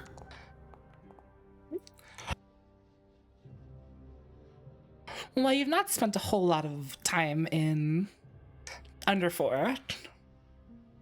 You know, you've recognized Devious Desire's name, as it's something that comes up a lot in the entertainment sphere of Vale 4. Ooh. Under 4 is this, like,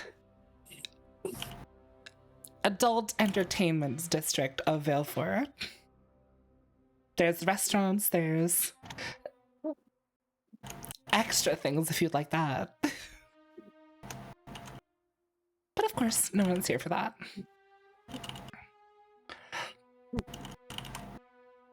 Devious Desire Devious is desire. a place up there. I think I've heard of that place. But I guess his name should be Sleazy instead of Breezy. Drakkon Always makes said out a little. Good one. And gives Clear a pat on the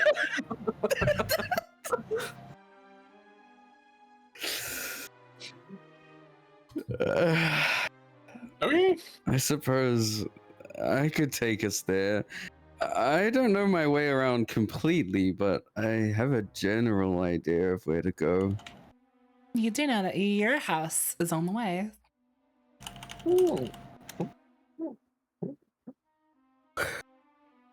And I suppose I can finally stop by and say hi to the wife. It's been about a week.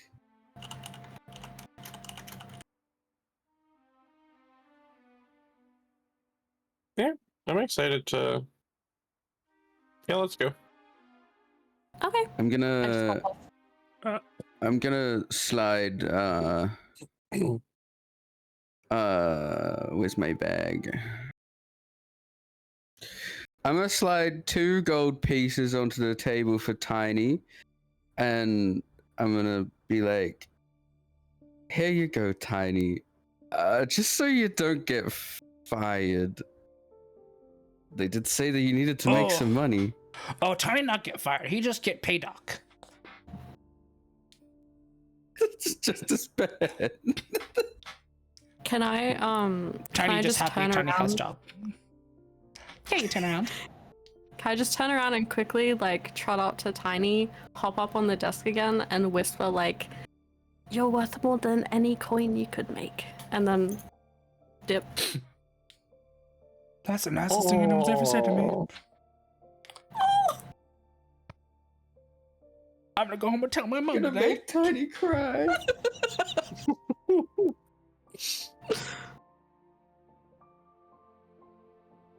You can't be playing the song while he says that.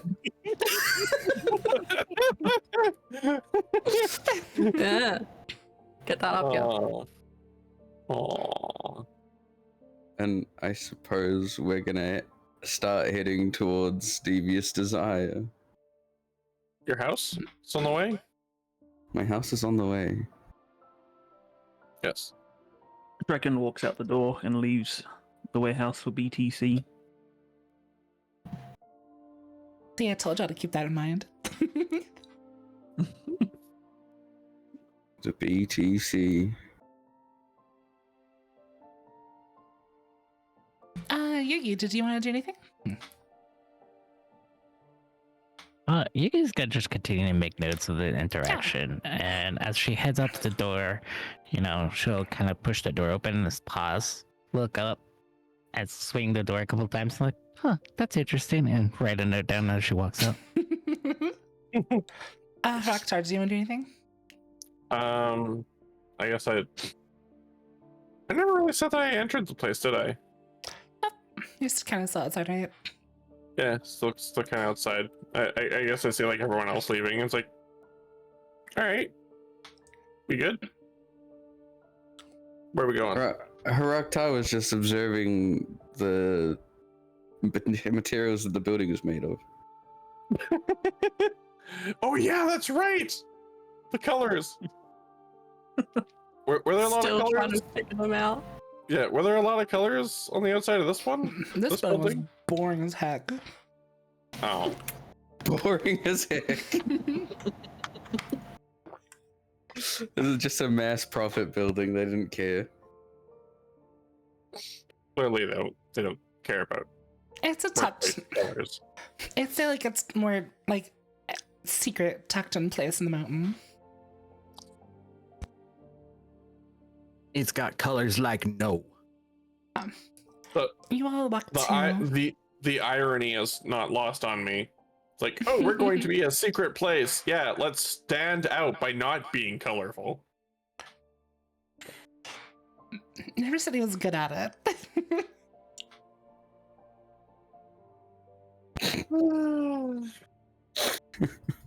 So you'll head over Okay. to Okay. Kalir's home, yeah? The As we are walking, Drakkon stops Blinky and says, "Hey, little one, I've got something for you," and hands Blinky the bell that he stole from the warehouse door. I take it in my hands again and I look up and I say, "Another one, thank you." And I go like a little jingle, and then the little bag on my hip again starts like rustling, and I pat it once more, and then I like shove the little bell back in.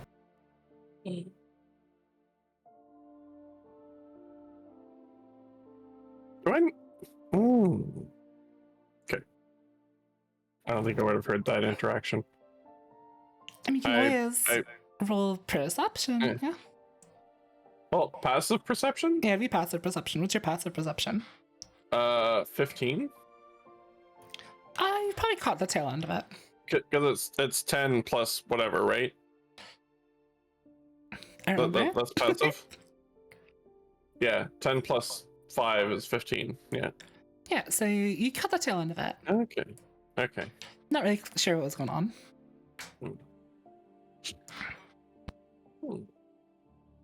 Okay.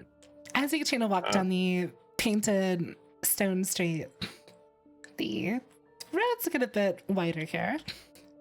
As Do the colors change much? Like The the focus of the colors? they don't really change, they're a little bit more faded here. Okay. Kind of a neglected part of the. Yeah, it's more neglected. A lot Area. more of these houses look more abandoned as you're kind of going down the road here. Okay. Interesting. As you're coming up on a house here, there's a large black carriage outside of it. There's a handful of crown guards here, which are part of the Royal Army of Valefor. Pulling the carriage is this like fiery looking horse. It has 6 legs.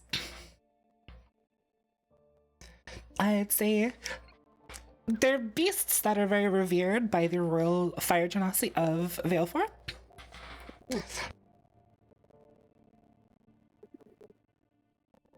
And it is parked in front of Claire's home.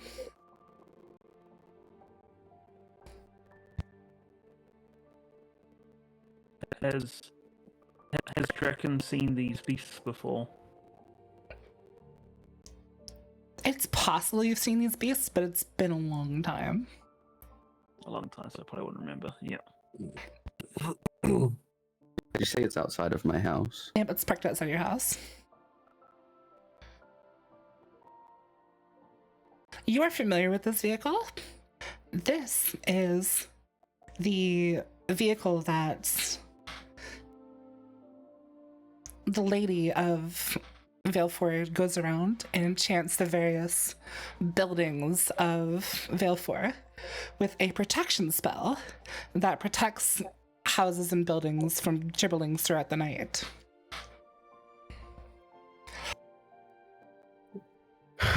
Shit. I forgot about this. You're gonna hear a kind of like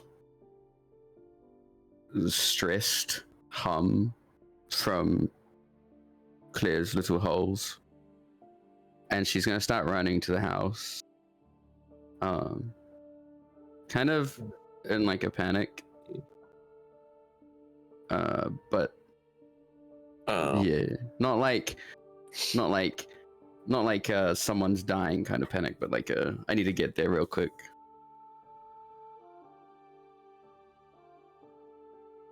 Yep, you run over to the front door where you see one of the Kronsguard talking to your wife, Crystal. Yeah, man. I'm just gonna hang out in the driveway.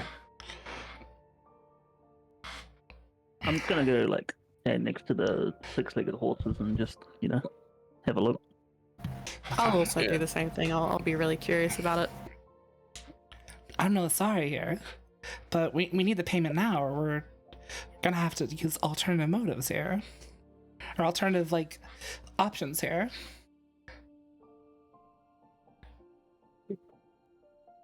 As Chris is going to swing the door open. Okay, you swing the door open.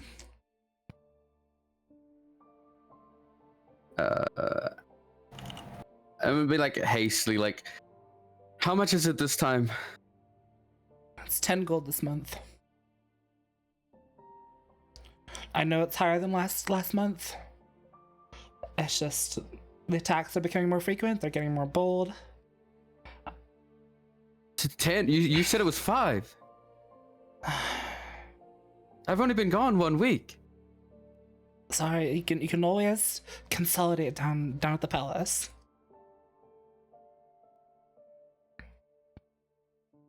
Look, I have 5 on me right now. I have a job.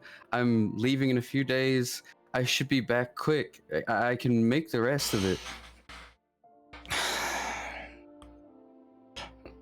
It's the last time we can do this, Claire. Look, how about I help out? This seems like a delicate situation that will be solved very easily with 5 extra coins. I'm sure I can make it up somewhere else. It's not a problem. And I'll hand over the 5 coins. Oh, before you do that, can I quickly just run over and be like, hold on. What if we played a game to decide on whether we pay you now or later, and you come back in a couple days? Well, that's the thing, is we've already delayed this by a week. This enchantment wears off tonight. But you could enchant now and we'll owe you later. That's a big ask. These materials are not cheap for the spell.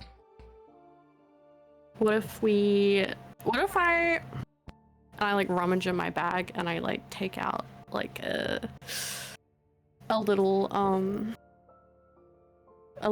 like the bell that Drakkon stole earlier. I'm like, I did find this in the street, which did belong somewhere previously. A bell? I think to the place back down the street. What if I give you this? Help you repair your town. Get favor with, you know, Breezy as well. And I'm sure that would help trade. You know? Huh?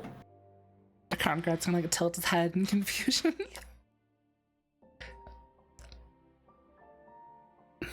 Can I possibly roll a persuasion? Sure, absolutely.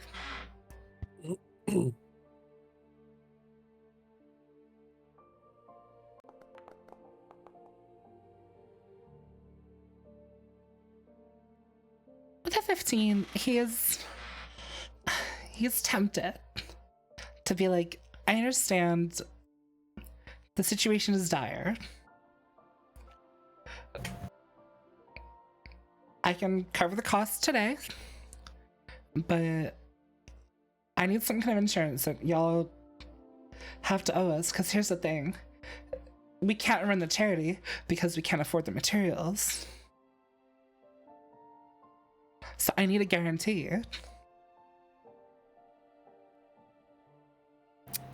What is it you need? We just need the cost to cover the spell. Like I'm willing to throw in my little bit today, because I know y'all are one of the last families living here on the street. What's the cost to cover the spell? It's 10. Okay. Here's your 10. Get it done, and everybody's happy, right? Mm.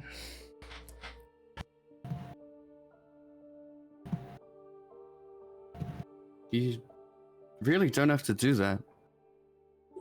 I don't can make have the to, money. but I've been down on my luck many times before, and coin comes and goes. But families are more important, and that's one of the few exceptions I'll make to that. Thank you so much.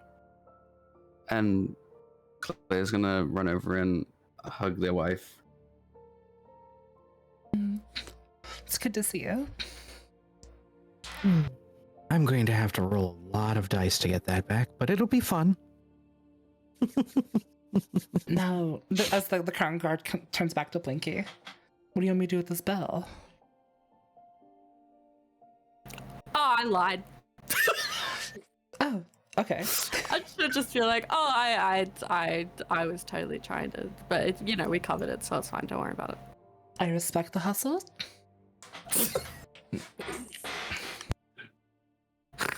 The I crown did a guard's little gonna- jink. I was like, a bell wouldn't fit in that door. What? Just kind of pocket it again. He's gonna turn around and like whistle with 2 fingers towards the carriage. The carriage door is gonna open, and inside is the Lady of Valefor herself. Lady Pandora of Valefor.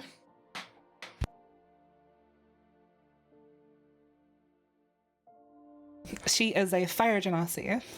She has a pale white skin. You can't really hardly see her face, as she is wearing a very large brimmed hat. There's a veil that goes under, like, travels under the hat. You know what I mean? Does she keep everything in a box?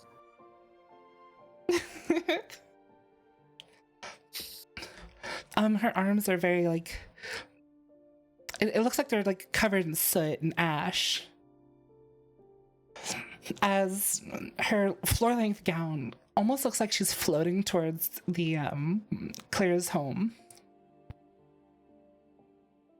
As she takes out this large silver bell and crumples up some like dried up herbs and dust and silvers. And kind of like feeds into this bell as she takes two of her fingers and bonks the side of the bell. As you see a ring form around the house, and like strengthens this ring. It's like bonded together as the bell rings out. It's a very beautiful sound. Can I try to focus to see like what materials went into the bell and like the kind of magic? Yeah, sure. Roll me an Arcana Using? check. Okay. Arcana.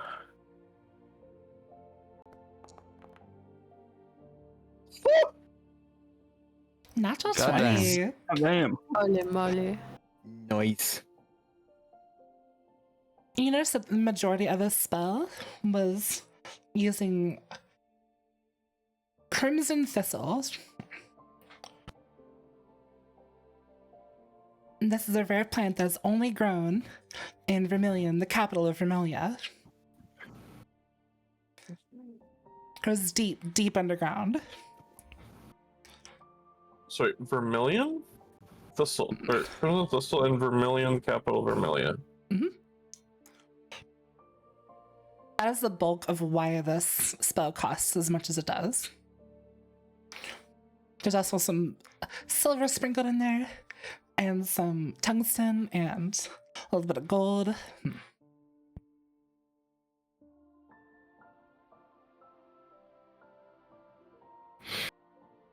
I would like to check the legitimacy of this spell that's being used.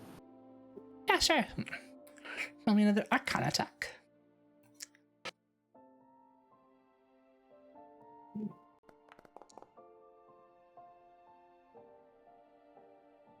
With a 23, Okay. you In one use, identify, we first analyze the spell. you identify the spell as it's a more like beefed up version of protection from good and evil. It very much works. Interesting. And I'll write that down in my notebook. Looks legitimate, very professional, very like a very skilled caster had to have casted it.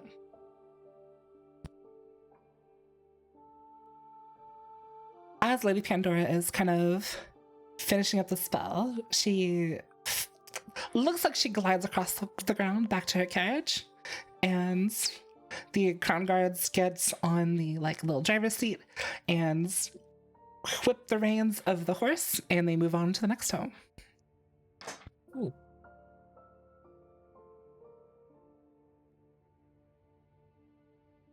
Drakkon, as they leave, as he spent his entire time touching or petting the horse, walks towards the house to see what's happened.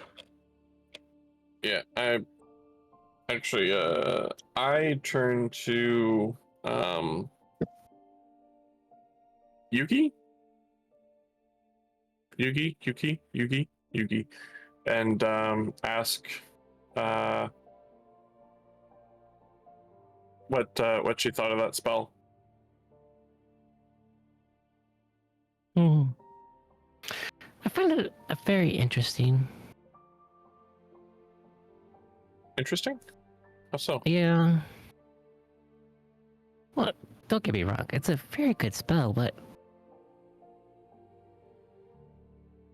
I don't know. It just seems too simplistic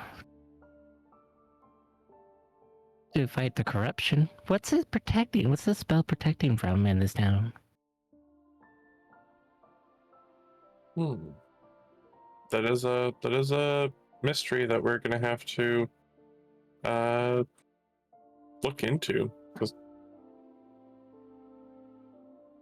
seeing all the materials that went into the spell that just seemed to go poof, like that's a lot of upkeep for every single house.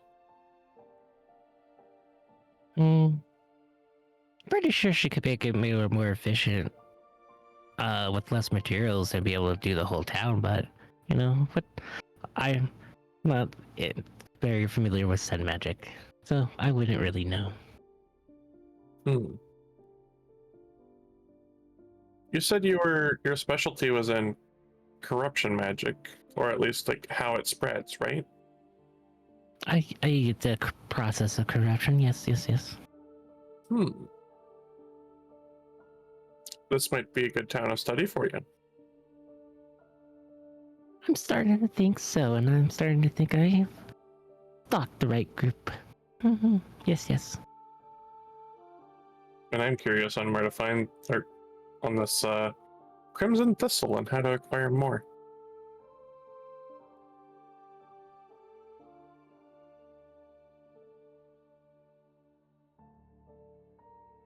Hey, I think it's enough for us outside. Claire. Blinky. Hello. Lanna, what are y'all doing? I want to ask Yugi actually. I turn up to Yugi and I'm like, what kind of corruption do you study?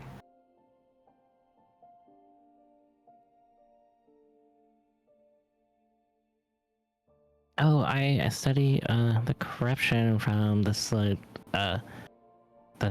giant Galfor. I see. I don't know about that, but that sounds cool. In terms of the protection spell, I know there were like some. I mean, maybe it has something to do with the swarms of the little giblings, maybe. What are these Ghiblis you speak of?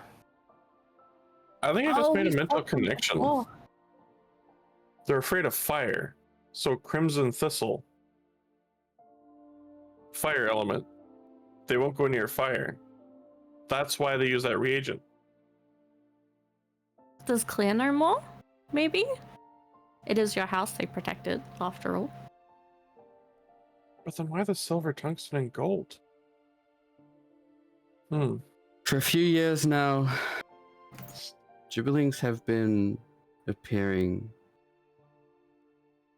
It started at night, but throughout the passage of time, they've been getting more erratic, more dangerous. As you see on the dock, they were out in broad daylight.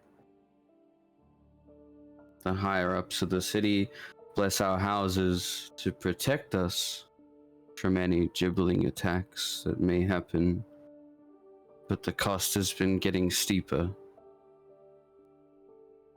Do you know why? Why it costs so much?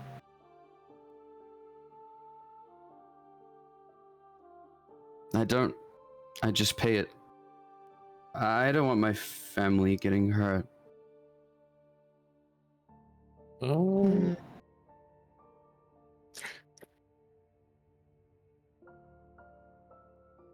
Could I At tell this point, the- you know, after hearing all this talk of family and everything, has kind of just, her eyes have kind of like glazed over, and she looks like she is just kind of somewhere else right now.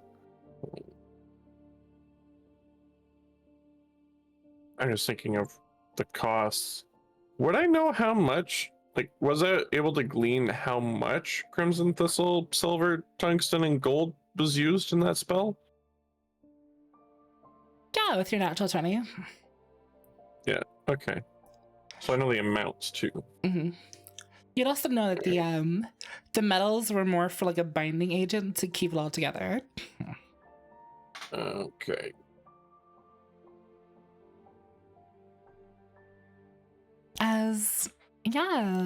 Claire, your wife Crystal's gonna come and just give you a hug.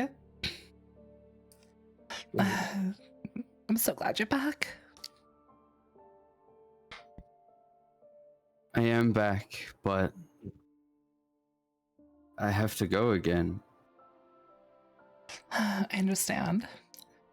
as Crystal's gonna give Clear a massive hug, holding on tightly. The crate those gibberlings came in had the BTC logo on them, and if there's any chance that they're a part of why they're becoming more erratic, we need to get to the bottom of it.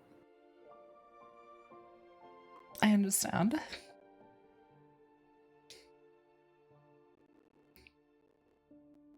In fact, it's crystal clear.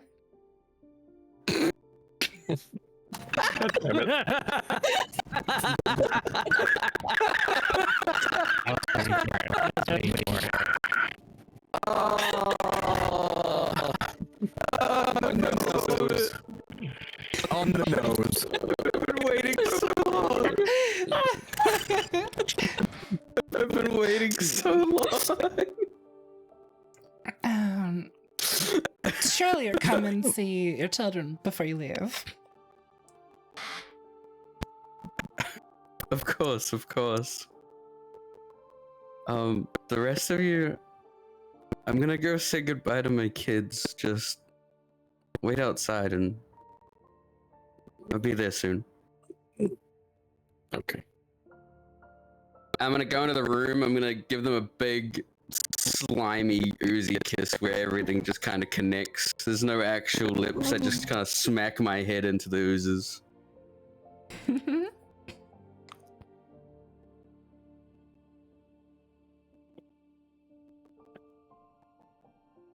And then I'm gonna head out. I'm gonna brush myself off.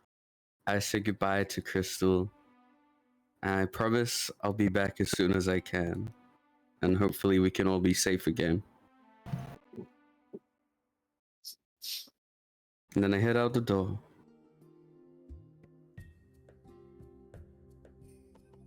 Yeah. You see Claire exit the building and give another, quick little side cheek kiss to Claire's partner here.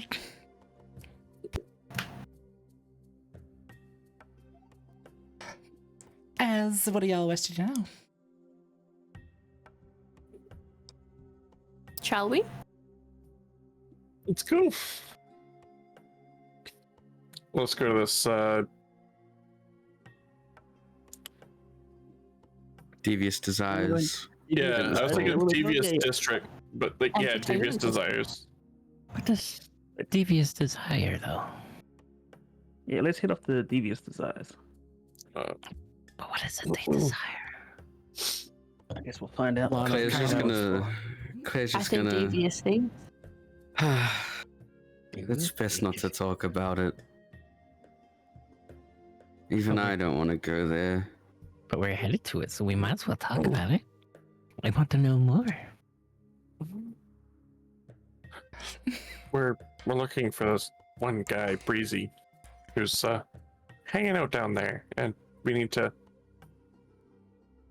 Actually, do we? Oh, so this devious person gives out desires. Hmm. More like we need to rough him up a bit. Or at least that's what we're being paid to do by the diamond badge guys. The diamond blades. Diamond blades, there we go. Mm-hmm. Oh, I must have wrote something down wrong in my notes, because I swore it was your investigators that I'm not beating someone up, but no. Oh well, I'll just make that edit. Potato, Seriously, potato. just crossing something out. And then Steve Well, needs we're- potato, potato. we're investigating like something underlying that is caused by us going on this pursuit to. We're seeing a bigger picture. All right, just to be clear here, we're not beating anyone up. We're just gonna talk to him. We need to figure out sure why there about were it? gibberlings in his crate. Talk with your fists. Got that. Okay. I mean, yeah, okay. I had Well- a question, but that's all right. We'll wait for it. What's the question? Actually, next question. Well, my Go ahead. question is like, obviously the trading company's here in this town. So were those gibberlings being exported out, or were they being imported in? Like, were they supposed to go somewhere else and they just You'll have broke to out? ask him. Well, I broke the gibberlings out of the crate. They probably would have stayed in there if it wasn't for me. But then the next question is, if the giblings are just spawning, like poofing in out of anywhere to the point where they're protecting people's houses with a spell, couldn't they have simply then just like poofed into the crate as it was moving along? Like it very well could be that this breezy guy is not actually affiliated with anything that's happening. It just so happens that he has the most crates because he's the cheapest shipping option. That was true. I think that's why we're seeking out Breezy, to learn this information by asking him with our fists. Not with our fists. I mean, shaking our fists and like, why is this happening? Not with our I must fists, admit an but with our error. fists. And I'll scratch out some stuff in my journal.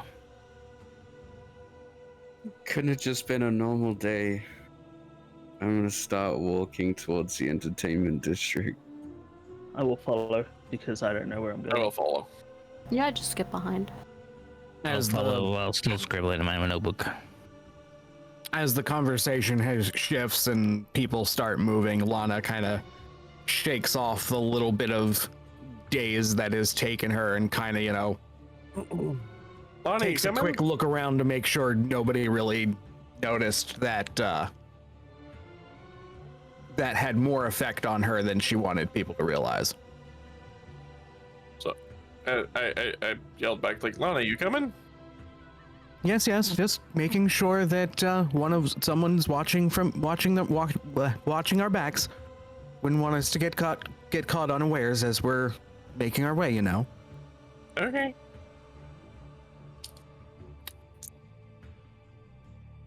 Still continue on your way to under 4. Oh. Maple Story. So you me the wrong song first, isn't it? Ah. What should be like happy and cheery? It is. Okay. Where is this? Wow, this is the entertainment district. Wow, Lego. I mean, whoa, connects. Next, oh my god. Wow, Mikado. Oh my somebody god. else remembers Connects. Yeah, man. I had this like giant like roller coaster ball thing in grade 4. That was amazing. I had a big old Ferris wheel. Yeah. Oh, I had hell the yeah. roller coaster. Yeah, we had like the full on like roller coaster with loop-de-loop and everything. The Nice. set cost like multiple hundreds of dollars, and it was like 5 or 10 sets that you had to put together. It was great. We built that as a class in grade 4. So are we like currently Okay, in? sorry. We've reached the entertainment district. Yeah, you go down this like kind of like enclosed sandy sandstone tunnel that's carved into the wall here on the right side of Valefor. And as it opens up to this giant cavern, and there's no sunlight here. The torches that keep this place ablaze have this like colored powder in them, and so they concentrate into these beams of light that emulate what we would call neon. Can I analyze this? Absolutely. Okay.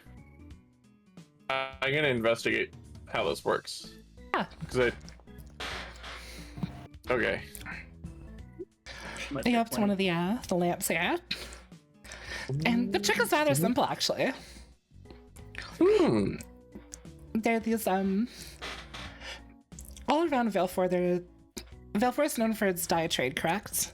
And so, what they've done here is they have kind of like caramelized the individual dye particles, and they slow burn into this like bright light with the fuel source of the fire. That's cool. It's Do you very think, low tech. Very, yeah.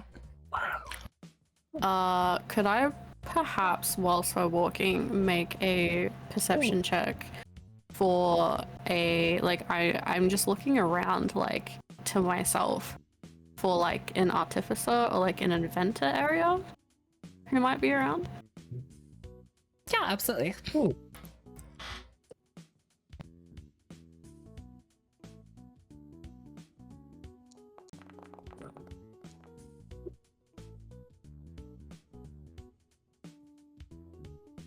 With your 9, you look at a small little shop. It is has a big old wacky sign out the front of it that says Francine's Gizmo and Clocks. Okay.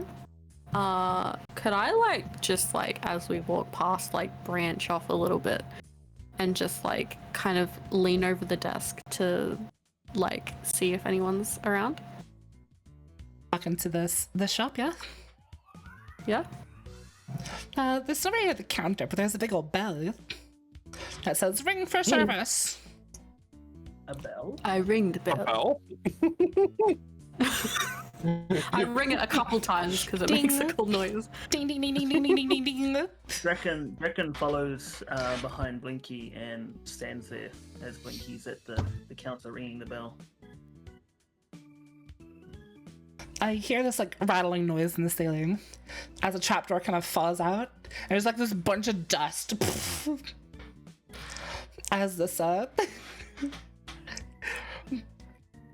this creature kind of like comes out of the dust. And they like shake their head and they have like giant rabbit ears. And they're wearing this like really dusty blue apron. And things like large glasses. Yeah, back on the Francine. How can I help ya?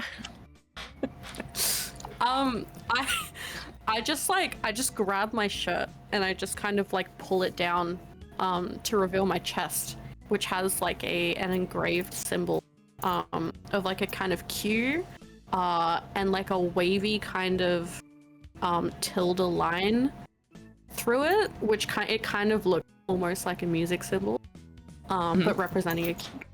And I kind of just like puff out my chest to him below, and I'm like, do you happen to recognize this? As the hair is gonna adjust her glasses. Take them off, give them a little bit of wipe down, put them back on.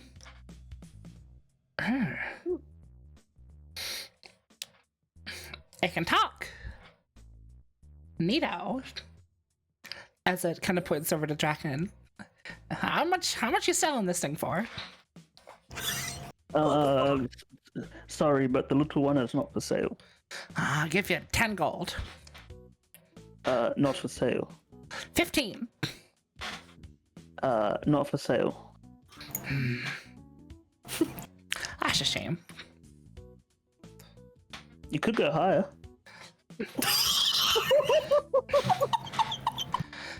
You'd have a hard bargain, Mr. Bugbear. Could go higher. Wow. I just look up at fucking. I just look up at him and I grab my mouth that's like kind of just like a little like circular smile. And I just take it out and it reveals just a hole that looks like I'm staring up at him in shock. Drakkon looks forward, gives Blinky a little tap on the head and says, "Only joking, small one. You're not for sale." I like just shove it back in my mouth with like a pop, and I'm like, "Oh, okay." So, what kind of unit is this one, eh?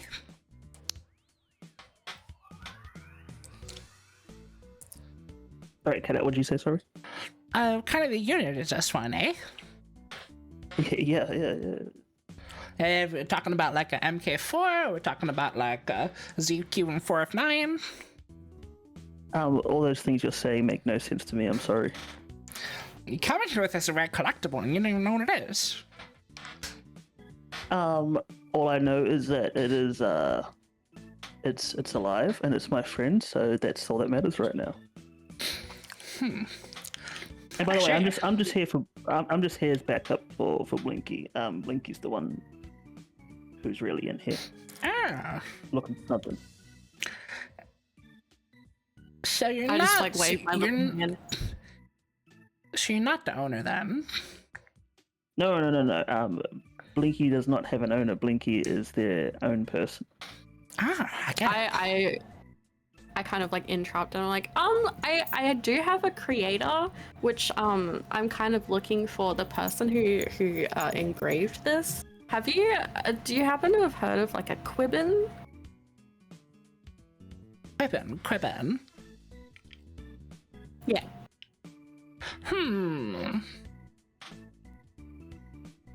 Oh gosh, it's been a long time since I heard that name. I kind of perk up.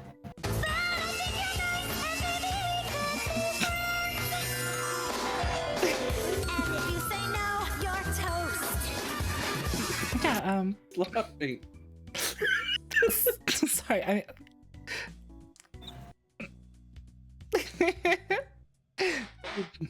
anyway, yeah, he used to work at the Tinker Spire up in the rural district. So he's been here? It's been a long time. Do you know how long? Well, the place exploded about 120 years ago. Exploded. I see. Yeah, it was some big accident. Okay, And- it was before my time then. And before in the big accident, they recovered all the bodies of the workers there except for him. He was missing. Okay. Do you know if there would be any leads or? I'm saying no one's seen him in a long time. Everyone just thought he was Okay. dead. I kind of like I reach into one of my little like the pouches on the sides of my my hips, and I kind of pull out like this little crumpled blueprint paper of like my body, like just like a blueprint of me, and I kind of hold it up and I like point at it, at like the little missing part here, and I'm like, do you have any idea, what this could be, like if I'm like what I'm missing here? Because it's just like a ripped off like torn corner, which like part of like an instruction or some type of writing or chalk has been kind of smudged where the rip is. Like, do you know what this is pointing to? Probably a thingamabob. If I'd make a good guess. A thingamabob. Of Okay. course. Do you happen to have any of those here? Listen, I'm a thingamabob champion. You got who's-its and what's-its galore. Thingamabobs, I've got 20.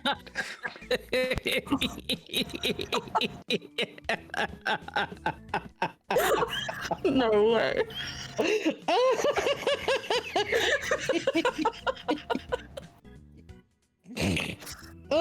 Claire busts in the door. No! Do you have dingle hoppers? I've got dingle harpers. I just slowly like lower the blueprint, realizing that they have no idea what they're talking about. You did roll a 9. Drakkon pops up and asks, I enter the door. Do you have flim flams? At least "Do you have any 12. Grimgrums?" Yeah. Just all entering and saying random shit. I You look don't around remember? really confused. Turbo pentabulators?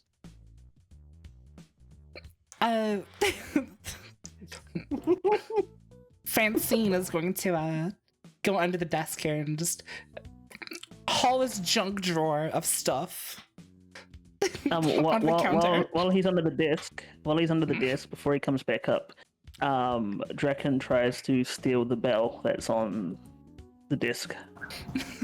Roll a sleight of hand check. Dude, no one is ever hearing when they have customers ever again.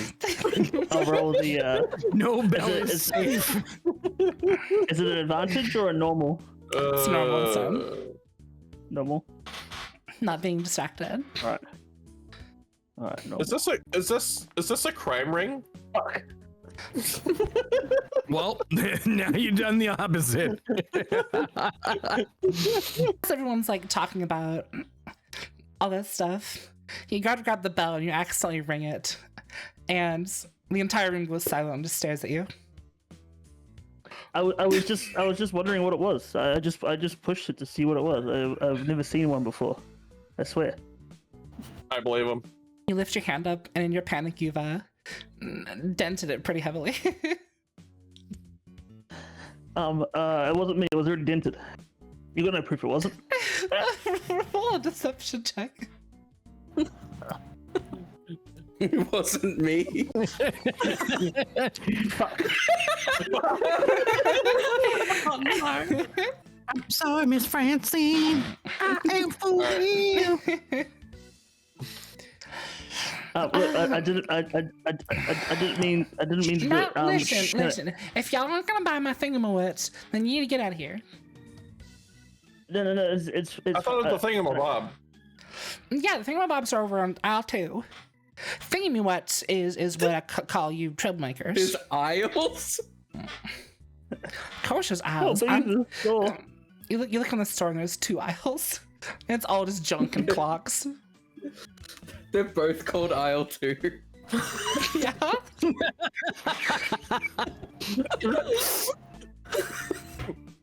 I just kind of like look around and then I like tug on Drakkon's like just All right. like a piece of their I think- shirt and I like back up and I'm like, ah man. I don't think they have what I need, and then kind of usher them out. I'm like, come on. We quietly I quietly back out of the store and just say sorry as I accidentally bump into one of the shelves and quickly hurry out. Hi, Sakura. Thank you so much for the raid.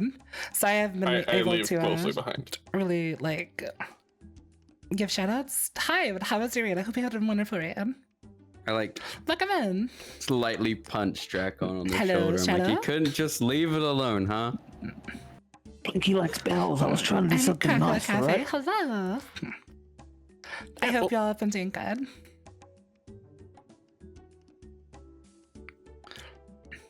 I turn to What are you Yugi. up to? You get all that down? Symphonia? What's Symphonia? Well, then now that everybody's had their fun, can we Oh, get back to sorry. the part where we're making some money? Yeah. And we're gonna have a little bit of fun once in a while, and plus we're searching for. I guess Blinky is searching for something. You guys had fun without me? Yeah, Oh, so wow. my creator kind of left, so I'm kind of looking for them. I'm a little. You can kind of tell I'm a little bit weird. I need just like a finishing part. So, you know. I mean, I did notice that whenever you received something, like your pocket like vibrates. Oh, my pocket? Oh, don't worry about that. Don't worry about that. Kind of making me worry about it, I'm not gonna lie. I'm worried about it. Ooh. I'm like, okay. If you say so. It's harmless. It's harmless. It's fine. It's harmless. Don't worry about it. He's just a little guy. And then I just kind of like walk off like chippily as I Huh? like down the road as we get out. I turn to Drakkon and I'm just like, what? Little guy? Hey, look, I've never been here before. Like, you know, I got no idea. Don't look to me. I'm looking to him. Looking to him. I'm looking. Okay. All right. Okay. Entertainment district. Desires something. Yes, yes. Desires. Devious Off we go. desires. Okay. Off we go. Sorry, what was the store name again that we're looking for? Devious desires. Devious Desires. Okay. Devious Desires. As you Devious continue to walk Weapon. through in Yes. Under 4, you notice this place has a lot of mercenaries with crossbows. Hmm. It is a always dark part of the city, and there's occasionally you see a rogue gibberling that's dead on the ground here and there. It's not super common. So So it they're seems like, obviously rampant down here. yeah, so it seems like they're dealing with the same problems down here as up there. This It's place just that doesn't they're- have the benefit of sunlight to deter them during the day. Yeah, but they're also they're also showing up during the day up there now too. So the effect has to be a lot stronger than it was before. Okay. Can I check to see if this district has any protection spells like they put on Clear's house? Yeah, sure. Go for it. Roll me an Arcana check.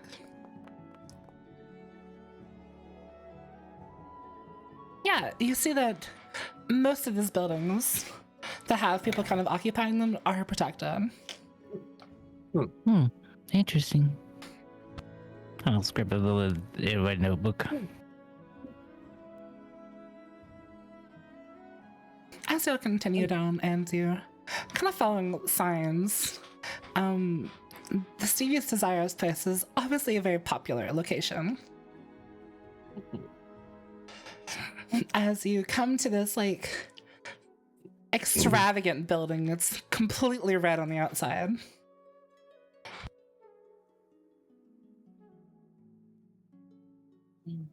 And This place looks I wonder. interesting. it's a little grungy, a little dirty. I wonder how many goats they used to make that red building red. They probably use that Reckon- same neon stuff, Devious desires. just with red coloring. If this is where we'll There's- find Breezy, y'all are gonna have to do it without me. I'm a married slime. I can't go in there.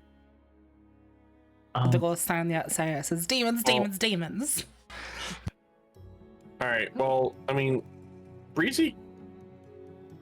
This is his night, right? Or his day that he's in here. Like normally he comes back out, right? Well, yeah, so we could just wait for him out here, right? We could. I just kind of look up at them and I go, why? I mean, like, you know, keeping watch and like plus, you know, like this building's big. You know, like all the rest of the shops here are small. Why don't you just ask the guy at the counter? Is there a counter in these places? I'm sure there's there's a wait, counter. wait. You look through the window that's What's going- in the establishment, and there is a giant, like, entrance counter. There you go. I just like point. All right, says Drakkon. I'll go in and ask where this breezy fella is. I'll follow in as well. I'll stay out here. My adventuring spirit burns strong. The signs that said demons caught my attention a few moments ago, so I'm already headed that direction. Yeah, thank you, Sakura, for the Drakkon- raid. Everyone say hi, Sakura. Hi. Hello. Welcome in. Big cutie. Yeah, you head up to the desk, and there's this, Hit it. the lobby of this building has the most trashy shag carpeting you've ever seen. It's simultaneously awesome and horrible at the same time. Is this like 70s carpet? Yes. Oh my god. There are like red tassels that come off the ceiling. And Oh no. the carpet has a spray painted like pentagram on the inside of it.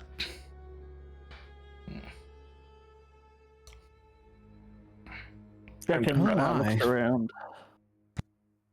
and Okay. doesn't understand what a person like Breezy would be doing in an establishment quite like this. Oh, I can imagine. I don't particularly want to, but I can imagine. As you walk up God, to the music. the desk here, The music. there's this Sponge. Okay. there's this bright red tiefling girl who is kind of like just admiring her nails. She has these massive like curved horns. They're very nicely kept, honestly. And she kind of chews the bubble gum and she looks up at y'all and goes, "How many?"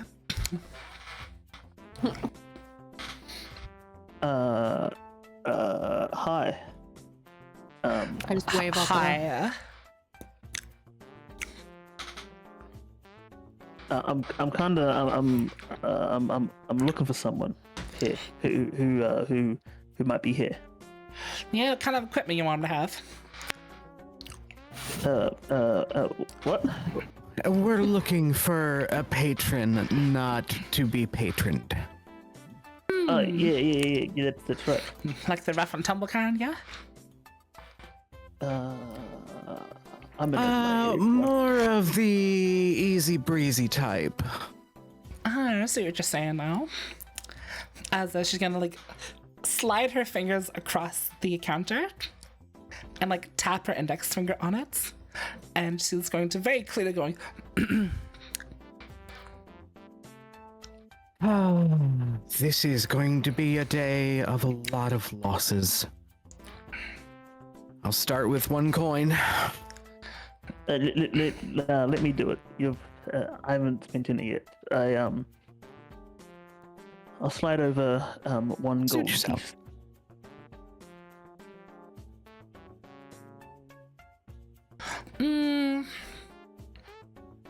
I don't know. He pays a lot.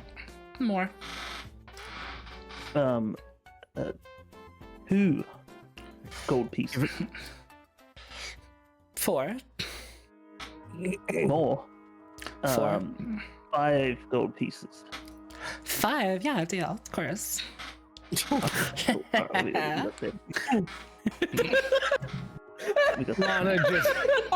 Lana's shoulders just drop, and she looks at the floor and just buries her face in her palm. And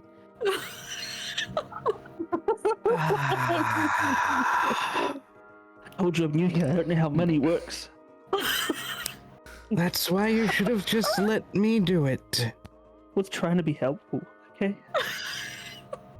Well, you've helped. Unfortunately, you've helped more than you necessarily needed to. But we're going to get what we came for, so that's the important part. How many demons are we buying for 5 gold? I don't think we're buying. I don't think Just we're buying one. any demons. What? Just one. What, we're buying demons? Just yeah, we're buying one. demons. They sell demons. Did you not see the sign that said demons? No, What? What do you mean just... I love to experiment the corruption on the demons. Okay. Can we... Yeah. Continue? He sees Zanzibar every week. Around this time. INS wing. Take a left. You can't miss it. Wonderful. Essa. Thank you very much. And you do have lovely horns, by the way. Well, thank Thank you. Genetics, right? They are wonderful when they work in our favor. Ta! And I just make my way down the hall. I follow. Follow. I just sprint really excitedly past everyone. As you're up.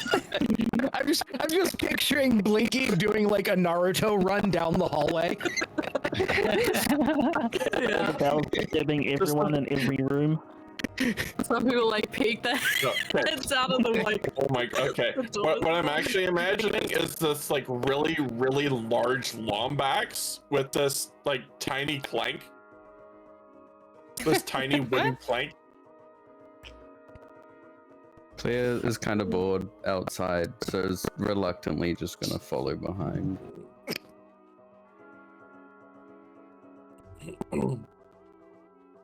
As you continue this hallway, there are a lot of occupied rooms down here.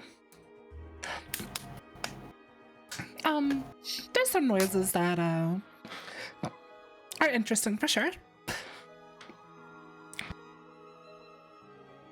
Having never been in an establishment like this before, Drakkon is kind of tempted to open the door and see what's going on. Drakkon, no! Just a If random anybody door? reaches for any doors, they immediately get their hands slapped. Yeah, I was just gonna have a look. No, No, we're here for one. Okay. we already Drakkon. know Just one what we're door? going it going sounds like for. these people are dying. Should we save them? Exactly. See, we need to help them. Trust me, they're doing just fine. Oh. If they're doing fine, I hate to hear what this sounds like when they're distressed. Exactly. As you get down to the room, you get to the Z where Zanzibar is at. And his door is closed, of course. Wait, wasn't it like Zanzibar that one time, but not that, or like every other time, but not this time? Huh? Or was that something else? Am I misremembering? You visit Zanzibar every week around this time.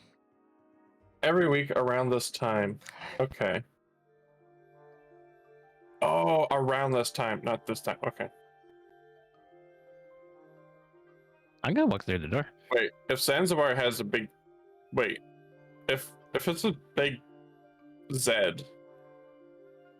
on the door, that means that this Zanzibar is well established.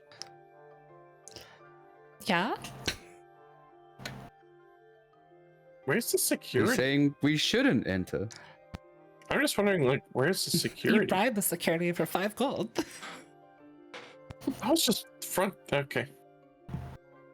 Even though I, they're um, for I raise my fist and I just knock So on the door. Yugi attempts to open the door and it's locked, and then Blinky knocks on it.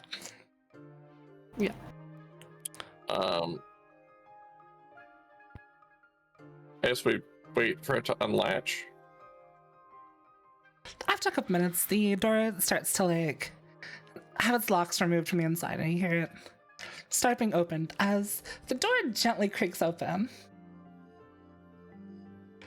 And I peek my head around. you peek your head around, and you see this like man who's in the back of the room. We're looking it- for Breezy. So emergent came up. as Blinky look up, and you see this 9-foot tall incubus. Oh no. He has long white hair down. not to the shades delight, please. He has long white hair that has like these like massive demon horns that curl on his back. They part his hair in the middle. He is traditionally attractive. He is wearing a Speedo and nothing else. Ooh. Drakkon comments on how he thought he was tall, but now he realizes not as tall as this man. He's kind of like putting his arm up in the door frame, which is kind of blocking the view of the tall people. But Blinky can see past, through his legs, past behind him, and see there's a man in the back of the room. In an exposed position.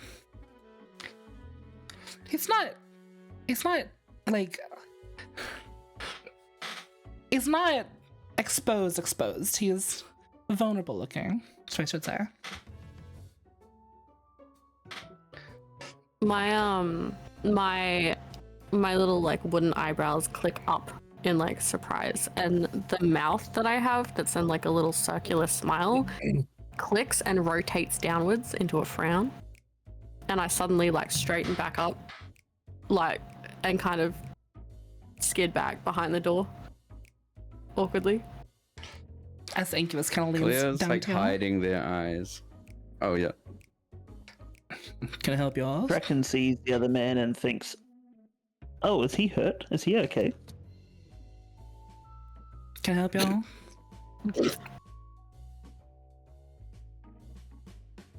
Hi, we're... Something came up and we need to question Blinky. Or need to question, oh my god, Breezy. Alright. I get paid by the hour.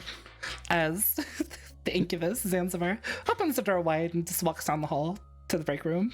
I get paid by the hour.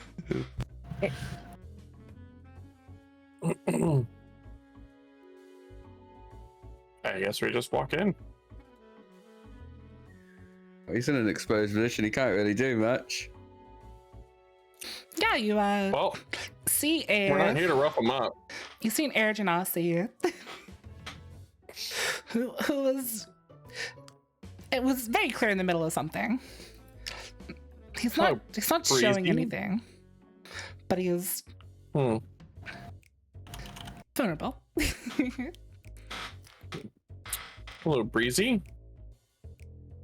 Yeah, who are y'all?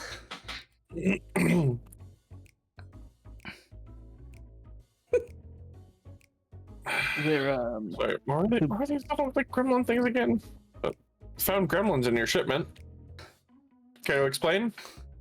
No?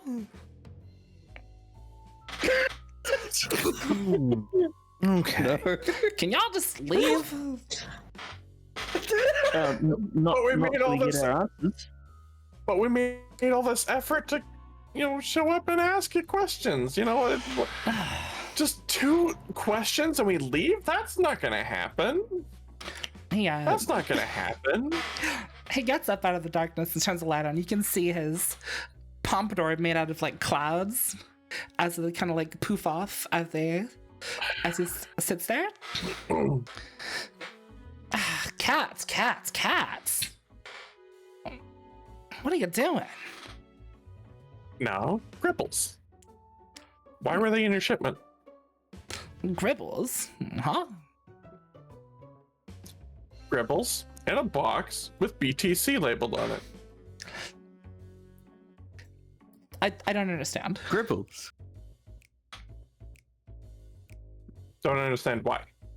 I don't What understand part don't you why you're understand? coming here to interrupt my time, me time, to talk about gribbles. I don't even know what a gribble is. Well, it's because you weren't at your... Insight check? Is he lying? Oh yeah, I roll an insight check. Oh yeah, insight check. 17. Not gonna know what a gribble is. 16. It's not gonna know what a gribble is. It's the wrong name. Yeah, you can tell that he God doesn't damn know what it. a gribble is. I'm all right. I'm I'm trying gonna. I'm trying to walk bring it up, but it's fucking- just like. Okay. Do I have the quib? I No. think my companion here means What's that? gibblings, Mr. Thank Breezy. you. Oh, Thank you. you're saying I gibblings was got into just my saying. packages, cats? Yeah, I was in one. That's precisely what we're How were saying. you in my package? I don't know. Phrasing. Look, Shut up. we're not asking that question. We're just asking why what are they called? The giblets? That's a food. What are they called again? Gibberlings? They're called Little creatures about yay high, pointy ears, them. That's sharp what we're teeth. Yes. In the darkness. Yeah. Go pop in the sunlight. Yeah, that's the one. Oh, Yes. these ones did We not. want to know what they're doing in your packages during the height of a gibberling crisis. A package with your symbol on it. I'll see it. Listen. In his package. Listen, babies are honey. I can't listen. You know how I work. Everyone in this town knows how I work. Actually, I don't. Enlighten us. Everything's easy with breezy. You know what that means? I think it means that your packages. you need to start asking more questions about what the packages are before you ship them. We accept the packages and we ask questions never. All right. Well, Well, who did you citizens accept could the have package been from? harmed today, so that's kind of on you. And if you keep going the way you're going now, people will get hurt. I don't care. Citizens will get hurt. I got paid. Breezy's living easy. Can you at least Hey. tell us who you got Well- the package from? I Let mean, me I try can... this a different way. Mr. Breezy, you like doing business. You like making money, right? My middle name. Very good. You have a lot of very powerful people who are very unhappy with how you do business. And they are waiting for any moment to take advantage of shutting your business down and making sure that you never make a single coin ever again. Which I'm going to go out on a limb and guess is not what you're trying to do with yourself. Do I sound like I'm in a similar building, ballpark, whatever you want to refer to it as? Are we operating in the same warehouse of understanding? Why are the viewers rolling? Roll me a perception check. Or not perception, persuasion. Or deception, whichever one is what you're trying to do. I'm not really trying to do either. I'm really just trying to. I'm asking him a question. I'm asking if he understands what I'm saying, is all.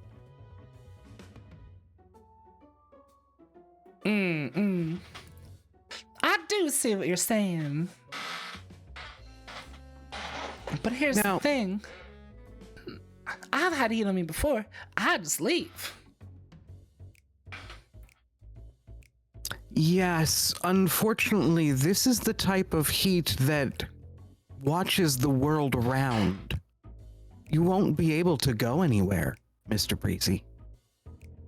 You're known too well already, and the network that's watching you is way too powerful. He's gonna like lean forward and kind of cross his fingers and lace his fingers together and kind of like stare at you through them. Who are you?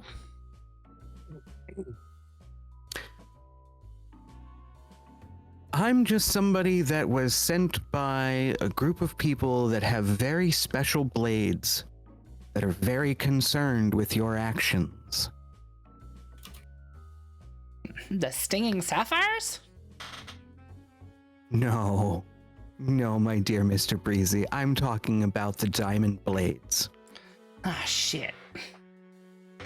Yes. Shit. They know you. They know what you're doing. And you're very lucky that they're too busy right now and they've sent us instead of coming themselves. What's your angle? What are you getting out of this? All they've asked us to do is come see you and let you know that you are being watched. Their attention is on you. And if you are willing to be a little more discerning with your business ventures, then they will leave you to your business and they won't bother you. But they have made it clear for us to pass on to you that should you not decide to be more discerning with your ventures as you move forward, There is not a place in this world that you will be able to go that they will not find you. And they will make sure that you never do any business with anyone ever again. Plain and simple. That's all.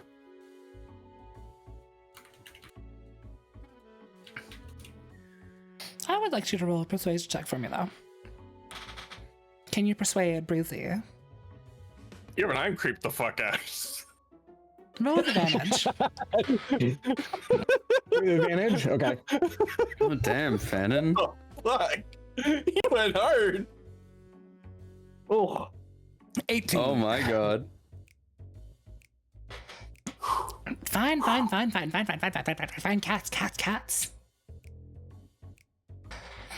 We'll go back to my warehouse, and we'll look up the manifesto, and I'll tell you who did it. I'll tell you who shipped your monsters, and your bugbear. don't worry about that part. That would be lovely. And I'm sure the Diamond Blades would appreciate it just as much. Listen, Plus, I'm still quite curious about the bugbear too. if you don't tell the Blades everything, I'll make it worth your while. Oh, you'd have to be willing to pay a lot more than what they've offered. And what have they offered you? Well, it A wouldn't promise be very and much. a dream, little girl. Ha! I've heard it before. The twinkle in your eye. I get to be a hero. Ha! Heroes are not what I'm interested in. I'm in this all for one very simple thing. Coin. That's what I do. Leans back and folds his arms. Maybe we're not that dissimilar.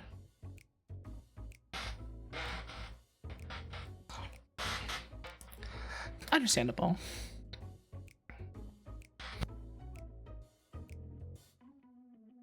Now I'll meet y'all later today. I want to finish my date with Zanzibar. I'll let Zanzi know that you're ready for him again. Phew. I'm gonna need it after today. And with that, I will turn and wander right out. I will follow. I'm assuming you're asking everyone to quick get out. God, we're getting out of here. I never entered. I was just kind of like peeking around the door the whole time. As we leave, can I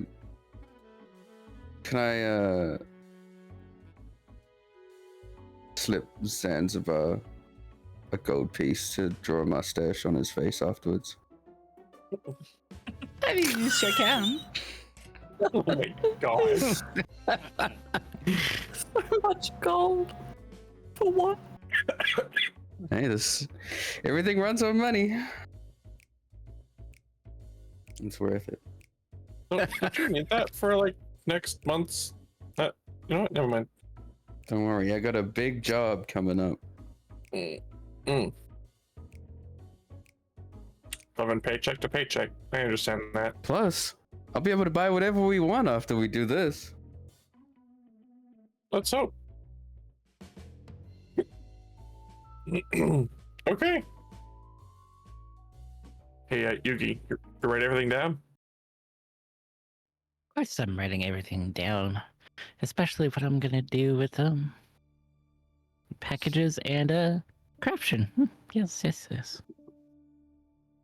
All right. As you're all exiting the establishment and heading out back to the main streets of Valefor,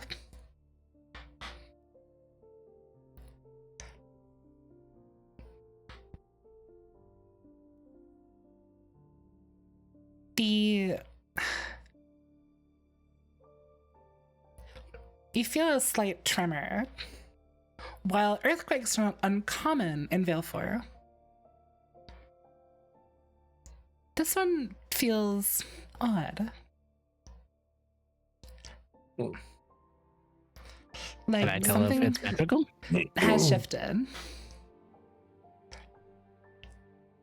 Drakkon sort of walks out onto the street and kind of just looks around as it's happening and kind of just like, feeling it, sort of like taking it in. He's been through earthquakes before. He knows what's going on. He has a kind of sense that it's just happening to him until he sees other people reacting as well. And as this is happening, we'll pick up in 2 weeks. Oh my god, that's where we landed? Little Nice. Oh my A god. cliffhanger? Okay. And my D&D? How dare you? Wow. Alright, this is turning out really nice. I like this. That was brilliant. That was Yes. really Yeah. fun. What the heck?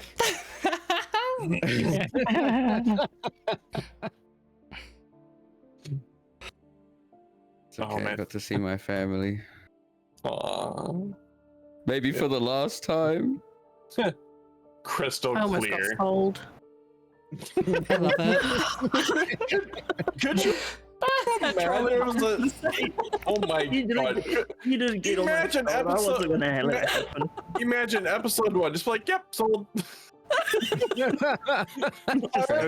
go higher. You were worth Quest to get me 15. back. You were worth 15 gold. It's not bad. I mean, Look, Hey, the enchantment was 10. Hey, the if they enchantment hadn't was said 10. 20, I probably would have been like, yeah, fucking. Why not? The receptionist, Oh, yeah. 4 gold, Drakkon, I'll give you 5. Hey. Thank you all for coming to I mean, watch. okay. At first, I thought she said more, not 4. That's what I thought as well. I thought you said more, so I was like 5. That's what I thought. Sorry, carry on. Yeah, thank you all for coming to watch Yeah. episode 1 here of The Echoes of Devotion. We will be returning in 2 weeks on the 10th of May. Same time, 9 p.m. Eastern Standard Time. And See you then, 11 for everybody. us. What's up? Yes, 11 for us. 11 for Yeah, us. 11. Sorry, I'm so sorry.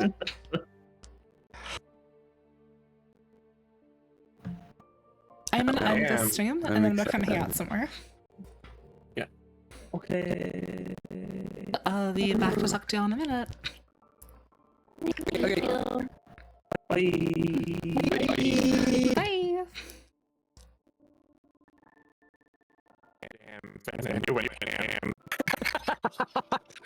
like that. Alrighty, y'all.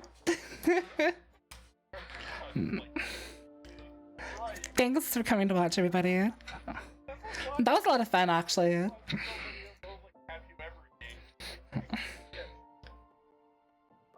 Thank y'all so much for the raids and the follows.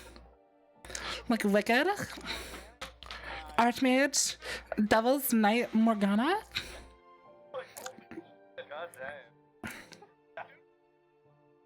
Thanks.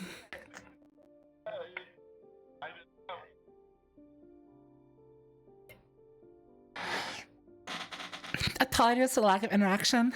It's gonna be hard for the D&D streams to interact a whole lot since I have to DM and pay attention.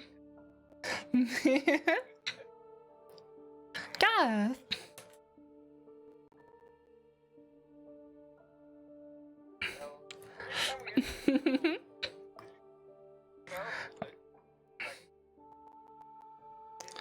Hmm. We're gonna read somebody.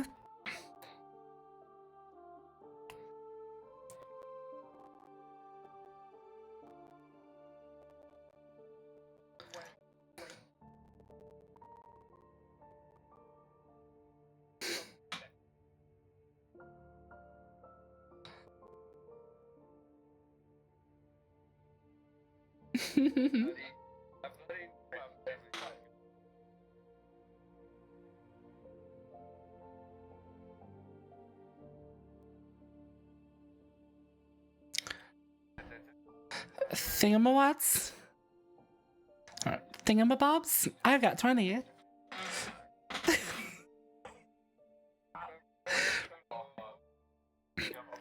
That's the best improv of my life.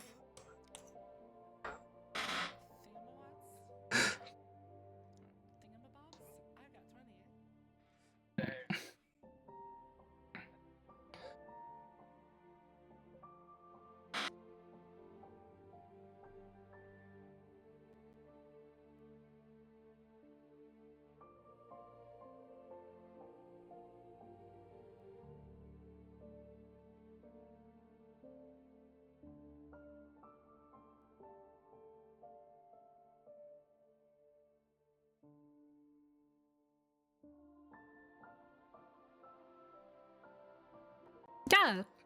Yeah, it was.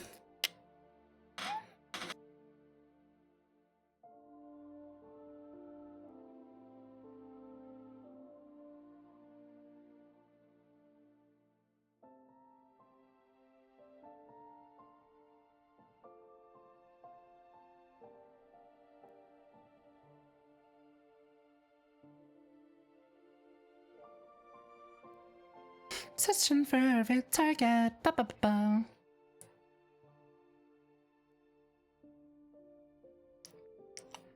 I think we'll go say hi to Sandwave. They popped in earlier.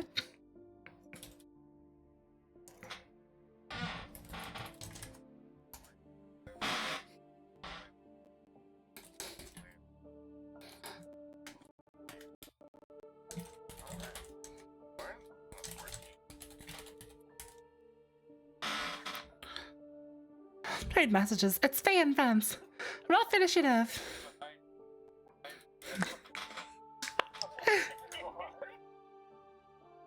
Bye, everybody. Have a good evening. Back tomorrow for Clone Hero.